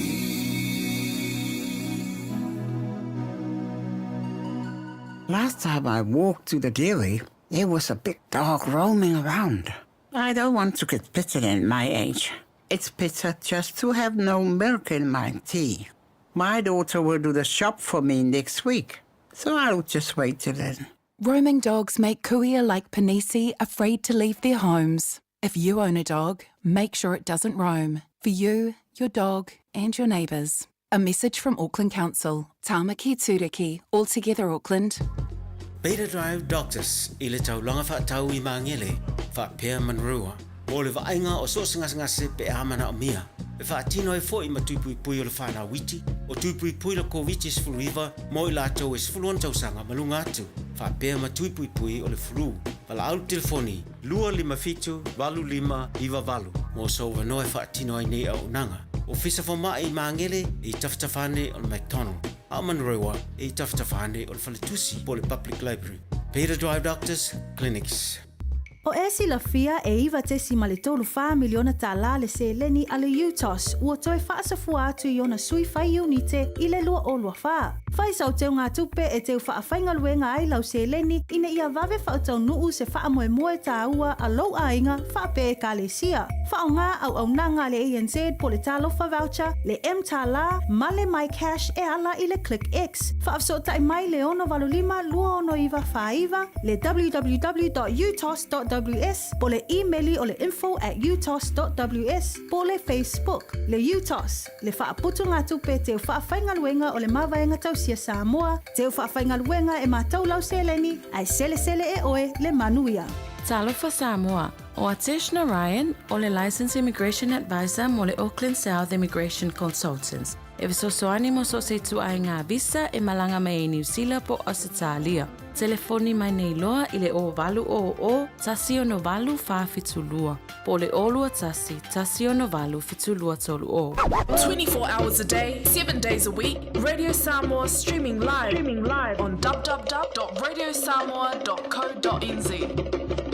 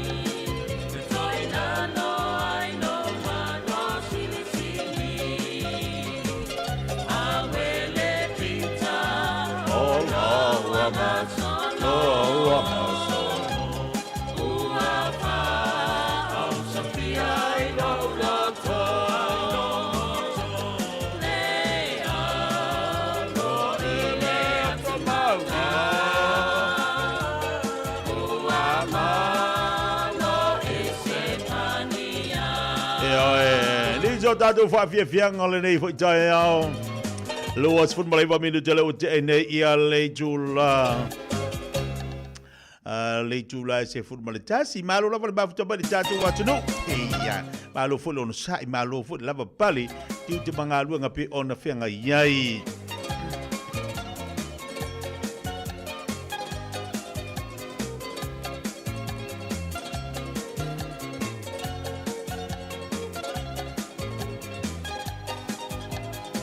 Ia whamalote nisi o tātou i alo mafuta mairunga le tele malo tawa tai, malo le whamalosi. Wa ia so le nei o le tape nanga ma le asauta. Mama tua wa le asauta ma le asau nei mo tātou wa ia nei New Zealand. Ia wa uma le asau ka mai si aku ngu. Ia o fai Samoa wa uma. Ia o kāku o ngei. September. Kāku o September. Wakawa fai le asau ka ma kāku. Kali ido pole me fe kuku ira sa ka makalo fa ya kako yo ngo saia o fe ala vale masinga ku ira sa ka ma o le mesi di mataua ua fa taunu ina ma ua fa mana tuina le sa ta ma pe au a fo ka usanga fo wa ko ku mai mo ya yang wari ya ngai ma ngai la ti mesi di o ka o le ma ka ma le sa fa to mo la to la verso la nel verso ne le tape nai e fa mana tuina le sa ta mai ka le si e fo to no lia tu no tanto ya fa malo atu ya te o to ta ma e se ko le yo to fai fo mo to tiu te lo fe ngai mo to ta ma tiu te tono le ainga ta ma le lei malo lo sai a fa pio na te ma fo fo e avel te ma fa ta fo i oi o le me sili na taua ke lo le me manga ve ka ma avila lo le ta longa mo sa mo ma fiti le fa lo lo to lua ave ingar ka mai fa ka fa wai si ave isi masi ko inga manga malonga moenga mango fuanga sa fa yai ai manga ile avila lo fa ka fa le yesi ko inga ta longa la mo sa mo le fe sto na nei ya avela ingar ko inga makwa fa ai vai ko inga ma ai se farkari malo makwa fa ka o ko le yai ya al mesile matawa o le wa ave isi mai yai ya tama ya bala tu ta po kalamele la sa tamane fa nga solo o le tamana te fa salawina o ka makau ki ar kulanga le boi o matamata tu dungo penga te failangi lunga le Facebook al Radio Samoa sole fa malo fa tai tama o le wa ngai mai ma ua tele la to vilo se le wa tele ia tato vilo matua tele tato vilo si wa mai o ka o kai bo le kalingi le tato tama a o le tango fu tato fa tai ona fai yo o va pele a fa pe o ka usanga fo a u le la mal ai to fa la satama fai por kamari le lang kuka kuka kalsia o mianga no ma fo o sa fo kamari le lang kuka pu ele lei ala ko kan ke kofo o kofo o kulanga fo ile kofo me ai fa malo atu o lo mo le no mo tatu po kala tama u malava fa salawina tatu talonga ia mata pena tina ke o fo ia usiki ngai do ma fo sianga ia kwa ma kwa kakau nga e ma fo do loko sia ko nga po sia ka ma ile o so ka ma a o ko olua o sa luinga tala fo ile o sia ko olua o sia ai tu ia de ai ta ua ai alofa tele iai e ka o lo sweet ha e ka o sia o love ai ka wa ka sa o ngoa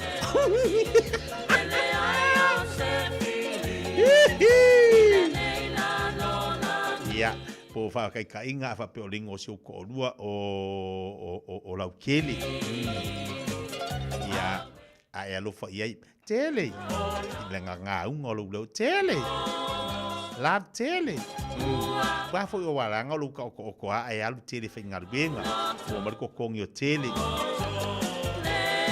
ai se ia bange ia la e mauanga la lau ke ia lau tele kwa le ko nga ale le o ka ia tele se o lau kele lo le ava ur ka u ringo lau kele ka u ringo lau kele ia wa ko ia la ia le maringa ka lo fa ia lau kele Toi lua se futbol olo bini ta jalo le tula se futbol lua. Atu mau pea le ngangau ngolo leo. Fai mali le nei vai aso. Au fuanga mana tua le sa ta malu ta pena. Ye sa fo se fala vela ver wa qualifia se la ukala. Ia ai le mau ai se tupe mona ia tatu tama on sa ilu loko ke po le ngai ma fo do loko lo makua po fe se fale ai ngai ave o fa ka fa ai fe se fale ai nga ave o fa sa fa e ma fa ngai o ngia sa kama. Rosa pai. Talo fa yo la ma so ama. Ele ngalo o yo lo imanta. E moi pe o lo fatu malo wanganga. O yo la ulili sama. Talo fa yo la ma so ama. Ua mo mari le ase tala. Tafia te patasi o folina.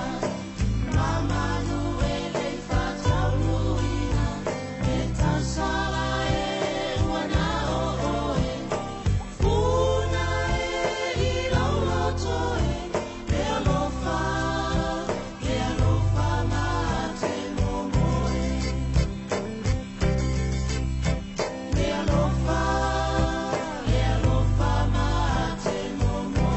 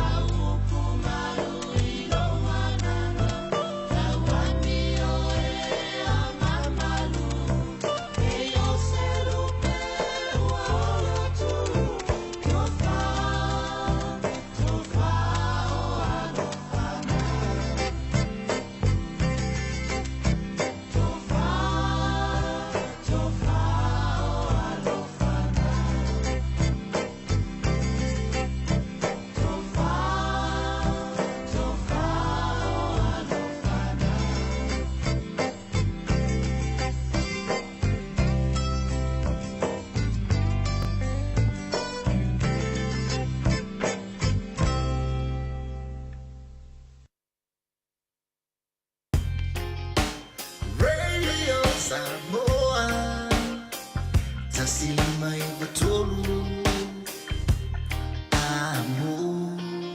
Radio Samoa. Tasilima ivatolu amo.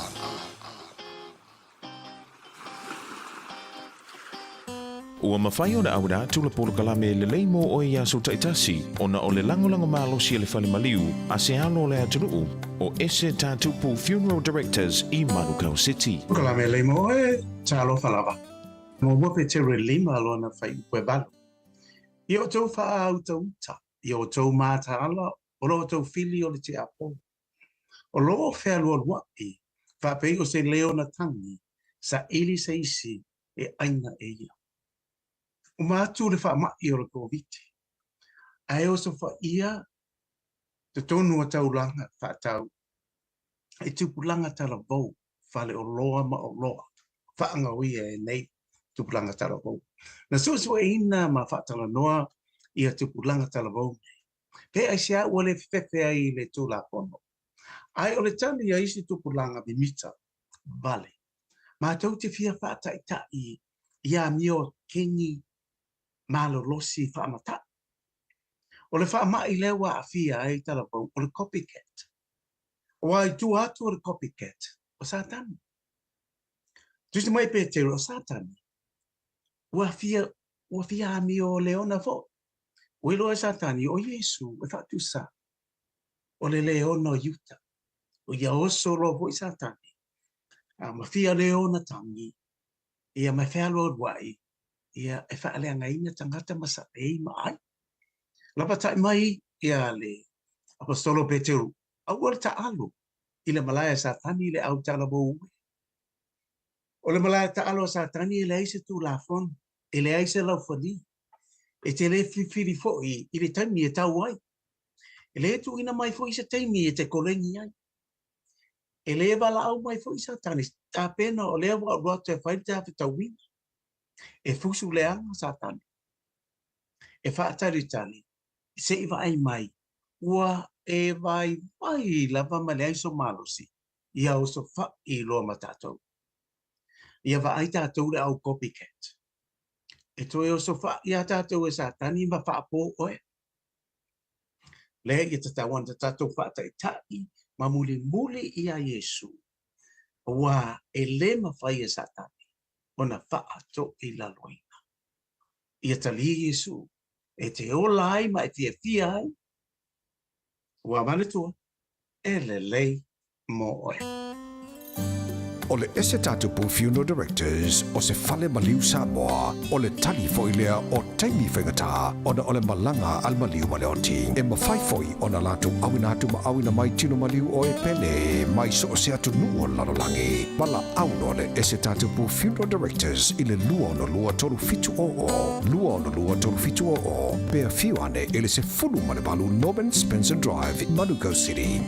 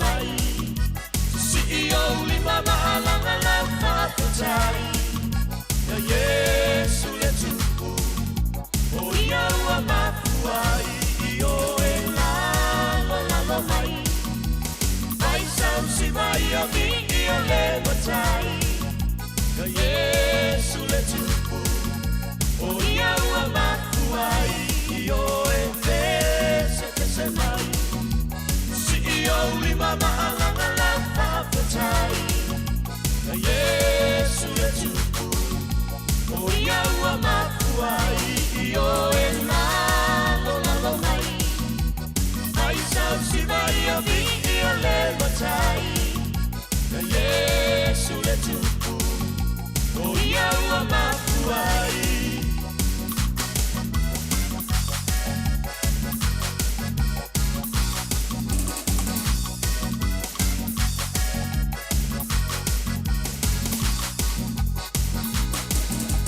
Ola tua malusia tua Yesu ya fainoa Paula ina ai se angana ole loa Ola tua malusia tua Yesu ya fainoa Paula ina ai se angana ole loa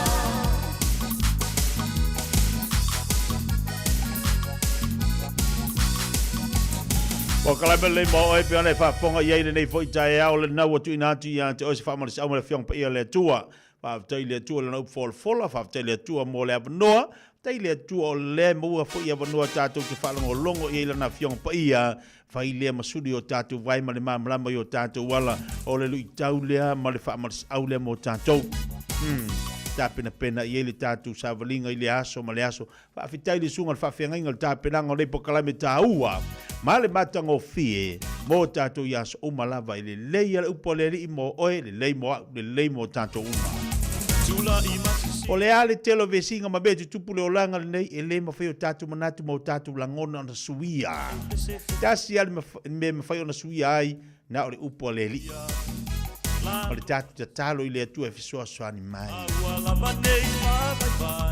Ia whapaloa ti a te tau umalava, whaptai e tfori sunga whawhengainga mo le nei pokale me tāua. Te mole si whapoponga le aso an Taeao lon. Te masani! Ina ua se mari mati te mele wante le reda Samoa le nei fui te mele Taeao le o toa se futbal tolu minute. O le talo le tula se futbal le lua. Tale tula se futbal lua whata se mai fo leo le tofai a fonga mua se umanu Francis Joane. Mata ko fia winga le tau le nei fo ianso. Sulu mana ia mea le la. To a mali e marsavili la to I nei manu kau. Te ilue whapena fo I maoe. Le nā pitonu olo e mafuta mai ai. Awane ngalo fo ia te oilau te talo le talonga le tatu manu Samoa le aso tona I nei. Lo fia ngai fo le tatu manu sina malana I fo I talonga lo I ai whalanga mai a. Ia le ipo lau lang. Tele talonga o leo lo tapena lo I ai alo matama whanau o le tatu watunu. O le taua la lea o lau te talo ane ai tama whanau umalawa le tatu watunu. Leo lo fia ngai matalonga I so se vaenga. Ioe, au si ua mea mamafa. O le au netball. Au basketball. Ea, o le au lakapi. Ia, fusuanga. Wai wai li tilo ta leni o le tatu watunu matama whana. Mana tua nei lau te talo. Nei tama whana o le tatu watunu. Ea, mana tua e whanau te talo. Awana I misi lau te talo. Awana I muta. O te vai te talo. Te talo. Tatu watunu I Samoa. Leo lo whanga solo I tulanga lo I el whaitau wina. Whaitau. Aloa I o le tatu whainga palota pe ona iai. Tilo fo I lunga o penga te whailangi. O ka o kai. O ka o kai li telo whamtalanga o la fu hadu ngei maringa o. Pea na whai atu se tala ele ma whai o tatu manatu ma o tatu maufa. O na suia se mea. Paule mea o le ki ngai o lo mafau fau. Ai te ilo tu alalo. Ta talo. O lau ta talo a. Ia le taimi o le li e sau ili atu o lo na taimi. Ia se I whaamalia lo loto ma ia avatu wa ili mana onga na ia te oe. Taloane mo tātou atunu o le hae o loo whangasolo pēa i al tūlanga o le whaitau alo ina, whaitau ina alo i o le tātou whainga whiwhiringa pe ona iai. Ai o loo mwhai pēa ona tu ina mai lunga o penga te whailangi mwhairo mai, le itu malo, ma le itu malo, ma le itu malo. Kei loa le kubalo ngumela kasi o leu wa makwa ngumela kasi pa loka ngi kausanga. O le matutu malo palau di dua. O kai makau kia le whainga palonga. Ono sui tau waa. Ono sui tau wā, ai sau le paloka, o wā lo ina utilo atu, o sui tau wā, tasi de sui ale SEP, tasi de si sui HRPP, tasi de sui le sau lunga, o mea io te avatu, o mea le sau lunga le visa whainga palota, tasi de sui ale fast, ma sui tu to tasi, sui tu toa tasi la, e iai ia lesi ia sui e toa lua. Lea sa awai i whailoa ino a ngava tau a le fast. O fiu whaola tane, iona, ma fiu ponifasio. Ioe. Ia, ma lesi matu sui tu toa tasi, o te tia whalu polu. O le wingala lau talafo ile le toa watu ele ni Taeao. Ina umahe ale le whaitau walo ina. Tasi ale palota e vai. Tasi ale palota e vai. A o palota nei, e ono toru tasi, ma le ono toru lua. A o sui mai e lua, o sui tuto a tasi. Le na o i rock show ale fast. Mai va aire makau kia. Kasi ale paloka. Kasi pe o so le makau kia ale paloka. Ale paloka mua la lea. Paloka le makau i kumalo. Paloka le makau i kumalo. O lena o wawai atu. Ia, o lewa malo mai ai. Ia fiu ponifasio. Ia na palota e ono se lau torsu ma lua. I ono se lau torsu ma tasi ia fiu whaalatani. Ia o ai ngā ma uso fu ia. Ia ai whaftai leli. O lewa aluminga lau tala fu i le lefa i atu. Kasi le paloka. E vai. Tasi le palota e vai. Ia sui tau vane i to lua. Ai tilo fo i rau so i nā lo le fast. Ese le mana i o le tūla i mai sui ne i to lua. I le matu i tū malo. Whanga so longa le rau so. Ioi. O lese tu to, lese for ava. Mana ia. Ia o se matu sui fai pule sa tūla i mai o leo ta laki. O le wha monia ina lo na tau mawhai. Ia mai lesi paia inga sa iei. O le alaua. Toi tūla i mai iei. O le tau o fole nā. Ma tau o fole nā whainga whiwhiringa. Iau te loi tu malo umana sa iei tātou. Ai o lo o tali. O lo o tali a isi tātou whainga whiwhiringa. Ma le isi tātou lo tali le isi tātou i tu malo. Le whai tau alo a ieina o la tu palota. Langa i palota whapitoa. Ma i la tu na palota i le aso mua. Ia le awi kalangua kwa usa mako i ku malo. Ia ai wa isi tu malo maea. Ia talo i le li. Ia wa ia uma e fo wa kako kuku fo i kari fa msingonga o ka o fa msingonga o le kapenga i kako ia fa ia ku ai fo i ori ke ia karsi e ia le lo faleli ia umani wa ta oto mai se fa nga malo fo ta oto mai o i lava i la tu ta pena ina o ta to lava lena wa po le amlea kako ke fiu e su se me esi ai e tu sa uma ta tu langa o Samoa ia fa mai Samoa o le ainga. Se balta belo le wati le o te fitu minuto de talo le tula suma lua. Mai tatu fa Fiafia ngale se mai tatu fa linga. Ia e fa tu atu so o monatu.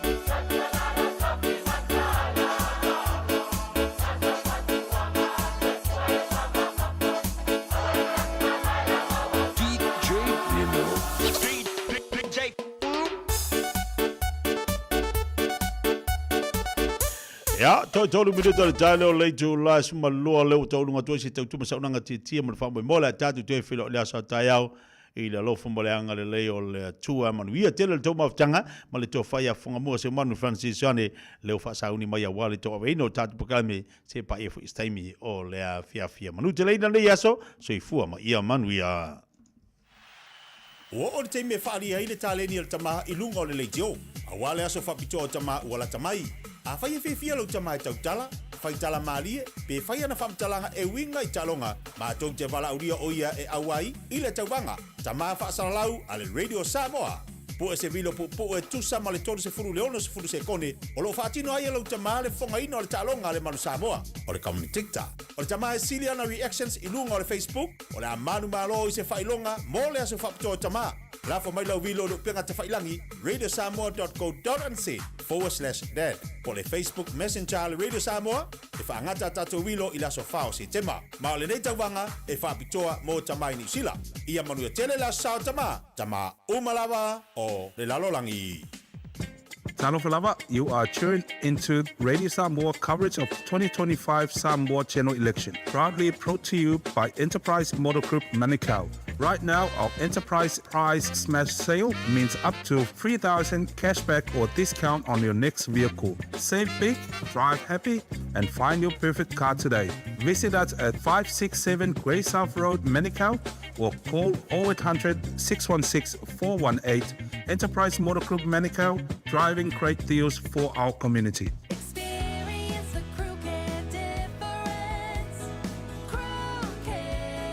Looking for an opportunity to build your own business? Start your own cleaning business with Crew Care. You'll be joining one of New Zealand's fastest growing commercial cleaning companies with 12 weeks professional training, flexible working hours and a guaranteed income after 2 years. Find out more today. Crewcare.co.nz. Aloha, we're the Katinas, and you're listening to Radio Samoa on 1593 AM.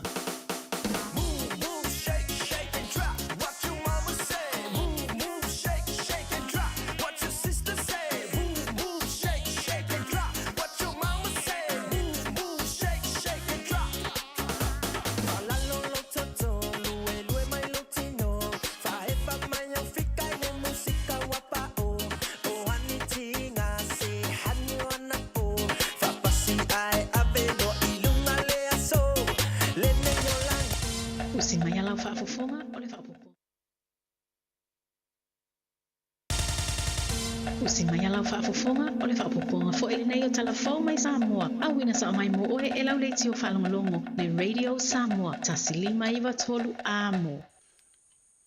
O tātou toi whenua i nei asa fau whaatalofu elu tātou o tino o tala mai Samoa.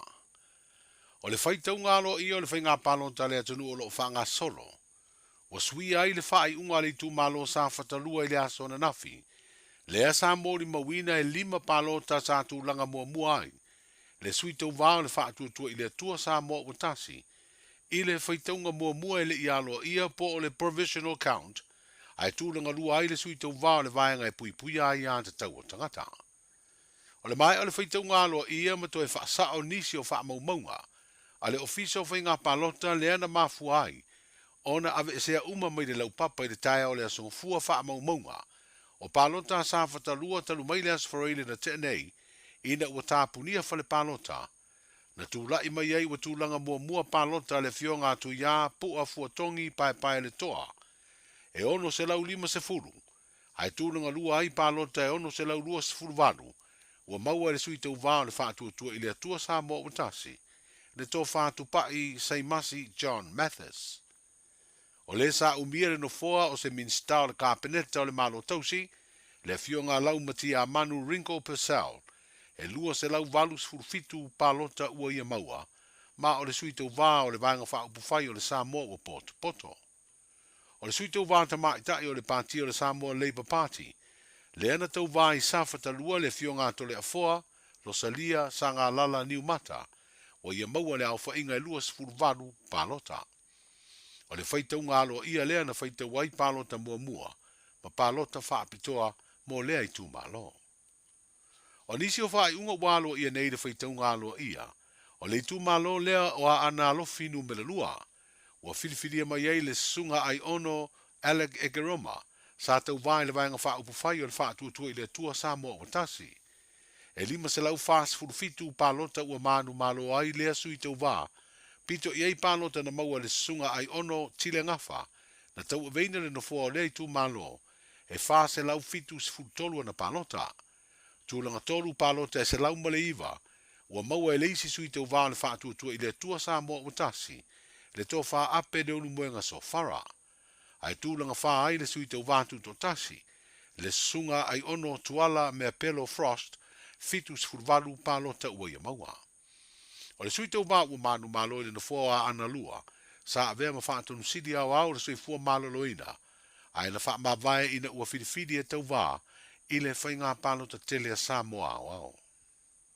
I le tasi o wha unga walo ia nei o le taunu unga o le whirifidinga lea whalea ta wha, le ua toi manu malo ai le tō wha i le ingoa matua ia ale vena ale, o le sui tau vā le vaenga wha upu whai o le wha tua i le tua Samoa o tasi, i le afe lua se lau lua se furuono palota ua ia maua.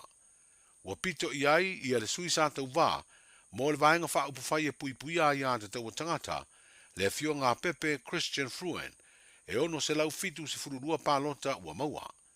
Tūlanga tolu ai palota e se lau fast furuiva, na maua le sui tau vā le Samoa ua poto, le fionga ia mapu tafa ingata toi lolo. I le auli ai o le neia so lua i lo tātu o tunuu o nisi o i tū malo palota ua mai a fo i le whaitaunga aloa ia. O vaisinga no lua lea ua manu malo mai ai. Le sui tau vātu tō tasi le tō wha motu o pua a seve heni a fereti papalii. O ia maua palota e whase lau maleiva. Tūnanga lua ai le sui tau vāo le whātua tua i le tua Samoa o tasi, le fionga tangaloa le lua tupou afa, e se lau ivas fultolu palota o ia maua. Tūlanga tolu o le isi sui tau vāo le whātua tua i le tua Samoa o tasi, o sua le sa wha lilo, palota o ia maua se lau ono sifuluono. Tūlanga wha le sui tau vāo le Samoa o ponto, o ia lea sa se e le tofi o lea i tū malo, ai o se min stau le malo tausi, le fionga valasi lua pito fanua to nga manga ta fito sele, palota na ia maua se lau tolu sifuru le lima. Tūlanga lima ai le suisa tau vā mo le vaenga e pui pui ai a te tau o tangata, alo popo se a fausa matawheo, e fitu sifuru ono ana palota. I vai maunga lua, walo ia nei le whaitaunga muli muli, le toi tū lai ai o le tō whale na tai Victor Tamapua, i le no fua le tū malo i le alfa ingo palota ua ia maua e afe tolu se lau fast food tasi. O le sui tau vā le whātua tua i le tua Samoa o tasi ua pito i ai, le fionga tama le tātai Mang Jensen, e valu se lau valu sifuru ono palota na ia maua. Ai o le sui tama i ta isa tau vā whātua o tasi le no fua le vai maunga lua, le fionga niua fo lau fau le ngongo pātu tāni elu, e valu se furu fitu palota. O le nofoli tu malo palau li tolu le whaitaunga aloa ia. Ua whiriwhiria i nei le sui tau vāo le whaatua tua i le atua Samoa o tasi. Le fionga ai o lupo tea misa Tony ai o lupo. Ua ia maua le au whainga o palota e valu se lau se fulutasi. Pito atu i ai palota e lima se lau male lima. Na maua le sui tau vāo le vaenga e pui pui ai a te tau o tangata. Le tō whale i tu wala pen her talavou mata la vea. Ai o le sui sa se e le tofi na tau vāi le fua. A le Samoa ua poto, le tō whālanga ia ti ai tu au tufunga. Wana maua palota e fitu sifuru ma le lima. Mo le whiriwhiringa le tu malo le vai maunga whā. Walo ia nei le whiriwhiria le fionga lima cram tuala ulelei. Sa tau vai le fua le pāti wha au bufai e pui pui ai a te tau o tangata. I le au whainga o palota na ia maua e afe se lau tolu sifuru ma le fitu. Tūnanga lua palota iwa se lau fast food iwa ua maua le sui tau vāta mai tai. Mo le pati wha ubufai o le wha tua i le tua Samoa o tasi, le fionga tonu u fua mori amitua na imisi. O le sui tau vātu to tasi, le sunga vaya iwa na eli, o ia maua palota e tolu se lau lua sifuru lua. Pito iei palota e se lau fitu sifuru tolu o maua le sui sase e le tofi o vai maunga wha, ma o se tasi foi o min star le malo tausi. Le fionga wha walo Harry Jeffrey Schuster.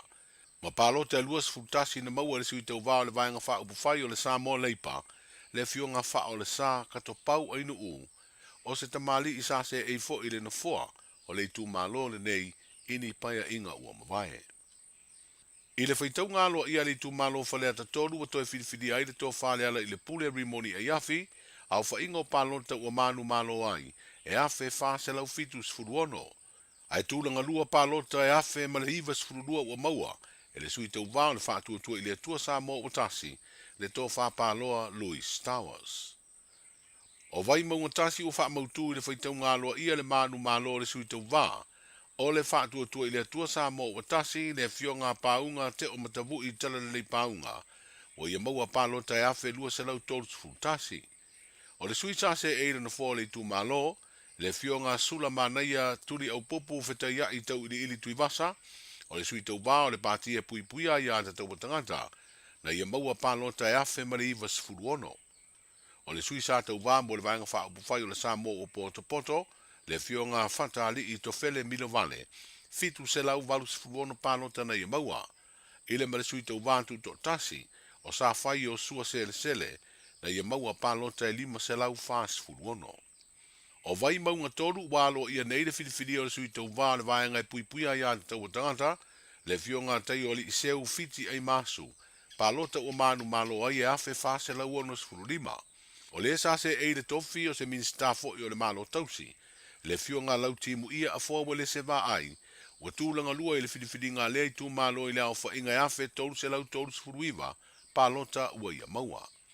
O le sui tau vā le whātua tua i le tua Samoa o tasi ua pito i ai, le sunga nonu la ulu William Mawia, e afe mali iwa sfuruono palota ua ia maua, whapere sui tau vā tuto tasi, le fionga siringa tusa lo sina ropati, na ia maua palota e se lau male lima.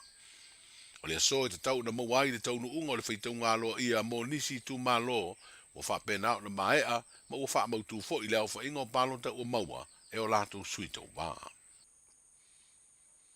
O leo wa whaeroa le komisina o whainga palota le fionga to le afuatu ia whelolo Alexander John Stanley. E mawhai ia ia ingo le tū la fono whainga palota, o na molia se tangata e whainga ruenga i le whaio se palota, pe a whai e tua ia ni ngai o inga wale tāna whaingai ma le whaatino ina o na tiute.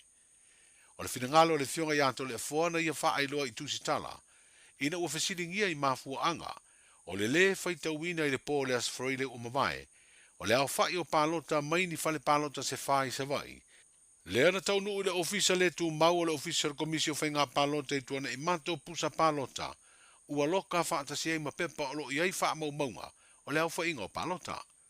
Na whatoa ma whai o na talai masiaki ma toi whaitau ia pusa palota, i le asonga fua le ana amatai le whaitau ngaloa ia. E whai ku marunga whapenga mi sawa. Tau karo si ala ko kongo holi pe pa kongo pusa palo. Oli fala pusa palo tana lo fio nga mol fa mga fa pa fa kau la ni. Pusa le fa ko fa kau ni le fa. Io. Mai das fa raile sa tau. Karo si ala ko kongo pusa palo ko pe nga me fa kala na ri o pa. Nada sila la fio nga ono le le me tau to lo so nga o le la pena ba o ile fatina nga ya mawa o le tala tu sa o la vaia o te luma sa salongo Malu le tu fatina ngole o fainga ngalo sa sa as a commissioner o le asa si mai tu la ngale I am concerned. O lo concerned ke le nga o ka fainga ruenga Malu ke lo ka nga ni ngai mga ka private sector mo so